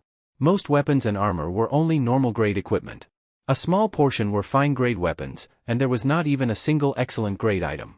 But the equipment on the Sword and Shield officer was different. Although the full set of plate armor was not enchanted, it was still excellent-grade armor, and the Sword and Shield pair were rare-grade magical equipment. Although these pieces of equipment were damaged and did not fit Julian's body size, that was fine. Julian had demonic refinement. He only needed to refine them into demon equipment suitable for himself. Besides, these two corpses were also good materials. Especially Demon Luca's large claws. Refining them together would greatly improve the quality of the weapons. No point wasting them. Julian then activated magic and cast a spell. A demonic light covered the two corpses and equipment. Julian was somewhat surprised. Earlier, creating pants had consumed almost nothing, but creating this set of equipment consumed a terrifying amount. It almost drained all the magic power in Julian's body. But then again, that had only been ordinary pants, while now he was creating a full set of magical equipment. What made Julian even more nervous in his weakened state were the monsters nearby. Especially the two silver rank monsters, the ogre and troll. Consuming too much magic had greatly weakened Julian's combat ability. One mistake could lead to disaster. Fortunately, apart from the ogre curiously glancing over a few times, the other demons and monsters remained focused on their feast and did not care much about what their new leader was doing. No one disturbed him until the equipment was finished. Good, I almost got screwed. When the demonic light faded, a terrifying black-red heavy plate armor set appeared before Julian, along with a sword and shield set with an equally frightening appearance. The two corpses had become dried, rotten husks. Their essence had clearly been refined into the equipment. This new demon plate armor had directly advanced from excellent-grade ordinary equipment into rare-grade magical equipment. Its design was full of demon abyss style, the classic black-red color combination with blue patterns, all matching Julian's attributes. The chest armor had a fierce dragon head carved on it, and the half-covering helmet had savage skull decorations on both sides. As magical equipment, its grade was not particularly high, but besides stronger physical and magical defense, it could also change size according to Julian's body. Naturally, there were limits. The maximum size could not exceed 3 meters in height, and the minimum could not go below 1.5 meters. To fit Julian's wings and tail, the armor's back had also been modified. Unfortunately, it was not legendary equipment. Otherwise Julian could snap his fingers and the armor would become flowing light and instantly equip itself. Unfortunately, the sword and shield pair only received enhancement and some added fire and lightning effects but did not advance into precious-grade magical equipment. Apparently more valuable materials were still needed. The original cross-shaped sword became a vicious single-edged shark-tooth sword. Its length could be adjusted between 90 centimeters and 1.5 meters. It could be used one-handed or two-handed and carried lightning paralysis and fire-burning effects. The power was not very high, but it was practical. As for the shield, rather than a shield, it was more like a shield claw or arm shield claw. The shield surface was not large, but the edges were sharp. Worn on the arm, it could serve as a combat shield, while the front section contained a claw attached to the hand that could also be launched with chains. That dark, shiny claw was Luca's contribution. As the direct advancement of a claw demon, a berserk demon's claws were harder and sharper than those of claw demons. Reliable for killing and robbery. Julian looked at this set of equipment with great satisfaction.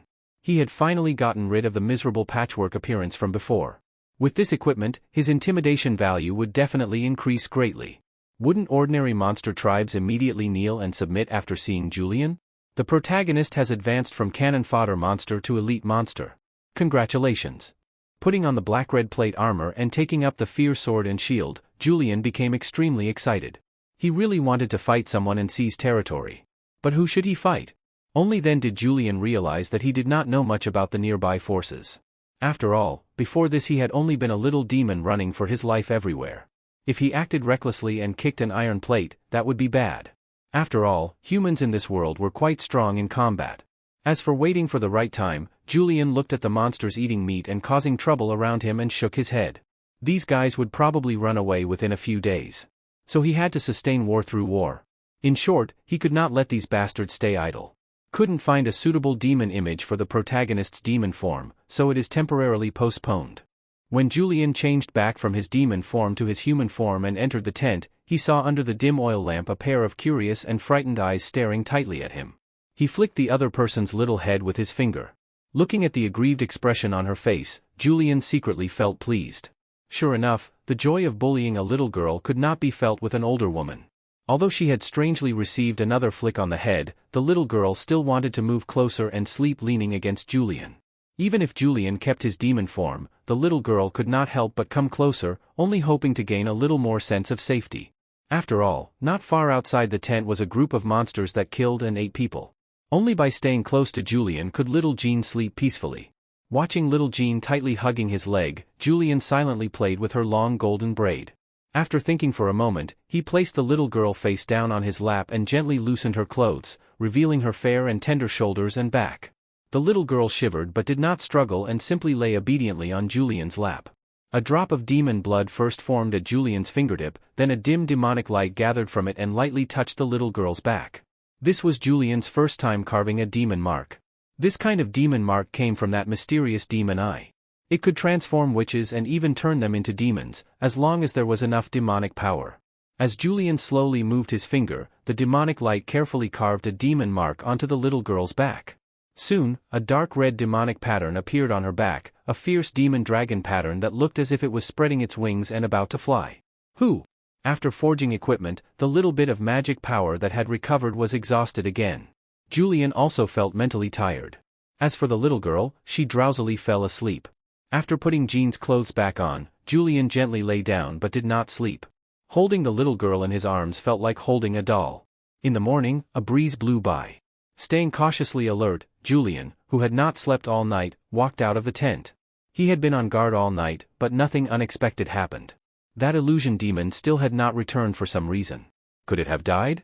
Looking at the chaotic battlefield, mixed with yesterday's daytime slaughter and nighttime revelry, bones and severed limbs covered the ground, making it hard to look directly at.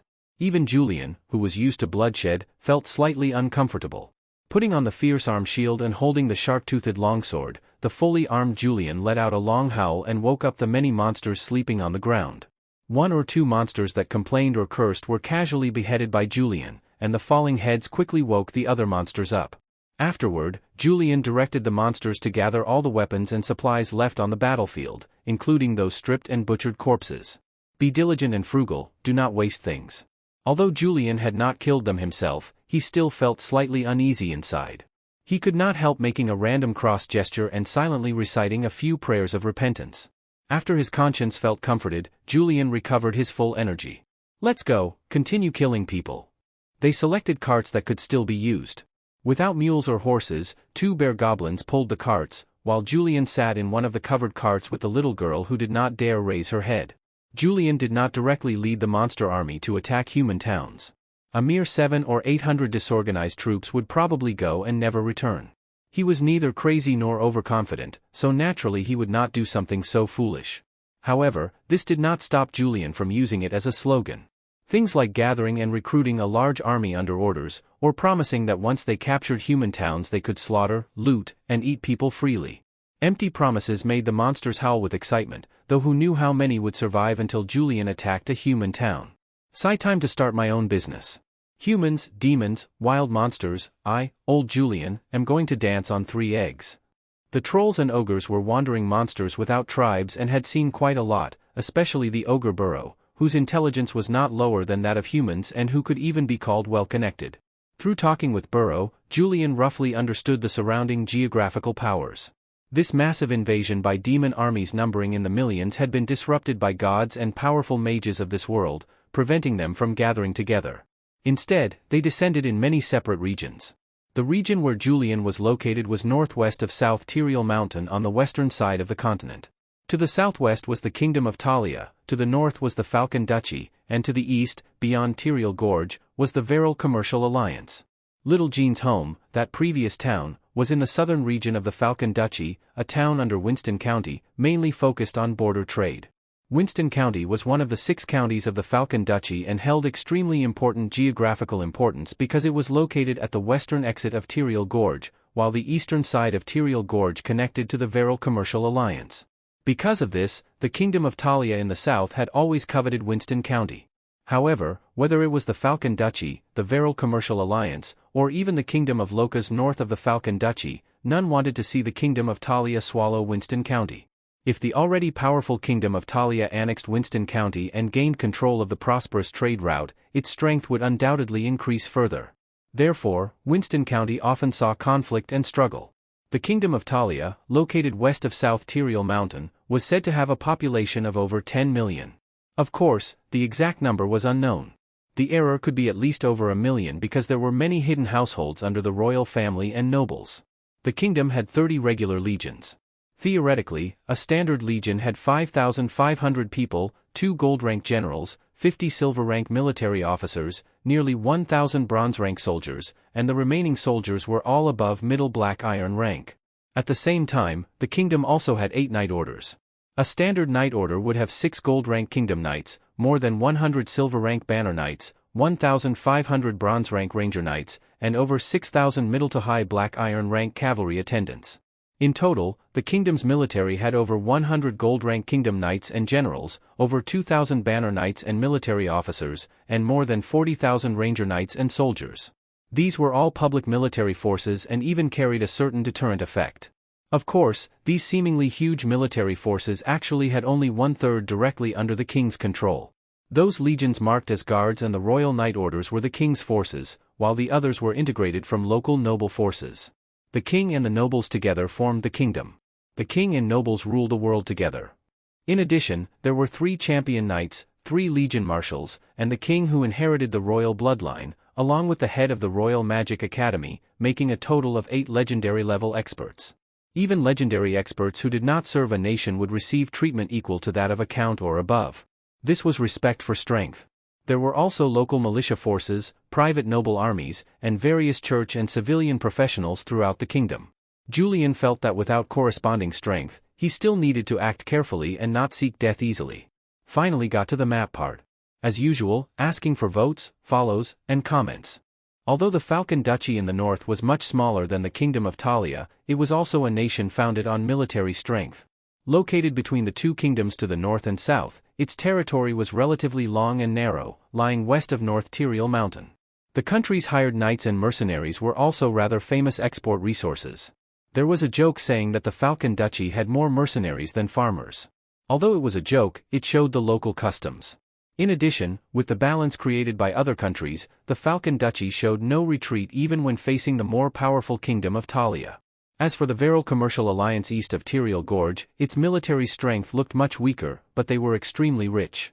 As the saying goes, money can make ghosts turn millstones. The wealthy people of Veral once used money to invite true gods and bring down divine miracles. They were truly rich beyond measure. After calculating all this, Julian understood his choice. He should honestly develop quietly. These powerful native forces should be left for the demon armies to deal with. The north was the core war zone, so Julian naturally headed southeast into the mountain area.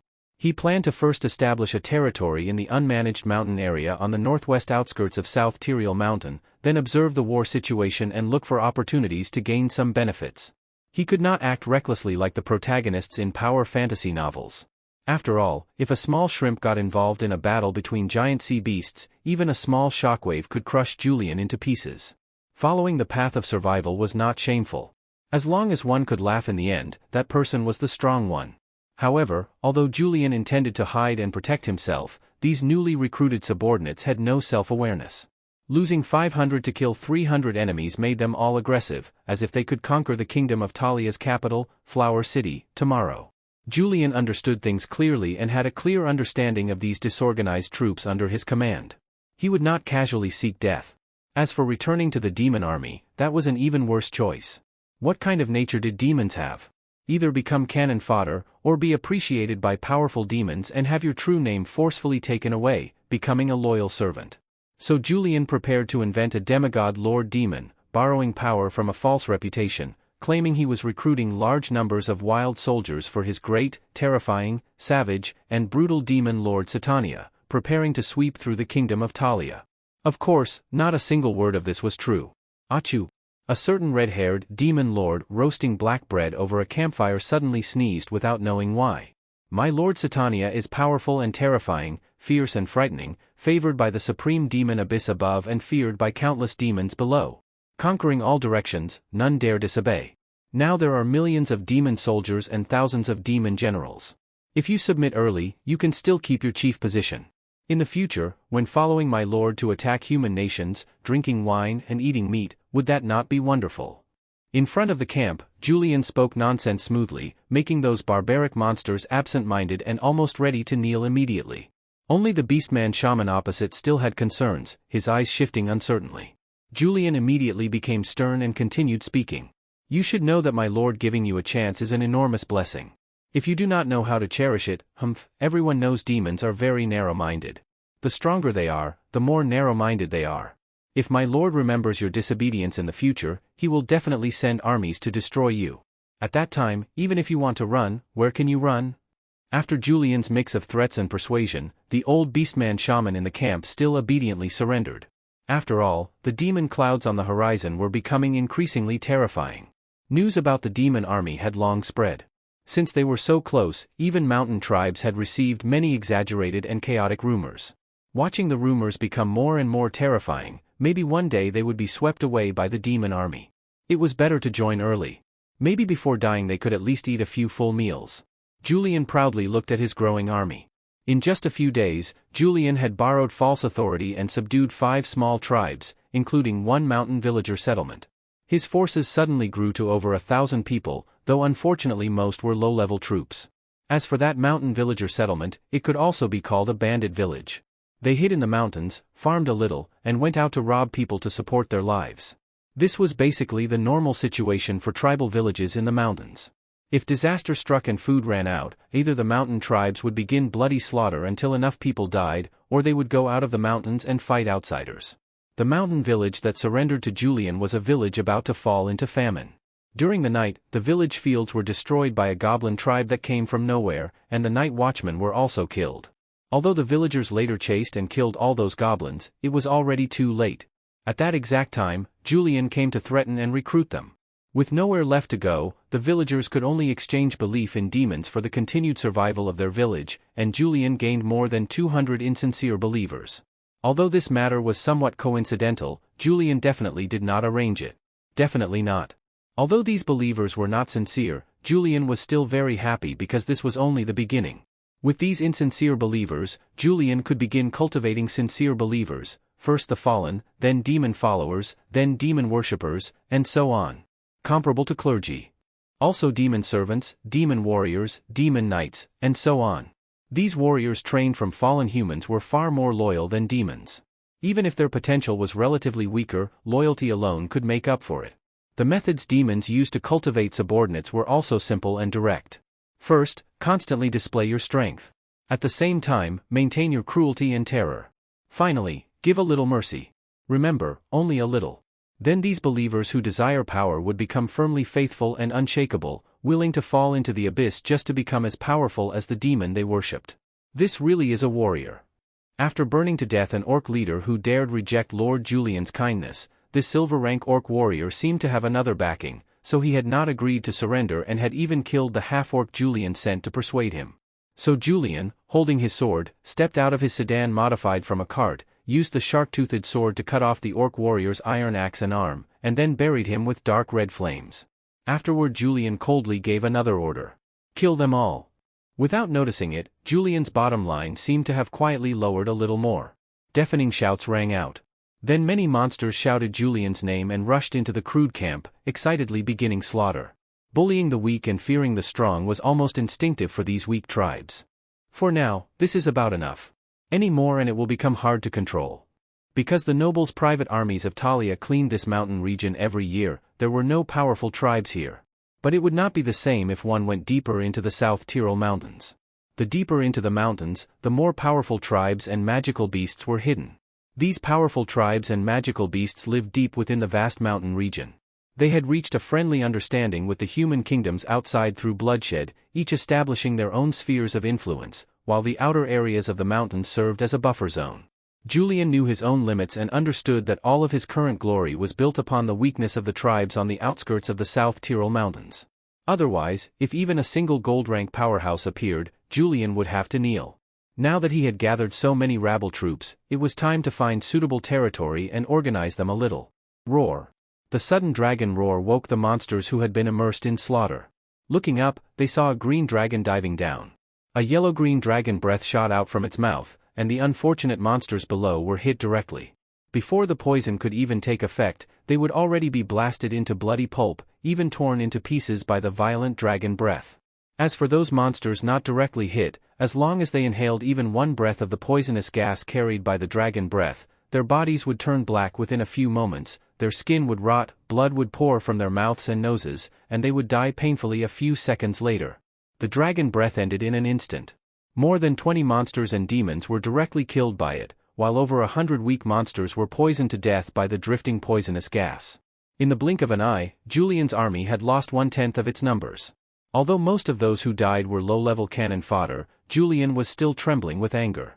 Could this world not just behave itself? Lord Julian had only enjoyed himself for a few days before a damned green dragon came and gave him a harsh warning. The green dragon circled in the sky for a while longer and let out a loud dragon cry. Even people who did not understand dragon language could hear pride and joy in the sound. Damn! Whose naughty kid is this? Is there no one managing dragons anymore? Julian had already realized that the green dragon was only a silver rank young dragon, but a single dragon breath from this young dragon had nearly caused Julian's army to collapse.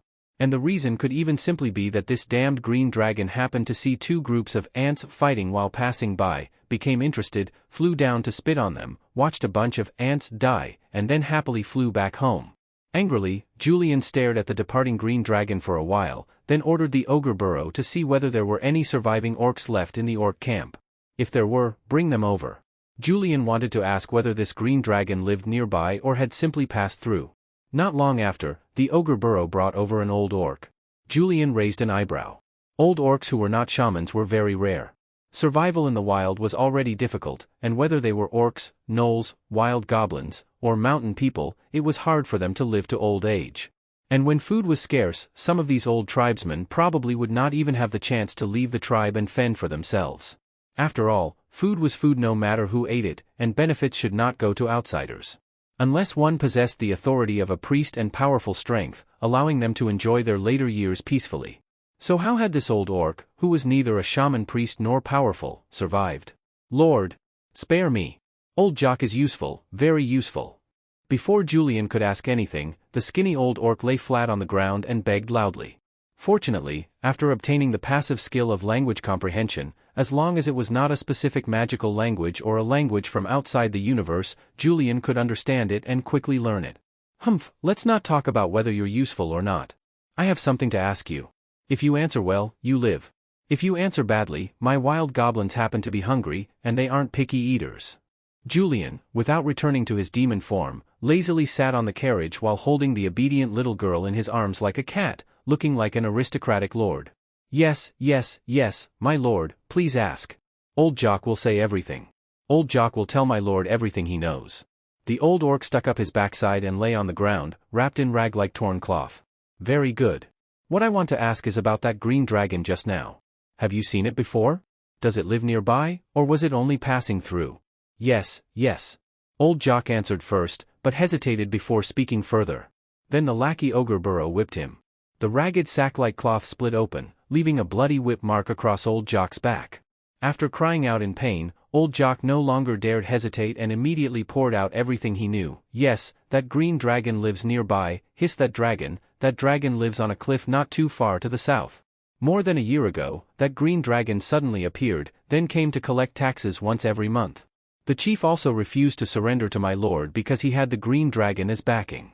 How foolish, thinking that having a green dragon as support could stop me. Julian gritted his teeth, calculating whether he could find a chance to kill that green dragon. The innate differences between living beings were huge. Even among creatures of the same rank, combat power and lifespan could vary greatly. Only after becoming a god would these differences become infinitely smaller. But before that, the difference between a silver-rank goblin warrior and a silver-rank dragon was undoubtedly like heaven and earth, like the difference between an ordinary template and a hero template, even if the dragon was not yet an adult. Demons were also high-level creatures, but combat power among demons of the same rank could vary greatly depending on the type. They belonged to growth-type high-level creatures, unlike dragons and elves who were naturally high-level. In comparison, humans were rather average in every aspect.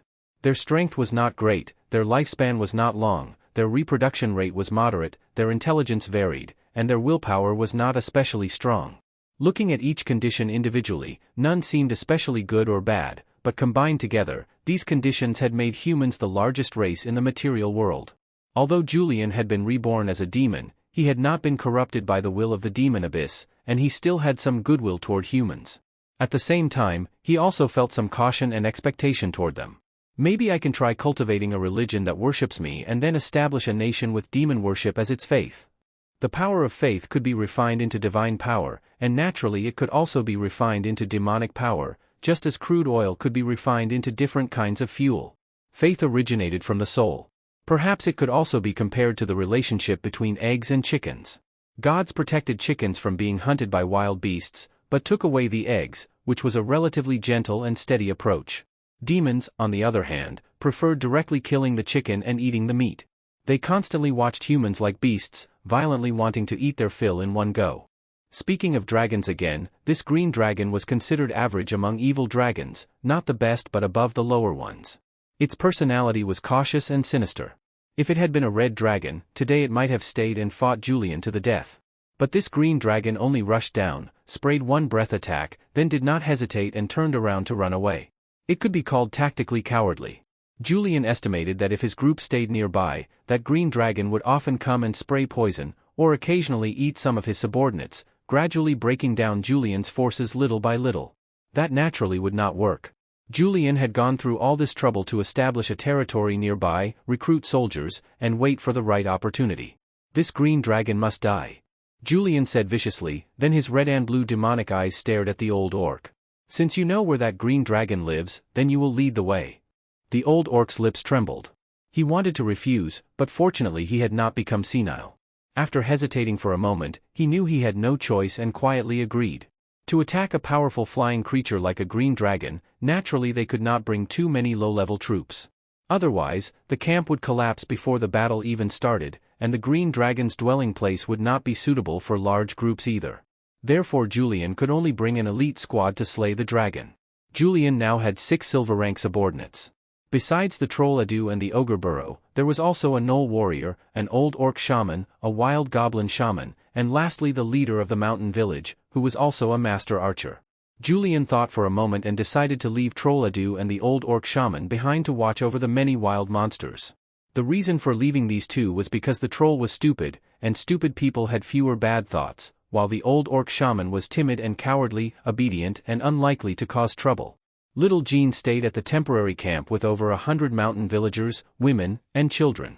Recently Julian had treated her as the chief witch of the demon worship cult. She was vaguely learning how to deceive, guide believers. Although everything was taught by Julian, the clever Jean still acted quite convincingly and had already established some authority among the mountain villagers. Maybe in the future she could become the pope of the demon worship cult.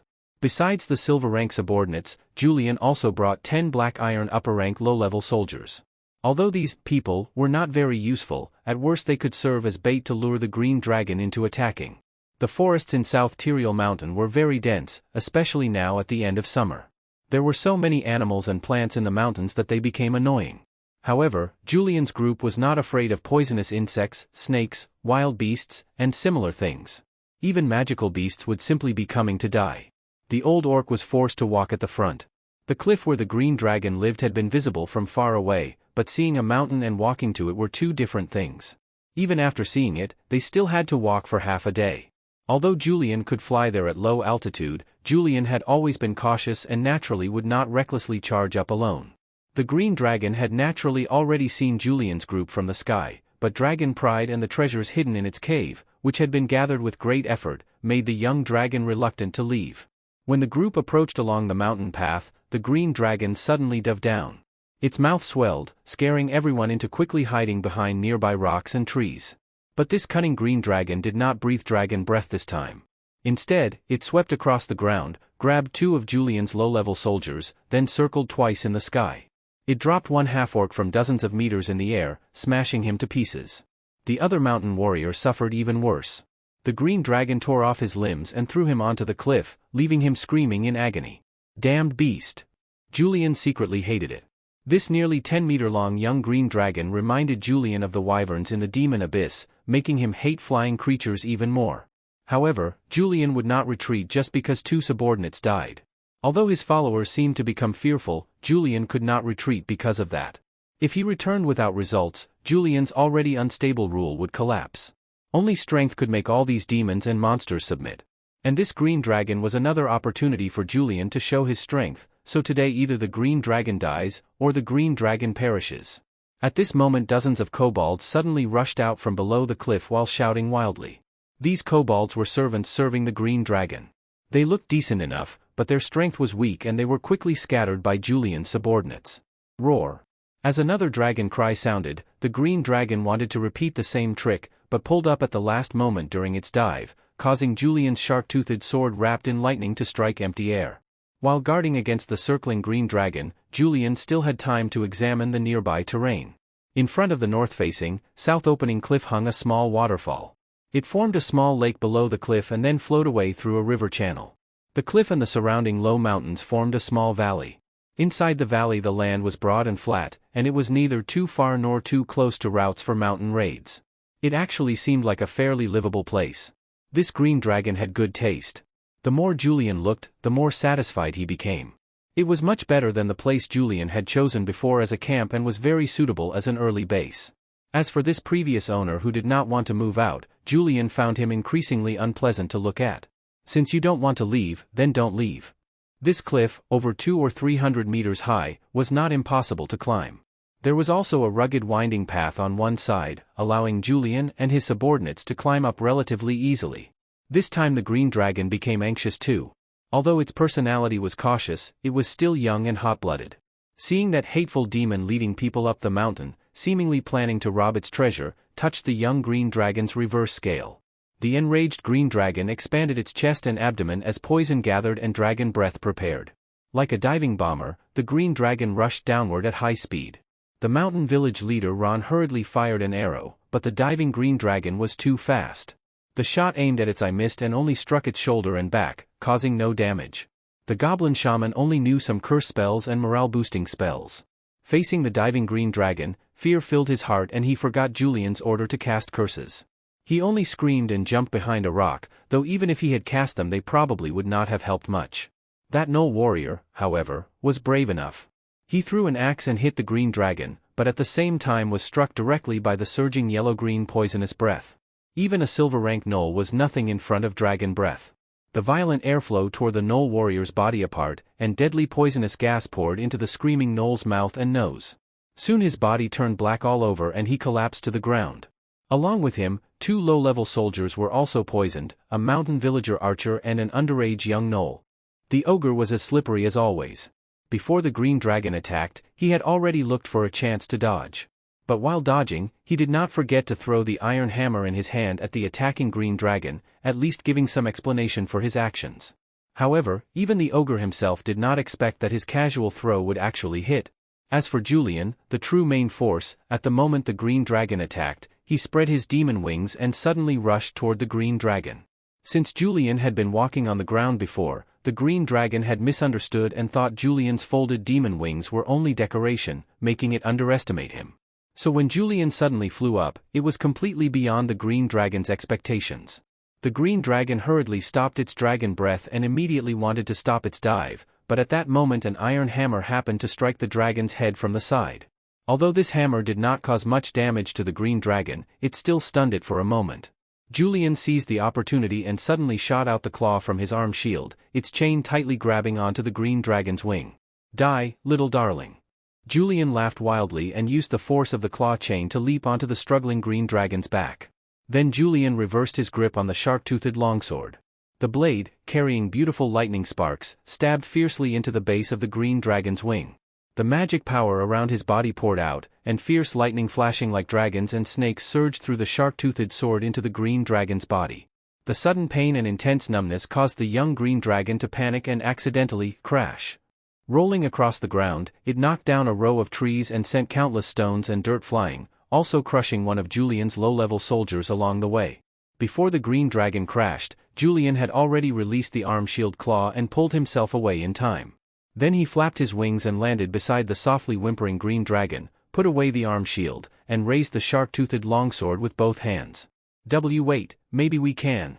The green dragon, slightly recovering, struggled to stand and wanted to say something, but Julian had no patience and directly stabbed the sharp-toothed sword below its neck. A miserable dragon cry rang out.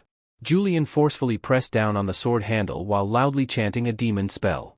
Dark red and blue demonic light intertwined and flashed wildly on the sharp-toothed sword. The green dragon's painful and terrified roars echoed through the valley. The fear of death made it struggle desperately to escape, but its body became weaker and weaker within the exploding lightning and fire magic light. Only after the dragon's soul had been completely drained by that magical light did the young green dragon collapse weakly. Its dragon eyes became dull and lifeless, without any remaining spirit. Only then did Julian pull out the sharp-toothed sword. Dragon blood sprayed out and covered Julian's entire body. The sharp-toothed sword in his hand seemed to have gained some spirituality, or perhaps demonic nature, that it did not have before. Bathed in the burning dragon blood, the sharp-toothed sword, whose grade had originally been stuck between rare and precious, also began advancing. Looking at the frightening murderous aura now surrounding the sharp-toothed sword, Julian nodded in satisfaction. Then he used the now sharper shark-toothed demon sword to forcefully cut open the green dragon's chest, revealing the huge dragon heart. Julian proudly laughed a few times like a villain, then opened his mouth wide and greedily swallowed the dragon heart whole. The golden eye on his forehead suddenly opened, rolling out a magical light that covered the green dragon's corpse. The remaining life force in the dragon's corpse was swallowed and dissolved by the magical light, then the magical light flowed into Julian's body. A few seconds later, the magical light dispersed, the golden eye on Julian's forehead closed, and his red-blue eyes opened. A fierce and terrifying pressure spread from Julian's body. Julian's remaining subordinates looked at him with fear and respect, including the ogre Burrow who previously had little respect. Julian now gave off a pressure mixed with both demon and dragon power, making creatures of lower life levels feel even more fear and obedience. Should this be called demon pressure or dragon pressure? It can't be called demon-dragon pressure, can it? Julian felt the surging strength in his body and his tougher skin. Even the quality of his armor had improved somewhat, and the shark-toothed sword had advanced into a precious-grade magic sword. No wonder people said dragons were treasures all over their bodies. This was only a young dragon that had not yet reached adulthood. If it were an adult dragon, an old dragon, or even. After imagining for a moment, Julian pulled back his thoughts. This green dragon had already had all of its essence consumed by Julian's spell. What remained was only a useless dried corpse. Its value was even lower than an ordinary cow corpse. The dry dragon skin tore apart with a light pull, and the dragon bones snapped with a slight bend. Julian shook his head regretfully, then cut off the shriveled dragon head with one swing of his sword. After that, he waved toward the wild goblin shaman. The frightened wild goblin shaman rolled and crawled before Julian, shouting, "Great master," while trying to kiss Julian's feet to prove his loyalty. Julian sneered and kicked the flattering wild goblin shaman to the ground. A demonic flame ignited in his hand and then landed on the goblin shaman's forehead. "Ah! Spare me, Lord, spare me. Bobo brother won't do it again. Bobo brother really won't do it again. Ah! Lord spare me." After rolling around and screaming for 15 minutes, the wild goblin Bobo brother finally stopped struggling in pain. Of course, he did not die. Julian was currently lacking manpower and would not casually kill subordinates. "Thank you, Lord, thank you great Lord." Bobo brother lay sweating heavily on the ground. A branded Chinese character meaning slave had appeared on his forehead. Of course, no one else knew the character and only thought it was some kind of special curse mark. "I'll spare you this time. If there is a next time, even dying will be difficult for you. Take 2 people and carry this dragon head back. Tell Adu, Trolladu, to lead the group over." Julian waved his hand and sent the recovered Bobo brother away with the dragon head. At this moment, the surviving Ogre Burrow and mountain village leader Ron stood nearby with lowered heads and obedient expressions. The harder the fist, the more loyal the subordinates. "Next, let's see just how much wealth this homesick little green dragon has. Don't disappoint me." Leaving behind the dried headless green dragon corpse, Julian led his remaining subordinates up along the rough path. When Julian and his subordinates reached the middle of the cliff, they found a rather spacious platform. It covered an area of around 20 to 30 meters, and deep inside the platform was a wide cave. There were many plants around the cave entrance, with many vines hanging down. Julian puffed out his chest and opened his mouth, breathing out a burst of fire. The scorching flames instantly ignited all the plants around the cave. The previously still plants immediately came alive, twisting their graceful bodies within the flames. But Julian's fire burned quickly, and before long the area around the cave became completely clean. Julian had the remaining 3 low-level soldiers force the old orc to walk ahead and scout the way. Yes, that lucky old orc had not died during the green dragon's attack but had cleverly hidden himself. After Julian killed the green dragon, he was in a very good mood and did not make things difficult for him. He simply had him continue leading the way. Julian, together with the Ogre Burrow, mountain village leader Ron, and the others, cautiously walked behind to provide support. The cave was around 5 or 6 meters high and 4 or 5 meters wide. Although the walls were not very smooth, it could still be seen that they had been artificially excavated. "Looks like an abandoned mine, but are mines this big? Could this be another dwarf construction?" The cave was extremely dark inside. It did not have much effect on Julian and the ogre, but it greatly affected the others. Julian simply lit a fireball and held it in his palm for light. To everyone's surprise, the green dragon had not set any magical traps inside the cave. Although the cave continued much deeper inside, the green dragon's sleeping chamber was not at the deepest part. Julian and the others quickly followed the claw marks left by the green dragon and found its sleeping chamber. They saw that all kinds of gold, silver, and treasures covered more than half the ground, piled as high as a small mountain. It had to be said that a huge pile of treasure large enough for a dragon to use as a bed was very shocking. At the very least, Julian and his unsophisticated subordinates were stunned. Something feels wrong. Julian stared directly at the treasure pile, but felt that something was not right. His eyes saw no problem, and the treasure seemed to give off irresistible temptation, but how could a young dragon that just started out have the ability to gather this much treasure? If it really had this much treasure, that little dragon would have filled the whole cave with traps. Besides, these treasures feel like a succubus showing off her charms. So this pile of treasure definitely has a problem. Julian quickly understood the issue, but he did not stop his subordinates whose eyes had become dazed. Perhaps because the ogre was not very interested in gold and silver, he recovered before Julian expected. Then what Julian did not expect was that the old orc also woke up quickly. Although the old orc still kept glancing at the treasure, his expression showed doubt, as if he had noticed something was wrong. What disappointed Julian was Ron, the mountain village leader. Usually he was such a calm middle-aged man, but now he had become more excited than someone seeing his wife secretly joining group activities behind his back.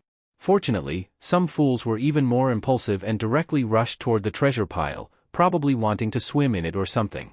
But as the three low-level soldiers excitedly rushed in, the treasures instantly shattered like bubbles. In their place was a pile of awakened poisonous vines. The three fools who rushed in failed to kiss Shishir, but instead got forcefully kissed by Dongshur. Not only kissed, but poisoned as well. Soon the three unlucky men turned black all over and collapsed weakly, stopping their screams and struggles before being dragged deeper inside by the poisonous vines. The middle-aged man and the old orc in front were covered in cold sweat and immediately woke up, quickly running back. They were glad that because they had been too fascinated and walked slowly, they had actually saved their own lives. Julian laughed shamelessly, then threw a fireball at the poisonous vines. At this point Julian's fireball was already larger than his own fist, so it could no longer be called a small fireball, and this was not even his full power. Boom! An explosion sounded, and fierce flames blew all the poisonous vines into the air. In the raging fire, the poisonous vines twisted as if they had consciousness, but unfortunately magical flames from a demon were not easy to extinguish. Julian then led the remaining people out of the sleeping chamber. The burning flames also released the poisonous smoke from the vines. Julian was not afraid of this level of poison gas, but not being afraid did not mean he liked it. The smoke here smelled worse than the poisonous miasma in his demon abyss homeland. It was weaker and more damp. Only after the poisonous vines had completely burned away did Julian return to the cave. The thick smoke made the others unable to endure it, so Julian told them to wait outside and also receive the main force heading there. Julian entered the sleeping chamber again. Through the smoke and the burned mess, Julian, as a demon, had much stronger resistance to this environment than the others. His red and blue demonic eyes quickly saw something strange deep inside the chamber, where there had originally been only a flat rock wall. After crackling flashes of lightning, a hollow appeared in the rock wall. Inside the hollow was a somewhat charred wooden chest. Julian did not know where the green dragon had gotten this chest, which was around 2 meters wide. After approaching, Julian observed it briefly and, after confirming there were no traps, pulled the chest out. It was not locked. Julian used his sword to pry it open and saw that it contained more than half a chest of gold coins, with many gemstones scattered on top. These gemstones were elemental gems formed from elemental power. They were not just beautiful, even after the elemental power inside them was exhausted, they could still be used as materials for magical research. There were also 4 scrolls and several potions stuffed inside the chest. Julian checked them. One scroll had the intermediate spell chain fireball engraved on it, one had the intermediate spell group stone skin, and the other 2 contained beginner spells, feather fall and arcane missile. Most of the potions were beginner-level potions for restoring energy and treating light injuries. Only one was special, an intermediate potion, a high-efficiency concealment potion. Julian had no idea where the green dragon had robbed all these things from. However, Julian was still quite disappointed. These items already had very good value and proved that this little green dragon had worked very hard, but Julian was still greedy for more, especially after comparing them with the illusion he had seen earlier. And losing its life for such a little treasure made the green dragon seem somewhat pitiful, or perhaps the green dragon never thought it would really lose its life. But thinking about dying for such a little treasure, this little green dragon was still not smart enough. Hopefully it would learn its lesson in its next life. Sigh, little dragon, Grandpa is very disappointed in you. Reaching into the chest and searching around, Julian pulled out several books from the bottom. They actually contained explanations of magical principles and some basic spells. This made Julian very happy. Although Julian gained his spells naturally through bloodline advancement, that did not mean he did not have a heart that loved learning. Only by evening did Julian's main force finally arrive. At this point the group had lost another tenth of its members. Overall, Julian's subordinates had already decreased by 20%. But Julian did not care much because most of those who died were wild goblins and little demons. They would be easy to replace later. On the other hand, losing the honest and brave Gnoll warrior was somewhat of a loss. If only it had been that wild goblin shaman instead. Julian felt a little regret for the Gnoll warrior. By the way, what was the name of that brave Gnoll warrior who died in battle? Julian frowned but could not remember. Afterward Julian announced to the group, which looked more like refugees, that according to the orders of a certain demon general, a base would be established here while waiting for the arrival of the demon army. Although this was somewhat different from what Julian had previously said about immediately attacking human towns, it did not matter. The smart ones under him would rationally stay silent. The not-so-smart ones simply had not remembered what Julian said before. As for the somewhat smart fools, their heads would be cut off and hung beside the dragon head on the cliff. The 500 to 600 goblins of various sizes were reorganized into several small tribes and settled on nearby hills. A bronze-rank bear goblin was randomly appointed as the chief of each small tribe, and all of them were placed under the command of the silver-rank goblin shaman Bobo brother. Although these goblins were not good at fighting, they were useful as an outer defensive line. If anything happened, these little green creatures would all become alert and use their own lives as an alarm. More than 100 orcs and half-orcs were organized into one tribe and stationed in the valley, while several dozen gnolls formed another tribe. The orc tribe was led by the old orc shaman Blair, while the gnoll tribe was led by the strongest bronze-rank gnoll. Any scattered orcs and gnolls recruited in the future would also be assigned to these two tribes. As for the other dozen or so scattered wandering wild monsters, because their numbers were too small, they were simply assigned to the Gnoll tribe. Well, they probably understood how to live together peacefully. As for the nearly 200 mountain people, they continued to be led by their original leader, the archer Ron. Julian planned to recruit more mountain people in the future. Compared to people living below the mountains, these mountain people who lived in harsher environments had rougher appearances and fiercer personalities. But compared to demons or goblins, they could still be considered peaceful. These mountain people with women and children were also less likely to cause trouble. Besides these merged wilderness tribes, there were also more than 200 demons subdued by Julian's strength. Julian naturally led these demons personally, because he neither trusted nor could hand them over to someone else. Although most of the demons were black iron rank cannon fodder demons, there were still dozens at bronze rank. Among them, claw demons who were good at surprise attacks and strong assaults, and fierce demons with thick skin and strong endurance, were the most numerous. Next came more than 10 mantis demons and shadow demons. One looked somewhat like a praying mantis, with 4 legs and 2 arms, and was very good at dealing damage. The other was completely black and faceless, an assassin-type demon able to hide in shadows and carry out surprise attacks. Both were common units in demon armies. There were also several candle demons and frost demons. As their names suggested, these two were spell-type demons skilled in fire and ice magic, though their spell power was not very strong. In the demon abyss, demons generally had some magical resistance, so spell-type demons did not do very well in the early stages. Close combat types or close combat plus magic evolution paths were more common. It was only after advancing into middle-rank demons that spell-type demons gradually had better prospects. Unfortunately, this demon force did not have the flying demons Julian wanted more, such as winged demons and bat demons. Otherwise, aerial reconnaissance could avoid many problems. The ogre Burrow and the troll Adu became Julian's 2 trusted generals. Although Burrow was experienced and very cunning, Julian happened to need his knowledge to fill gaps in his own understanding. There was not much to say about troll Adu. 3 meters tall, powerful and brave, with extremely strong recovery ability, he was a fighter who attacked whoever he was ordered to attack. He had little intelligence or scheming but was obedient enough. However, that did not mean Adu was loyal. He was the type who treated whoever fed him as his mother and whoever was strongest as his boss. Of course, Julian did not mind. If the other side really were a loyal dog, it would actually be harder to recruit him. During battle, he could just send him to the front with full force. If he died, then he died. After roughly arranging the troops, Julian began the troublesome yet fulfilling work of building the camp. But unfortunately, his demons and monsters were fine at killing and looting, but asking them to build things really gave people headaches. Compared with them, the mountain people were much more useful. Although in the eyes of human nobles these mountain people represented disobedience, laziness, and love of freedom, after comparing them with demons and wild monsters, Julian felt these mountain people were simply too obedient. You did not even need to whip them 3 times. Killing a few people was enough to scare most of them. If told to catch chickens, they would not bring back dogs.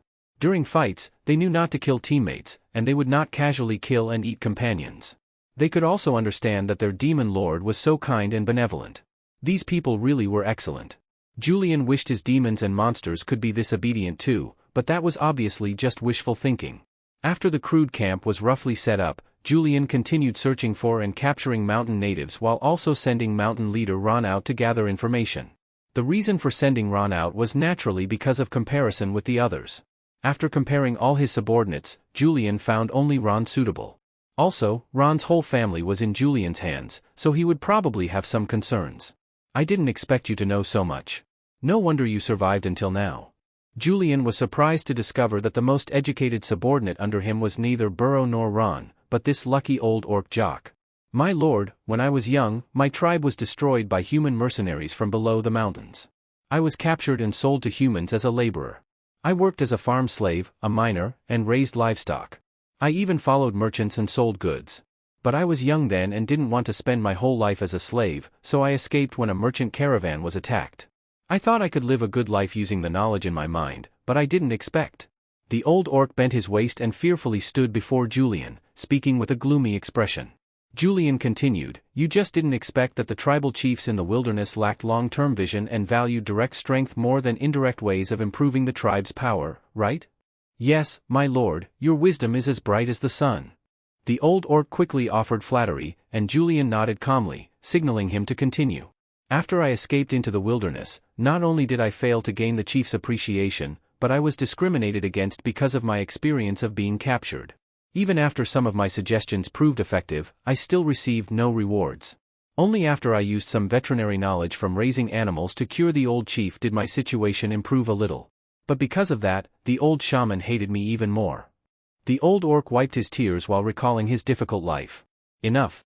Since your suffering made my afternoon tea more enjoyable, the merciful me has decided to make you my, acting administrative officer. But don't disappoint me, otherwise. My lord, please rest assured. Old Jock definitely will not disappoint you. If old Jock does something wrong, my lord may punish me as you wish." Hearing this, the old orc became overjoyed and immediately knelt down again, bowing to the ground with his rear raised. "The way you say it, does that mean I can only punish you after you make mistakes?" Julian smiled gently. Then a somewhat transparent demonic flame shot from his fingertip, spun once, and branded itself onto the forehead of the old orc, who still had not understood what was happening. The equipment levels have been changed a bit. Poor grade was removed and turned into an unofficial level. Normal equipment is divided into normal, fine, excellent. Magic equipment is rare, precious, outstanding.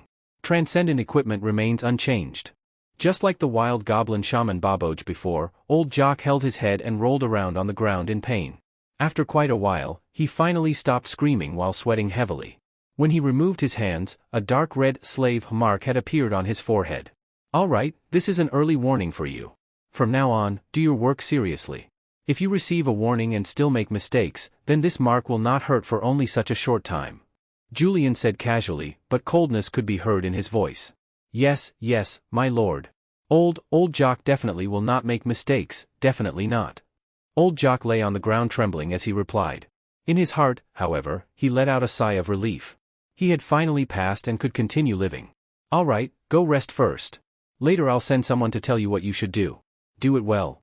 I have always been very generous and kind." Julian lazily waved his hand and let the old beastman Jock leave by himself. After the old beastman left, Julian raised his head and looked around the empty cave.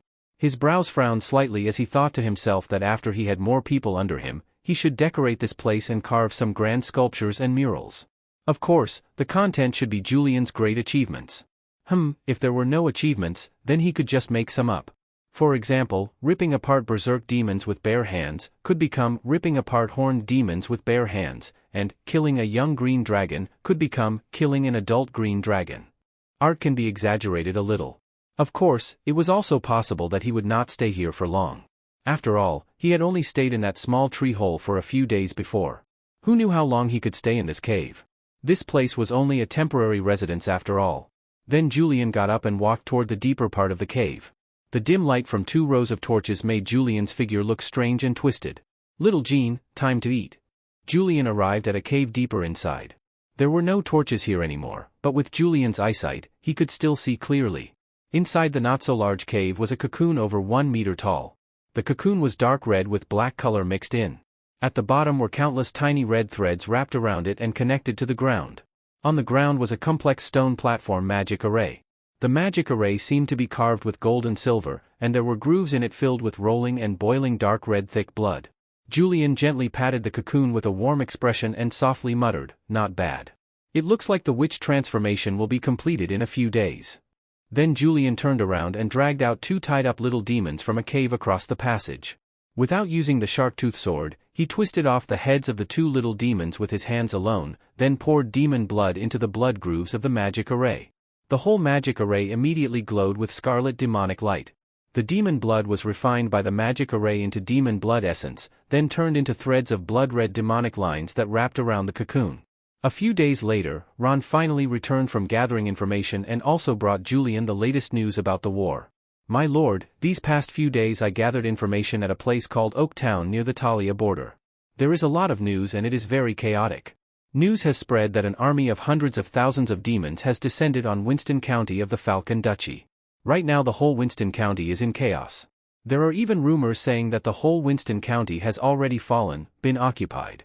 That is probably false, but Winston County being occupied should only be a matter of time. In addition, the demon array outside the former cast town seems to have already been completed. It is said that even from more than 10 miles away, people can see the huge demon gate. The whole demon cloud has already spread dozens of kilometers away." "Oh? Then what actions has the kingdom of Talia taken?" Maintaining his human form, Julian sat on a simple stone chair. His lazy body leaned slightly to one side. His left hand supported his chin, with his elbow resting on the armrest of the chair, while his right hand held a glass of red wine. His eyes were half closed as he listened carelessly to Ron, who was kneeling on one knee not far away and nervously reporting the information gathered from Oaktown. Elegant. Below Julian's stone chair was a stone platform more than 2 meters high. The platform had 9 stone steps, allowing Julian to look down from above. On both sides below the platform were burning bonfires, and together with the torches on the walls, the entire cave was given a very villain-like atmosphere. Ahem, Julian had carved all these himself. Although Julian looked imposing now, in order to create this effect, he had gritted his teeth and used the shark-tooth sword to cut through a lot of stone, leaving himself covered in dirt and dust before finally making it. There was no choice, because he lacked talented people under him and did not even have a stonemason. Originally he wanted to carve some skulls onto his stone chair to strengthen the effect, but unfortunately his skills were not good enough. The skulls he carved looked far too childish, so he had no choice but to give up. But it did not matter. If carving skill was lacking, lighting could make up for it. The inside of the cave was already uneven, with strange rocks and a rough ceiling. Under the dim firelight, the whole cave looked especially strange and mysterious, barely achieving the effect Julian wanted. As a mountain people leader who was both a bandit and a civilian, although Ron had silver rank strength, his experience and knowledge were not especially high. What he knew and had seen was quite limited, and he even knew less than the ogre burrow. Now facing Julian, whose strength far exceeded ordinary silver rank fighters, Ron naturally could not help feeling nervous and afraid. Combined with the scene Julian had deliberately arranged, if Ron had not been a leader before, he would probably have been so scared that he could not even speak clearly. Although Ron was pressured by Julian's presence and appeared somewhat timid, at least he was not frightened to the point of being unable to speak. After organizing his thoughts a little, Ron lowered his head slightly and continued. "My lord, this subordinate bought some important information from Oaktown's security officer. The eastern war zone of the Kingdom of Talia has already started gathering troops.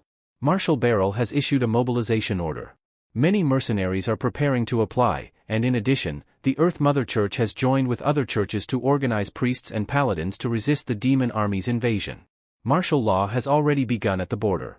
After hearing Ron's report, Julian closed his eyes and thought deeply. It was not easy to interfere in this kind of large-scale war casually. After all, he was too small in scale.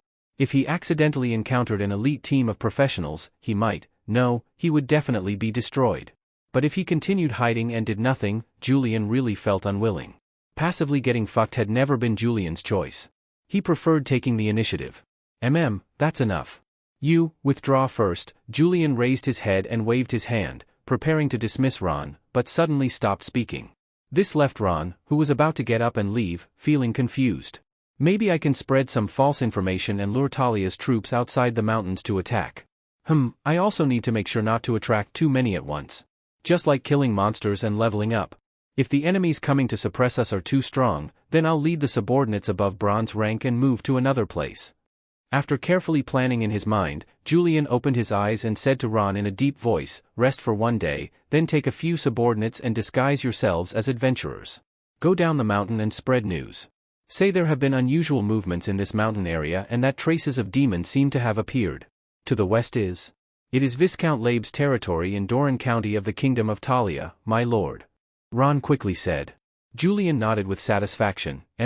Go to Labe territory and the surrounding areas and spread news about small groups of demons appearing.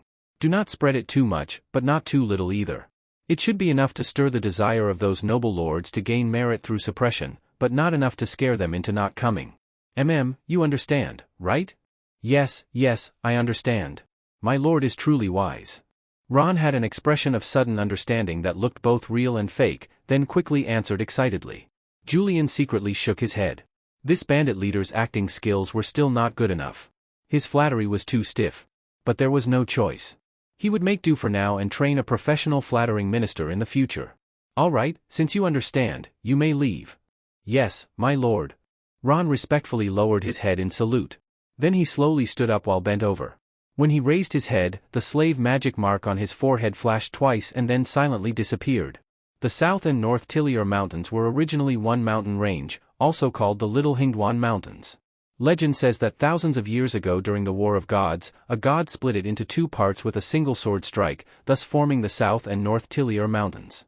To the west of the South Tiliar Mountains was the Kingdom of Talia, while to the east were the Veral Commercial Alliance and the Veral Sea. Most of the mountain range was over 400 kilometers wide, with the widest part reaching 700 kilometers.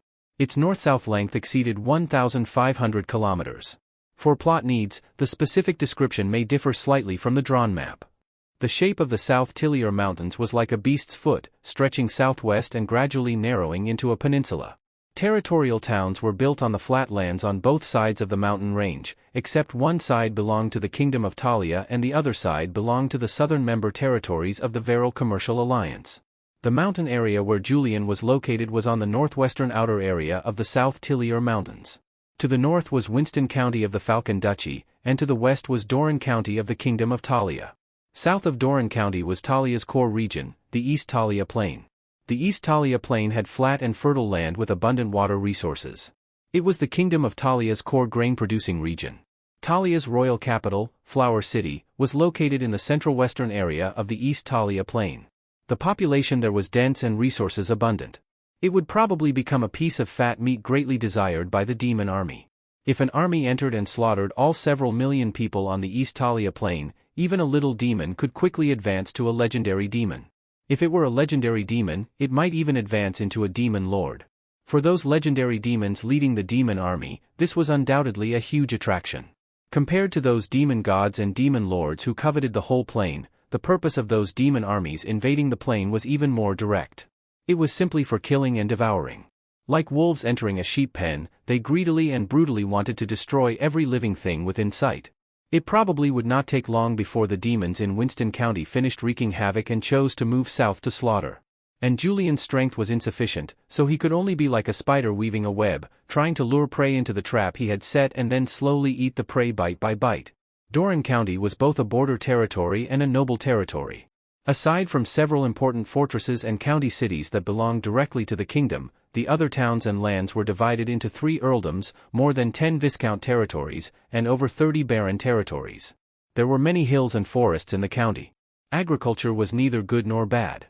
Commerce was not especially good because river transport west of Doran County was cheaper. Fortunately, the average amount of land per person was relatively high, and life was still manageable. But compared to Winston County in the north, it was much worse. Many young people went to Winston County to seek opportunities. After all, the geography and customs of the two counties were similar, so there was not much separation between them. Because the Kingdom of Talia had actively gone to war with the Falcon Duchy several times, causing both counties to suffer greatly from war, there was even a sense of shared hardship. Complaining about the Talia royal family in taverns often gained agreement, because military discipline in those times was not very good. The Kingdom of Talia's army coming from inland had also caused trouble and looted the people of Doran County many times. The nobles in Doran County were also not particularly loyal to the Talia royal family. At gatherings of these local kings, jokes mocking the royal family were always present, and Doran County's council often resisted royal orders. This peaceful and fulfilling life was broken only after hearing about the sudden arrival of the demon army. Unbelievable bad news kept arriving. Nobles, refugees, rioters, bandits, and even scattered demons continuously poured into Doran County. Although every year, every month, and even every day there were those idle fortune tellers shouting that darkness was approaching, demons might invade someday, and the end of the world would come tomorrow. After hearing it too many times over a long period, no one took it seriously anymore. Until a few days ago, major churches and the Mage Association suddenly issued warnings that darkness was coming and the demon army was about to arrive. Only then did various countries become slightly alert. But this alertness still did not reach local nobles, much less ordinary people. For those nobles, compared to being alert toward a demon army coming from beyond, those greedy, shameless, smiling neighbors next door seemed more like demons. But now, with messages coming from all directions, everyone in Doran County had no choice but to believe it. The problem that followed was that there was too much information and it was too chaotic, making it difficult to tell truth from lies. Some people said only small demon groups had appeared in Winston County. Others said that hundreds of millions of demons covering the sky had descended. Some said Winston City had already been breached and all 100,000 people in the city had been slaughtered. Some even said that there were no living people left in all of Winston County. Others said, in short, every day large numbers of people with their families were migrating to Doran County. The roads were in chaos, and many robberies by bandits had occurred. Although Marshal Beryl had already arrived, the Kingdom Army's main forces had not yet arrived. As for the nobles, each cared only about themselves. Some vicious nobles even hid their identities and joined the looting. Along the roads from north to south, refugees who died for various reasons could often be seen. But there were exceptions. After the news spread, teams from the west and south also arrived. Many of these people moving against the flow naturally had their own goals. Some came for faith, some for justice, some for experience, but more came for wealth and status. Most were nearby adventurers, mercenary groups, priests, paladins, free knights, and so on. Even the terrifying demon army from the rumors could not stop these people traveling against the flow. The previous chapter's report from Ron has been modified, and some additional information about the country's administration in this book has been added. Noble titles are divided into Duke, Marquis, Earl, Viscount, and Baron. In theory, they are all vassals of the king and are at the same feudal level, with no difference in personal status. However, there are large differences in strength. For example, a duchy is equivalent to a county, an earldom is equivalent to a city, and a barony is equivalent to a town, while marquis and viscount territories are in between. Differences in strength make small nobles choose to gather under powerful nobles for protection and resistance, but this relationship is a faction relationship rather than a ruler-subject relationship. Sharna left her hometown to go adventuring after advancing to bronze rank. She was not from Talia, and she was not even human. She was a half-elf, a beautiful half-elf with rare purple short hair. Sharna was not the kind of mixed-blood half-elf born from a human and an elf parent, but a half-elf from a half-elf tribe. It is said that most of these half-elves' ancestors were descendants of silver elf nobles who once lived decadent lives, while a small number appeared for other reasons. At that time, elves were still the rulers of the continent, occupying the entire continent and standing at the center of the world, especially after successively defeating the powerful giants and dragons. The elf empire no longer had any opponents in the world, while the human tribes and tribes of other races scattered across the continent were merely vassals and servants of the elves, existing like ants. As the second largest noble bloodline in the elf empire, silver elves were famous for luxury and lust, and humans, whose appearance and body shape were very similar to elves, became the elves' favorite servants. So between male masters and female servants, female masters and male servants, things happened back and forth. As for exactly how things happened back and forth, details can be found in certain study materials. As a result, many half-elves were born, and after their numbers gradually increased, they became a problem in elf society. Later, relying on advantages such as appearance and lifespan, These half-elves gradually replaced part of humanity's position and became close servants of elf nobles, while humans were downgraded to secondary servants. After the glorious elf nobles who had prospered for tens of thousands of years finally became immersed in corruption and decadence and could not pull themselves out, they constantly fell into internal conflicts because of faith, power, wealth, and other reasons. In the end, because of the split of the heavenly elf pantheon, they fought each other, and the elf empire began to collapse. Legend says that the split of the elf pantheon not only caused the collapse of the elf empire in this plane, but also caused the decline and fall of elf powers in many material planes, leading many elf kingdoms in various planes from prosperity to decline. After the complete split and collapse of the elf empire in this world, racial powers in various places rose in rebellion one after another. After the elves either left the continent or chose to live in seclusion, a new round of struggle for continental supremacy began. The Silver Elves transformed into Dark Elves because of faith-related issues, while the noble faction led by Gold Elves became High Elves. The two main bloodlines moved overseas and continued fighting each other there. In addition, there were also some branch elves who wanted to revive the Elf Empire, but most ended in failure. Some failed completely and disappeared entirely, while others failed but not completely. For example, the Northern Snow Elves and Southern Wood Elves established nations under the leadership of their respective leaders, but they only occupied a corner and could no longer influence continental supremacy. The old glory faded away, and the newly rising powers and races wanted to write their own glory, and thus came the era of great struggle. Gods from other worlds, local transcendent beings, new empires rising upon old empires, the Goblin Empire, Dwarf Empire, Orc Empire, Human Empire, mixed with dragons wishing to return to the continent, evil gods seeking opportunities to interfere with this world, and some demons who just happened to pass by, along with various small tribes struggling to survive, all took turns appearing on stage. After thousands of years of endless struggles, each writing its own glory, the Human Empire ultimately laughed last. But at the height of its glory, the powerful Human Empire suddenly broke apart for unknown reasons. Although the complete Human Empire was dismantled, humanity's dominance remained, and over the following thousands of years, one powerful empire and kingdom after another appeared. The gods worshipped by humans also followed humanity's footsteps and spread divine light over most of the world. Although it is unknown whether the collapse of the first human empire involved the schemes of gods, there is no doubt that humanity's dominance over this plane was largely due to the support of gods. As for gains and losses, who could truly explain it clearly? During the Great Chaos, half-elves naturally became disliked by both sides, being humans in the eyes of elves and elves in the eyes of humans. The elf nobles moved overseas to recover, but tickets were limited, and even ordinary elves could not all be taken away. Naturally, they would not take all these half-elves of impure blood with them. Aside from a small number of well-connected or favored half-elves who boarded the ships, most half-elves were abandoned. As for the newly rising tribes in various places, when they looked at these former running dogs, they naturally showed no mercy. Those with better luck had their property taken by newly rising human nobles, who might keep a few beautiful girls and provide some protection. If they actively integrated into human society, after several generations their elf characteristics would disappear. Those with bad luck had it much worse.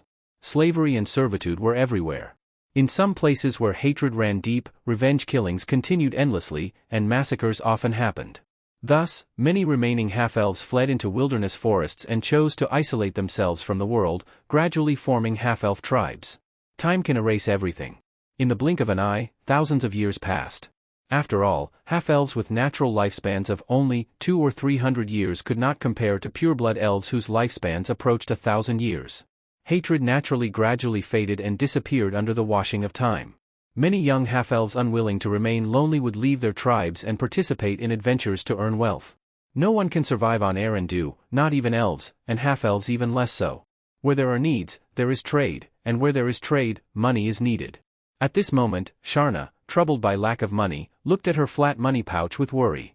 She swallowed her saliva while glancing at the fragrant roasted lamb chops on the neighboring table, then unwillingly looked away and softly muttered, "I am a descendant of elves. Elves do not like eating meat, and I do not like eating meat either." Are your half-long ears fake? Who said elves do not like eating meat? Those are all jokes made up by bards, and you, a so-called elf descendant, actually believed it. A refined-looking young man sitting opposite Sharna closed the spellbook in his hand, with a slight mocking expression on his face. Although the young man had some interest in the pretty Sharna, because he had never had experience interacting with girls, he strangely followed the advice of a certain friend who was also single. If you want to chase girls, do not become a simp. That style is no longer popular. What is popular now is a dark, sharp-tongued, cold guy. You need to do the opposite, attract her attention through mockery and sharp words, then during your travels find opportunities to help and save her several times. That way you can achieve twice the result with half the effort. The young mage Bert recalled his friend's serious teaching in his mind. Although that friend also had no practical experience, his theoretical knowledge seemed very solid. So the mage youth Bert, who had just left the academy, suppressed his inner desire to flatter her and immediately started mocking her. Yes, the young man was very good at mocking people. Back at the academy, he often mocked classmates. Although this caused him a lot of trouble, because his own strength was good, he did not think there was anything wrong with it. The increase in bookmarks is so slow, and there are barely any recommendation tickets. Guys, help me. Additional setting, advancing in rank also increases lifespan, but before becoming a god, lifespan increases according to the race's own lifespan. For example, for humans, ordinary black iron rank people have a natural lifespan of 70 to 80 years, bronze rank is 100 years, silver rank is 120 years, gold rank is 150 years, and legendary rank is between 200 and 300 years. Special lifespan increases are counted separately. As for pureblood elves, their natural lifespan is 800 to 1000 years, legendary rank is 2000 to 3000 years, and giants and dragons have lifespans similar to pureblood elves. Other creatures vary according to their race. Of course, the protagonist does not matter. Sure enough, after hearing that, the half-elf girl's face darkened. She tightly gripped the money pouch in her hand, forcefully suppressing the urge to pull out her curved blade and chop to death the gloomy, sharp-tongued freckled boy opposite her. After taking several deep breaths, the half-elf girl put away her money pouch and turned her head away, deciding to ignore him. Ah, it worked. She must really hate me now, right? No problem. The more she hates me now, the stronger her feelings will reverse after I stylishly save the beauty in distress. The young mage lowered his eyes, hiding the excitement in his heart. The other two people at the table looked at each other. The beautiful girl Sylvia, with a sword and shield beside her feet, frowned in annoyance. After glancing at the young mage, she quickly lowered her voice and comforted the half-elf girl beside her. The other honest-looking boy sitting beside the young mage opened his mouth, wanting to persuade the mage boy to say something, but saw that the mage boy had already opened his book again and lowered his head to read. Are people who like reading all idiots? Ryan scratched his head, his honest face full of confusion. Although his emotional intelligence was not high either, this in front of him. Come. The new mission list is out. Everyone hurry and look. If there's a suitable one, let's take it quickly before someone else gets it first. A short and thin boy walked over quickly holding several sheets of cheap paper. His steps were light, and even the passing waitress did not notice that a piece of roast meat from the plate she was carrying had gone missing. The noisy tavern was the adventurer's home in Big Tree Town. The Adventurer Guild and the Mercenary Guild were not the same organization, and the difference between them was quite large.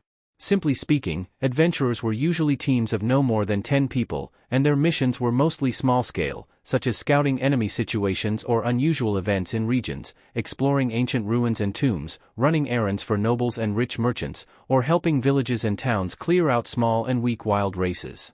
As for mercenaries, they operated on a large scale. Their teams usually had at least dozens of people. Veteran mercenary groups had hundreds of members, and there were even large mercenary groups with thousands of members. However, such large mercenary groups also faced many restrictions. After all, many barren territories could not even gather that many able-bodied people from the entire territory. The missions accepted by mercenary groups were mostly related to battle and war, with high rewards and high casualties. The minimum was usually escorting caravans. But because mercenaries often moved in large groups and their members varied greatly in quality, and because they often risked their lives, their tempers were usually violent. Therefore, they often got into disputes with locals and even fought. So ordinary people generally had a good attitude toward adventurers but were very hostile toward mercenaries. Even many nobles thought the same way, comparing adventurers to hunting dogs and mercenaries to hyenas or wolves. For nobles, being compared to hunting dogs was already considered praise. This one. Lord Labe's pet cat is missing again. I'm familiar with this one. Let's go find the cat. Lord Labe has always been generous. Finding the cat gives 10 silver talers. The short and thin boy, Lord, pointed at a mission on the task sheet and said excitedly. This mission was practically a repeating mission, appearing every so often. And that cat was not difficult to find. It was practically a mission specially prepared for beginners. It was much easier than driving away wild goblins. Many people even suspected that this mission and several similar ones were beginner missions specially set up by the guild. And that Lord Labe was not Viscount Labe, but the mayor of Big Tree Town, the clan uncle of the current Viscount Labe. He possessed great knight-level strength, so he was also called Lord Labe. Taler was one of the 3 currencies issued by the Kingdom of Talia: gold taler, silver taler, and copper taler. Since the Talia royal family controlled several rich precious metal mines, the taler used high-quality materials and had always maintained strong market recognition, circulating well even in nearby countries. We are here to adventure, to travel and gain experience and improve ourselves, not to become servants for trivial little things. What I hold in my hand is a staff, not a crutch. The young mage raised his head and said with a disgusted expression. Anger appeared on Lord's face, but after his lips moved, he did not speak. After all, as a thief, his social status was really lower than that of a mage. That isn't a staff of yours. That's more like a dragon-slaying staff. Unexpectedly, at this moment the half-elf girl opposite him suddenly spoke with a sneer. After hearing this, the mage boy was not angry but happy inside. He searched his mind for some friendly words, preparing to perform well and defeat the half-elf girl with words. Everything was to leave a deep impression on her. Whether good or bad was not important for now. However, the mage boy still failed to start arguing with the half-elf girl because the human girl Sylvia suddenly said, "Look at this. How about this mission? C+ rank mission, investigation of the Eastern Mountain area.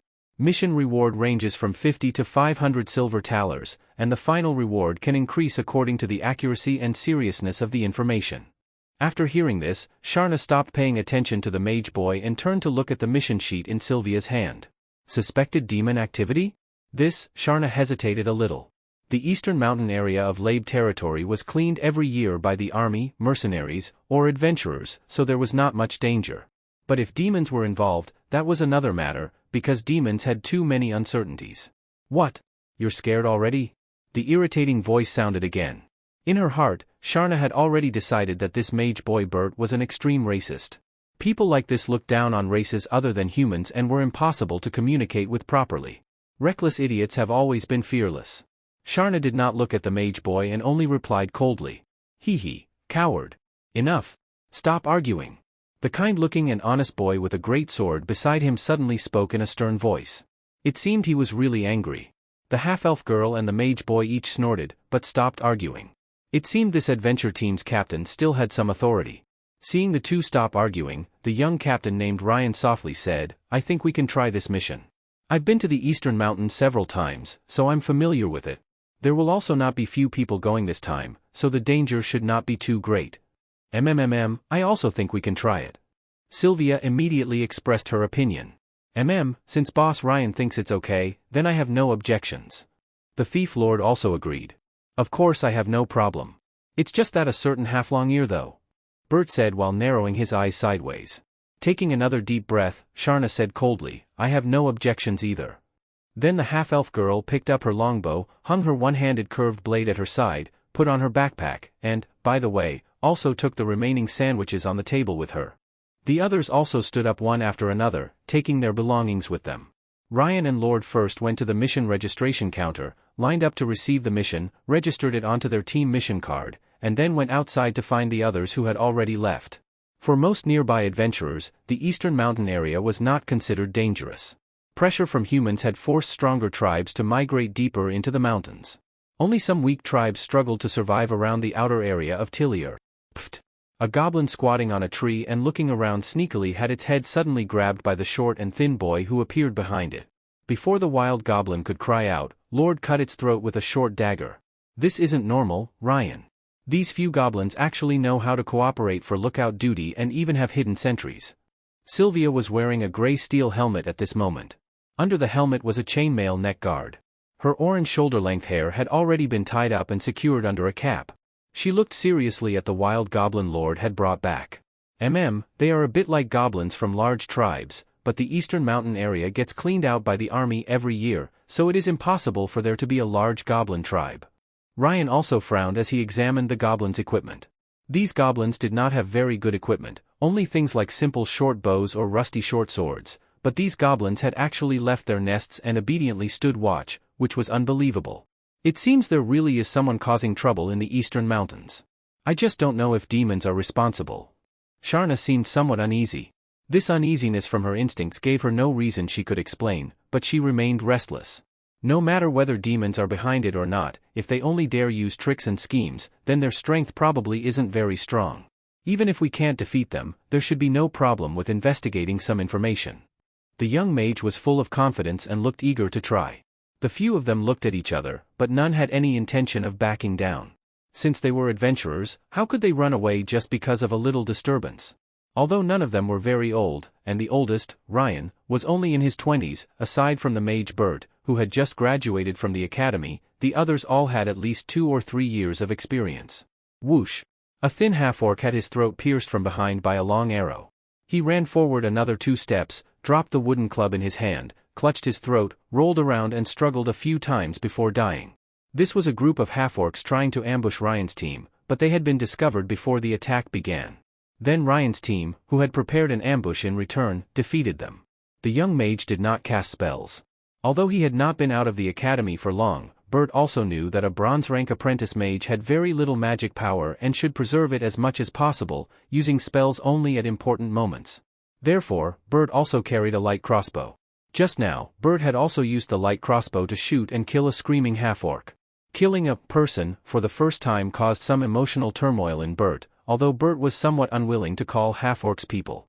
Humph, Sharna snorted, put away her bow, and gave Bert, whose expression looked ugly, a contemptuous look. Ryan used the half-orc's torn cloth to wipe blood from his great sword, while the usually gentle and kind Sylvia held her broad one-handed sword in one hand and stood at Ryan's flank holding a shield vigilantly. She gave off somewhat of a good wife and loving mother feeling, of course, as long as one ignored the blood on Sylvia's sword. Ryan, come quickly, something's here. Lord's voice came from the distance. Ryan and the others looked at each other, then quickly moved forward in battle formation. Soon, they saw Lord standing in front of a large tree, but what first entered their sight were several corpses hanging from the tree. Judging by their clothes, they were also adventurers, though not adventurers Ryan's group knew. Lord turned around and revealed the tree that had been hidden behind him. The bark had been stripped away, and 2 lines of different text had been carved onto it. Judging from the handwriting, it looked as if it had been written with blood. Beyond this point, trespassers die. Do not say I didn't warn you beforehand. The first sentence in common language is easy to understand, but what does the second one mean? Is it ancient writing? Or demon language? Elf language? Dragon language? Bert, what do you think? Ryan looked troubled at the writing on the tree and then turned toward Bert, who had the highest education level in the team. Bert froze after hearing that, then glanced at the expressionless Sharna. Bert gritted his teeth and swallowed the words, I don't know. Well, dragon language definitely doesn't look like this. Maybe like demon. Bert made things up hesitantly, but seeing the mocking expression gradually appear on the half-elf girl's face, he quickly changed his words and continued, somewhat similar, but definitely not demon language. Then what could it be? Looking at the neat and orderly arrangement, it shouldn't be random drawings, right? While keeping watch around them, Sylvia could not help asking. It also can't be celestial language. Modern human language comes from simplified elf language, and elf language came from celestial language. For a completely different script like this, there is one possibility. Bert's mind worked rapidly as he decided to start making things up. There was no choice. He did not know the language comprehension spell, so he could only make things up. But it was fine because the others knew even less. Oh? The others had not expected Bert to actually know something. That possibility is writing inherited from ancient civilizations. I heard from a friend who studies archaeology that while examining ruins left by ancient civilizations, they even discovered eras older than the Elf Age. Those ruins even contained many writing systems completely different from modern languages. Unfortunately, such ruins are extremely rare, so most people have never heard of them. Only mages like us who devote ourselves to broad knowledge would know about them. The more Bert spoke, the more brilliant he felt his made-up story was. The others were completely stunned. Then Bert, you mean? That's right. The unusual activity in the eastern mountains is very likely because of a survivor of an ancient civilization, or someone revived, or awakened from sleep. Bert's eyes lit up as he continued, and this ancient civilization survivor likely woke up because of the recent demon invasion. What does this mean? It means there is an ancient civilization ruin hidden in the Tillier Mountains. Bert combined plots from mystery and fantasy novels he had read before and came to his own conclusion. Ah? Really? And no way?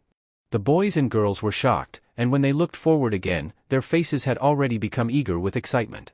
Compared to demons, this unknown, ancient civilization ruin would not only hide unknown dangers, but usually also contain many very valuable things. After being misled by Bert like this, greed could not help rising in their hearts. I think Bert makes sense. Even if there are no other gains, if we remove this tree bark with writing carved on it and bring it back, we should at least be able to complete the mission. Lord had originally been standing closest to the tree, but after Bert's analysis, his eyes flickered as he looked at the words on the tree trunk. Just these words probably won't be enough. If it's only writing on a tree board, the guild people definitely won't believe it. They might even suspect us of faking things. At this moment, Bert seemed to have begun believing his own fabricated story, and his thoughts were already extending along the path of his own guesses. As he looked ahead, his eyes had already filled with expectation. Thoughts spun in his mind about using his intelligence to find that possible survivor of an ancient civilization, then gaining everyone's admiration. After returning to the academy, he would receive honor and recognition, and by then Sharna would definitely look at him differently too. After a short discussion, the group finally decided to continue moving forward. After all, what was adventure for? Although a few individuals might hold dreams of traveling the world or some other strange ideas, the vast majority of adventurers pursued profit, and striving to improve their strength was also for obtaining greater benefits. Then these corpses? Sylvia looked hesitantly at the corpses hanging on the tree in the distance, somewhat wary of possible traps. Watch me. Everyone step back first. After retreating some distance, the half-elf girl confidently drew out an arrow and skillfully placed it on the bow. Her arm suddenly exerted force, and the thick close-fitting sleeve tightened around her swollen biceps. With a shout from the elf girl, she pulled the bow to its full draw. The distance was too close. She did not aim carefully and almost relied purely on instinct to lock onto the rope holding one of the corpses. Whoosh! The arrow passed and the rope broke. Boom! A violent explosion suddenly sounded. Orange-red flames burst outward in all directions, sending sand and stones flying and trees snapping apart. The shockwave nearly knocked the retreating group to the ground. Fortunately, they had some preparation and were also standing far away, so they only looked a bit miserable and were not injured. There really was a trap, but that also proves that this so-called survivor's strength can't be very strong. Otherwise there would be no need for these schemes and traps. After standing up, Bert patted dirt and leaves off his body and encouraged the others at the same time, afraid they might think of retreating because of this. But Bert somewhat underestimated Ryan and the others. Since they had already decided to continue forward, they would not retreat because of this little danger. Adventure itself came with danger. Yeah! Sylvia raised her round shield and slammed into an orc. The broad-bladed sword hid behind the shield like a venomous snake, ready to reveal its fangs at any moment. Ryan, following closely behind Sylvia on her right side, had just split open the head of a hobgoblin with his great sword. Then he let out a roar and swung the great sword around toward that orc. At the same time, not far behind, Sharna held 3 arrows in her right hand and fired them all almost instantly. The 3 arrows were like shooting stars chasing the moon, successively killing 2 young orcs behind the orc who were rushing to help while holding crude weapons. As for Bert, he only cast a slow spell on the orc at the front line and then picked up his crossbow and continued slacking off. However, Bert's slow spell made the orc move as if frames were missing, greatly reducing its combat strength. Soon this bronze rank orc was killed through the cooperation of Ryan and Sylvia. Although these young people were not old, their talents were actually quite good. At such a young age they all possessed bronze rank strength and had already become somewhat famous rising talents in the nearby area. Huff! Sylvia used a thin cloth tucked at her waist to wipe the sweat from her face, then seemingly casually handed it to Ryan. As their hands touched, although both wore leather gloves, their heartbeats seemed to stop for a moment. Ryan turned his face aside and accepted the cloth Sylvia handed him. He gripped the cloth tightly but did not use it to wipe sweat. His honest face became even redder, whether because of the intense battle or because of that brief contact just now. Sylvia recovered from her shyness earlier and was about to say something else when she suddenly heard Sharna's urgent shout beside her. "Sylvia, be careful!" What? Just after Sylvia heard Sharna's urgent cry, she suddenly felt a violent gust of wind, and then a heavy object flying at high speed slammed hard into her and knocked her down. "Sylvia! Lord!" Ryan came back to his senses with his eyes nearly splitting from anger. The heavy object that flew over turned out to be the Rogue Lord. Looking ahead, he saw an ogre carrying an arm in its mouth suddenly appear with several orcs and goblins. It's an ogre. Mage, how are you keeping watch?" Sharna raised her longbow again in both shock and anger and shot another triple shot. Although it was a rushed attack, Sharna's arrows were still accurate and powerful. Unfortunately, the ogre wearing thick chainmail raised its wrist with an arm guard in front of itself and blocked the arrow aimed at its eye. As for the 2 arrows at its chest, it did not care at all. As expected, among Sharna's 3 arrows, 1 hit the ogre's arm guard and 2 hit its chest, but none caused any injury. The ogre burro was wearing heavy chainmail modified from several pieces of captured human chainmail. Standing over 2 meters tall, he looked like an iron tower. Other than his face, there were almost no weak spots that could be shot. Even arrows fired by Sharna at full draw could only barely penetrate the ogre's chainmail, but the ogre's own skin itself was already equivalent to a thick leather armor. Not to mention the solid layer of fat beneath the skin. Combined together, its defense was no weaker than the heavy chainmail outside. Damn it! Bert had been careless. He thought Lord Scouting was enough, so he lowered his guard. After the warning eye spell he had cast earlier expired, he forgot to cast it again. Seeing the urgent situation, Bert quickly threw away the crossbow, raised his staff, and rapidly chanted a spell. Ryan had no time to see how badly Sylvia and Lord were hurt. He angrily raised his greatsword and slashed at the charging enemies. At this moment, even if it cost his life, he had to buy time for Bert to prepare his spell. Even though the opponent is a silver rank ogre, it still won't be able to block the power of magic. Covered in sweat, Bert gathered the strongest spell he could use. Ryan's greatsword skillfully pressed down the axe of the orc opposite him, then turned and smashed the blade toward the opponent's head while his body slammed into another old orc. The armor on his body blocked the old orc's poor quality chopping blade. Before the old orc that had been knocked down could raise its fist and hit Ryan, Ryan pulled out a long dagger with his left hand and stabbed through its abdomen. After it fell to the ground whimpering, Ryan pulled back his greatsword and pierced its throat, killing it.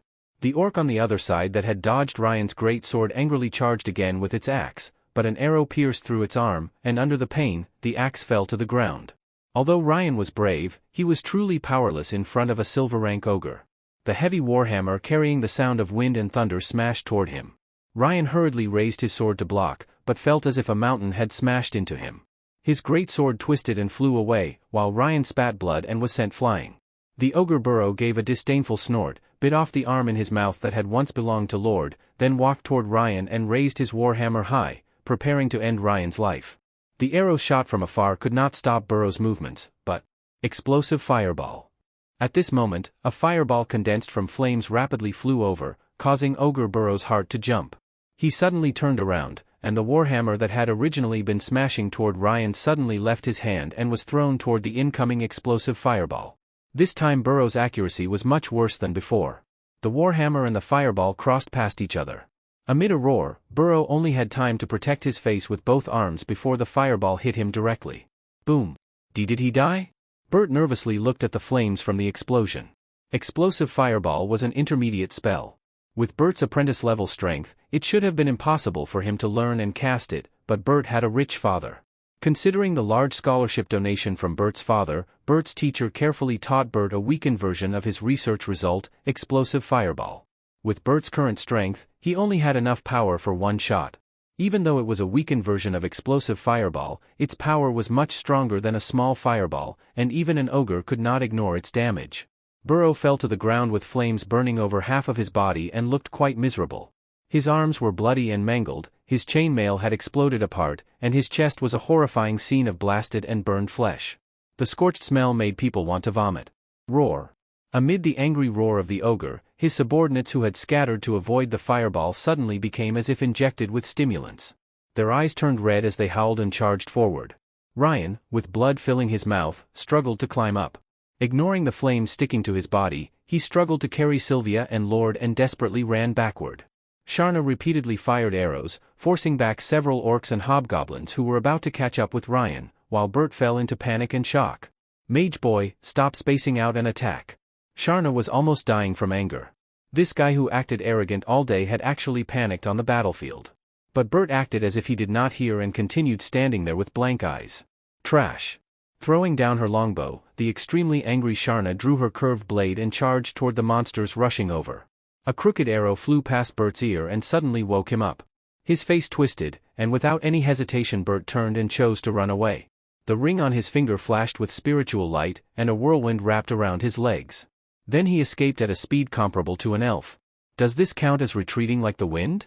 Julian flapped his wings and floated in midair. He glanced at the fleeing mage and immediately lost interest, then looked down at the half-elf who was barely holding off several monsters with a curved blade. A half-elf, and quite pretty too. Hee, I shall capture her alive. Then Julian's eyes slightly turned after developing a fondness for talent, a fondness for talent. The agile Sharna was not weak and powerless. Being able to draw a strong bow already showed that her strength was not small. However, Sharna was better at moving quickly and then using her curved blade to cut enemies' throats. At this time Sylvia had already awakened, but her broadsword had been lost. Sylvia had no choice but to hold a shield in one hand and draw a short blade with the other, retreating while fighting together with Ryan, who was carrying Lord. This really isn't good. These wild orcs have some brute courage, but they have no coordination at all. They're basically just fighting in a mess. Once bloodlust is used, they even start hitting their own people. I really need to train them better. Julian looked at the terrible performance of his subordinates with disgust. Ogre Burrow had been careless for a moment and ended up looking miserable. The originally furious ogre had wanted to go forward and tear the few of them apart with his bare hands, but unexpectedly he received orders from his boss, so he could only stay behind in frustration and supervise the battle. Sharna used her curved blade to block the cleaver of the gap-toothed orc in front of her, then turned around and swung her strong and powerful long leg like an iron whip, exploding the head of a half-orc trying to ambush her. Then while turning back, Sharna grabbed another goblin by the neck and shouted, forcibly lifting it by the neck and violently throwing it toward the gap-toothed orc. The gap-toothed orc opposite her did not hesitate and slashed downward, splitting the goblin in half with one strike. But after splitting the goblin apart, it had to hurriedly try to block the curved blade slashing toward it. Just as Sharna gained the advantage and was about to kill the gap-toothed orc, a bolt of lightning suddenly descended from the sky and struck her. An intense numb feeling spread through her entire body. With her hair standing on end, Sharna weakly collapsed onto the blood and mud-covered ground. Just as the grinning orc raised its long blade and was about to kill Sharna, another bolt of lightning struck and knocked the orc down too. No wonder orcs have no brains. The boss already said only injure, don't kill. Wasn't it just for capturing them alive and then doing this and that in prison, interrogating them? So stupid. No wonder you can't get promoted or get a raise. Julian complained while flapping his wings and landing, then picked up the collapsed half-elf girl. But what Julian did not expect was that after being shocked by electricity, the half-elf girl still had enough strength left to struggle.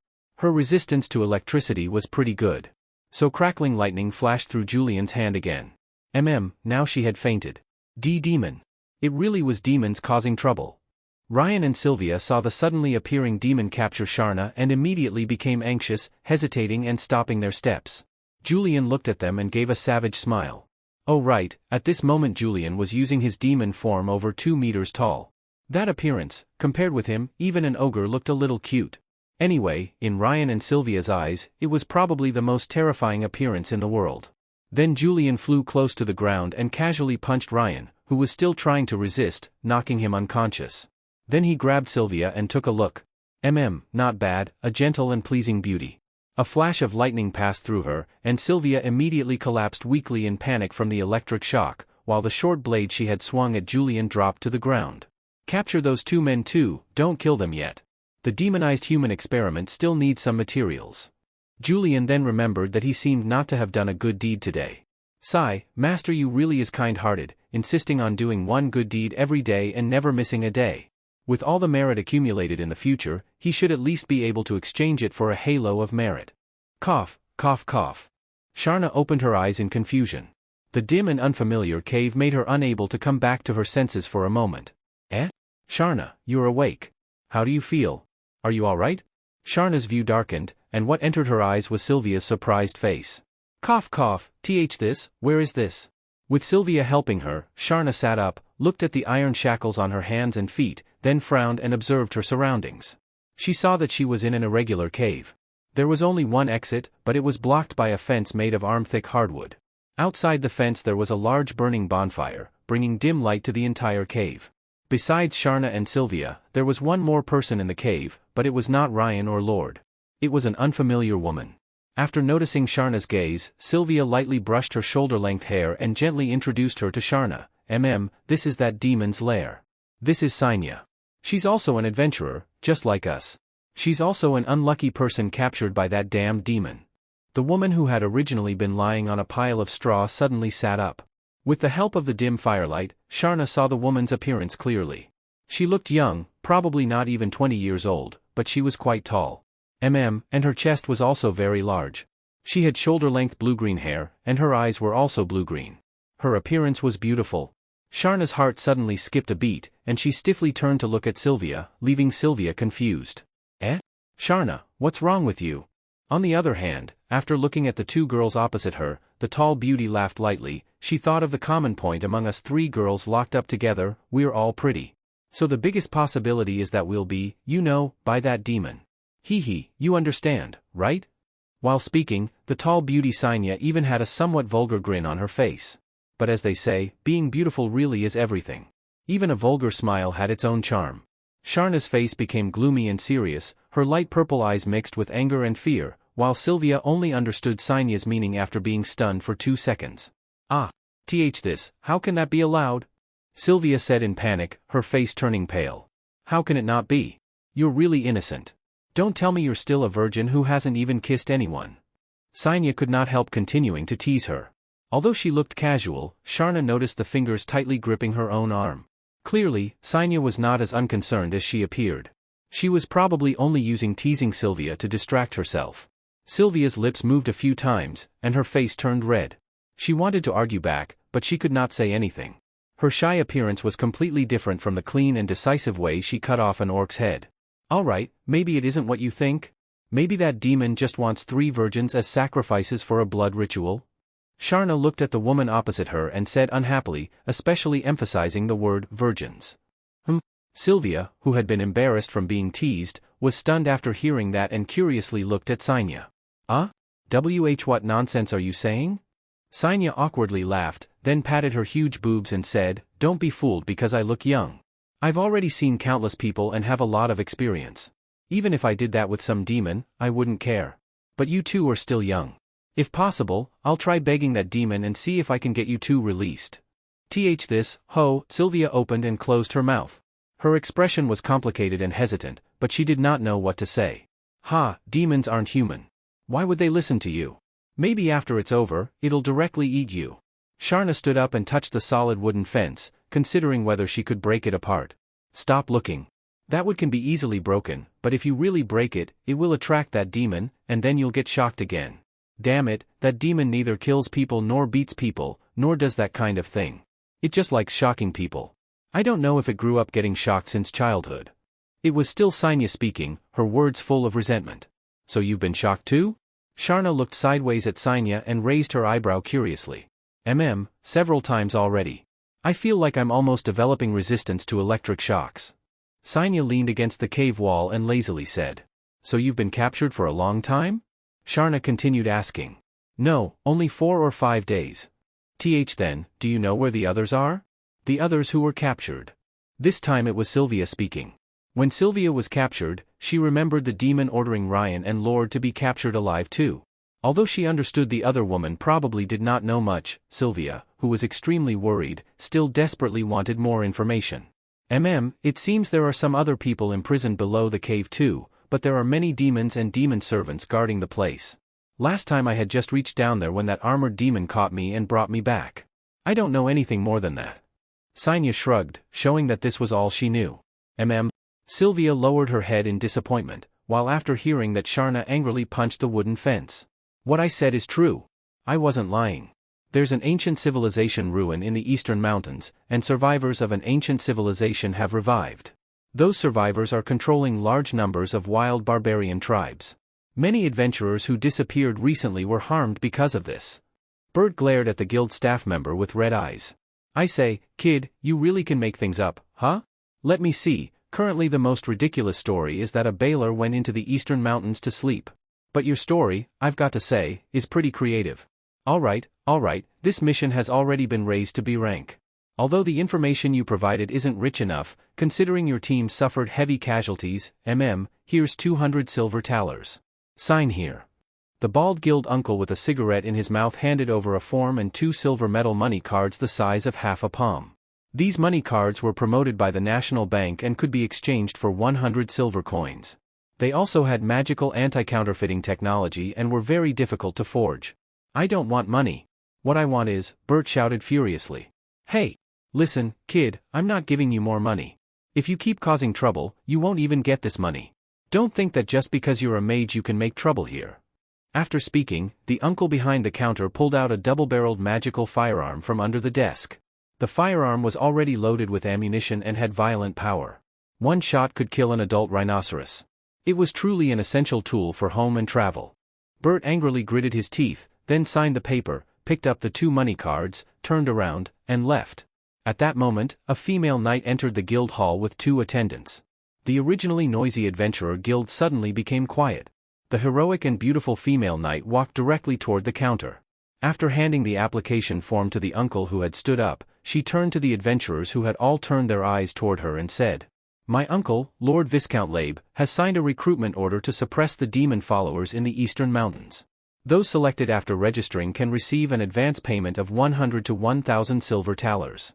Additional rewards will be given according to the strength of monsters killed. Applicants must at least have middle black iron rank strength." Her cold voice was like spring water in the mountains. Her silver hair was simply tied into a ponytail. Her flawless and delicate appearance and cold beauty made people feel admiration while also feeling inferior. Her close-fitting breastplate rose high, outlining attractive curves, and her pair of long and healthy legs made it impossible to look away. Bert stared blankly at the cold-faced beautiful female knight as if his soul had been swallowed. The half-elf girl he had secretly admired seemed to fade from his mind. "Mom, I'm in love again." The female knight Layla Andres was not recruiting only adventurers. Actually, she had just come out of the nearby mercenary guild. However, because the war situation in Winston County had recently become tense, most large and small mercenary groups from nearby counties had been drawn there. As a result, Layla had no choice but to recruit some adventurers as well. Big Tree Town in Labe territory did not look very large, but it was actually one of the 3 major gathering places for adventurers and mercenaries in eastern Doran County. Many important tasks from nearby towns were sent here and then released through the guild. It could be said that Big Tree Town was a town specially serving adventurers and mercenaries. Thanks to the many different races and wilderness forces in this world, not only was martial culture popular among civilians, but organized adventurers and mercenaries were also extremely common. The kingdoms and nobles of various countries had no way to impose too much control over them. After all, this involved local security, employment, and even survival needs. Moreover, even kings and nobles sometimes had to rely on these 2 groups because they were more economical and practical. This recruitment order signed by her uncle was originally supposed to be led by another of Layla's cousins, but that cousin wanted more to go to the northern front line and establish immortal achievements. Layla took advantage of the situation and volunteered herself. Relying on her identity as the daughter of an earl, she obtained this suppression mission. As the youngest daughter of the Earl Andres family, Layla also had 3 older brothers and sisters. The inheritance rights of the Earl practically had nothing to do with her. If she had followed the path of a normal noble young lady, Layla would not have needed to wake up early and train in martial arts and study every day. She would only have needed to dress beautifully and wait for her father to find a marriage partner suitable for family interests. But Layla had a proud and ambitious personality. She was unwilling to be ordinary and did not want to wait like a beautiful porcelain object waiting for trade. So from childhood, Layla worked hard and practiced martial arts, writing, etiquette, literature, and all kinds of noble courses. Finally, at the age of 18, she advanced to silver rank and became a banner knight under the attention of her mentor and father, also gaining part of the right to choose her own marriage. But Layla was still not satisfied. Being just an ordinary female knight could not satisfy her. Layla wanted to prove that she was a qualified and powerful female knight and leave behind her own legend in the history of the kingdom. As a border region neighboring Winston County and also very likely to become the front line of a demon army invasion, all of Doran County had already begun martial law. The nobles would send talented underage descendants and non-combat family members to Flower City. If the main family line were destroyed, these descendants might still continue the bloodline in the rear and perhaps revive the family in the future. Marshal Beryl had already arrived in Doran County to take charge of defense, and the kingdom armies would also gradually be transferred over. However, all this still needed time. Under Marshal Beryl's orders, nobles of all sizes had started organizing their armies and waiting for orders at any time. Those famous mercenary groups and adventure teams had also received recruitment orders from the kingdom. This recruitment order was mandatory. Unless they no longer wanted to survive in the kingdom of Talia in the future, they could not refuse. At this moment, news suddenly spread that demons had appeared in the eastern mountains of Doran County, which obviously made people uneasy. Even if it were only rumors, they had to be investigated clearly. The demon army in the north was too terrifying. However, the noble forces in eastern Doran County did not want to casually consume the reliable military power cultivated by their families over generations. At the same time, they were truly worried that demons in the eastern mountains might actually take a detour and attack their territories. Therefore, several noble families decided to spend some money and hire a group of cannon fodder to carry out the suppression. Winning would be best, but even if they lost, as long as they could determine the scale of the demons in the eastern mountains, it would not be too much of a loss. 2 days later, Layla led 4 mercenary groups that had signed agreements. Layla's requirements were rather high, so the mercenary groups selected were relatively elite and trustworthy. In addition, there was also a mage squad and more than 10 adventurer teams. Together with the private army brought by Layla herself, they formed a suppression force of more than 1,000 people. Although Layla's force did not appear large, its quality was actually quite good. There were nearly 300 bronze-rank professionals in the force, all with strength equivalent to knights and soldiers, while the remaining soldiers were middle to upper black iron rank adult mercenaries and adventurers. In addition to Layla herself, there were a total of 9 silver rank professionals supporting the force. According to current intelligence, suppressing the small demon force hiding in the eastern mountains was not difficult at all, and Layla was very confident. Layla even felt that she had gotten lucky this time. The ambitious and capable young nobles in Doran County were all preparing to follow the kingdom armies north to suppress the demon army in Winston County. So this medium-sized achievement had easily fallen into Layla's hands.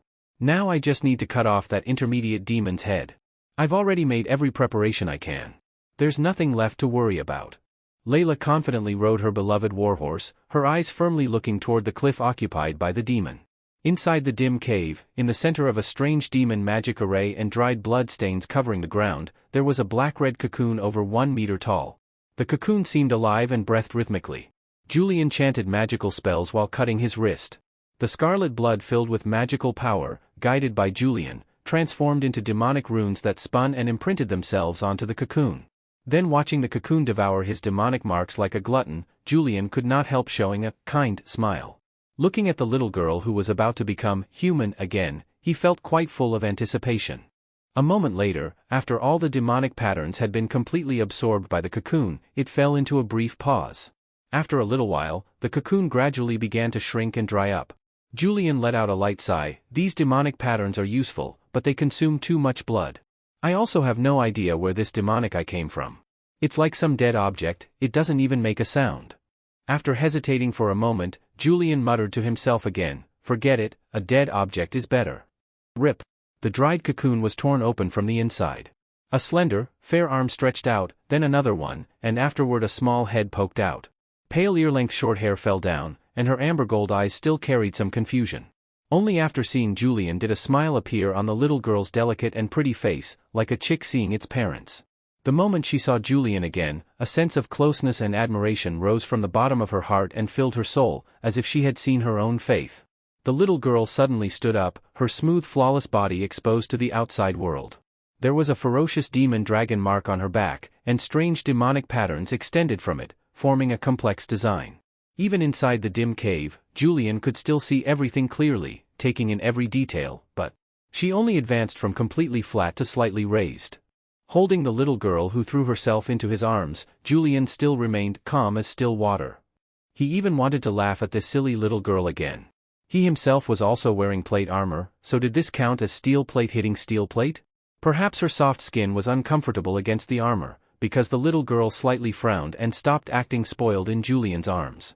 But seeing that she had grown a little taller again, she was only 10 years old now, it was likely she would grow over 1.7 meters in the future. Maybe she could really grow into the tall foreign beauty type Julian liked the most. By then. No, I'm raising her as a daughter. Can demons really do such evil things? No, wait, it actually does sound like something demons would do. Besides, this isn't really great evil, at most it's small evil. Eh? Master, what is great evil? And small evil? Holding Julian's hand, the little girl Jean asked with curiosity all over her face.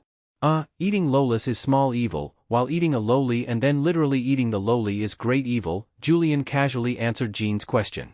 Alright, these are things only shut-ins would do. I'm a proper demon. What is a shut-in? A shut-in is The kind of person who hides in a dark room all day, does unspeakable things in front of magical devices that transmit information and images, and always calls the pretty girls in pictures wife. But once they leave their nest, they try their best to hide their identity and make themselves look like normal people. Julian narrowed his eyes and spoke with some nostalgia. Of course, some shut-ins don't even bother pretending. They sound a bit like necromancers, little Jean said curiously. A little. But they don't like skeletons or corpses, they only like paper people and dolls. Just think of them as puppet masters. Playing with puppets. Puppet masters? Eh? Why are you smiling so strangely, master? Am I? How am I strange?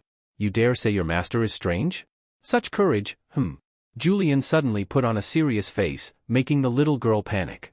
Lowering her head, she stammered, then I'm sorry, Talking badly about your master is already beyond ordinary rebellion. You must be punished. Say it, do you want electrotherapy or do you want? What are you ing for? Hurry and choose. Then I'll choose, a forehead flick.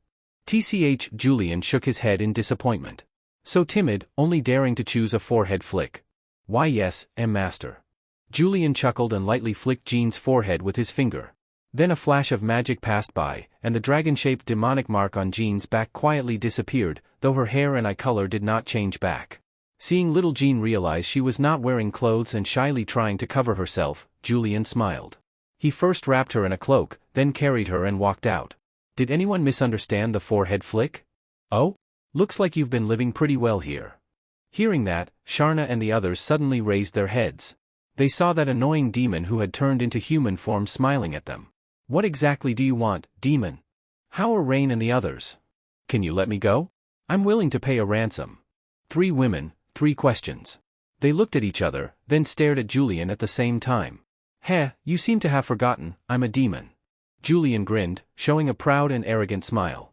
He raised his hand and snapped his fingers, and crackling lightning instantly filled the entire cave.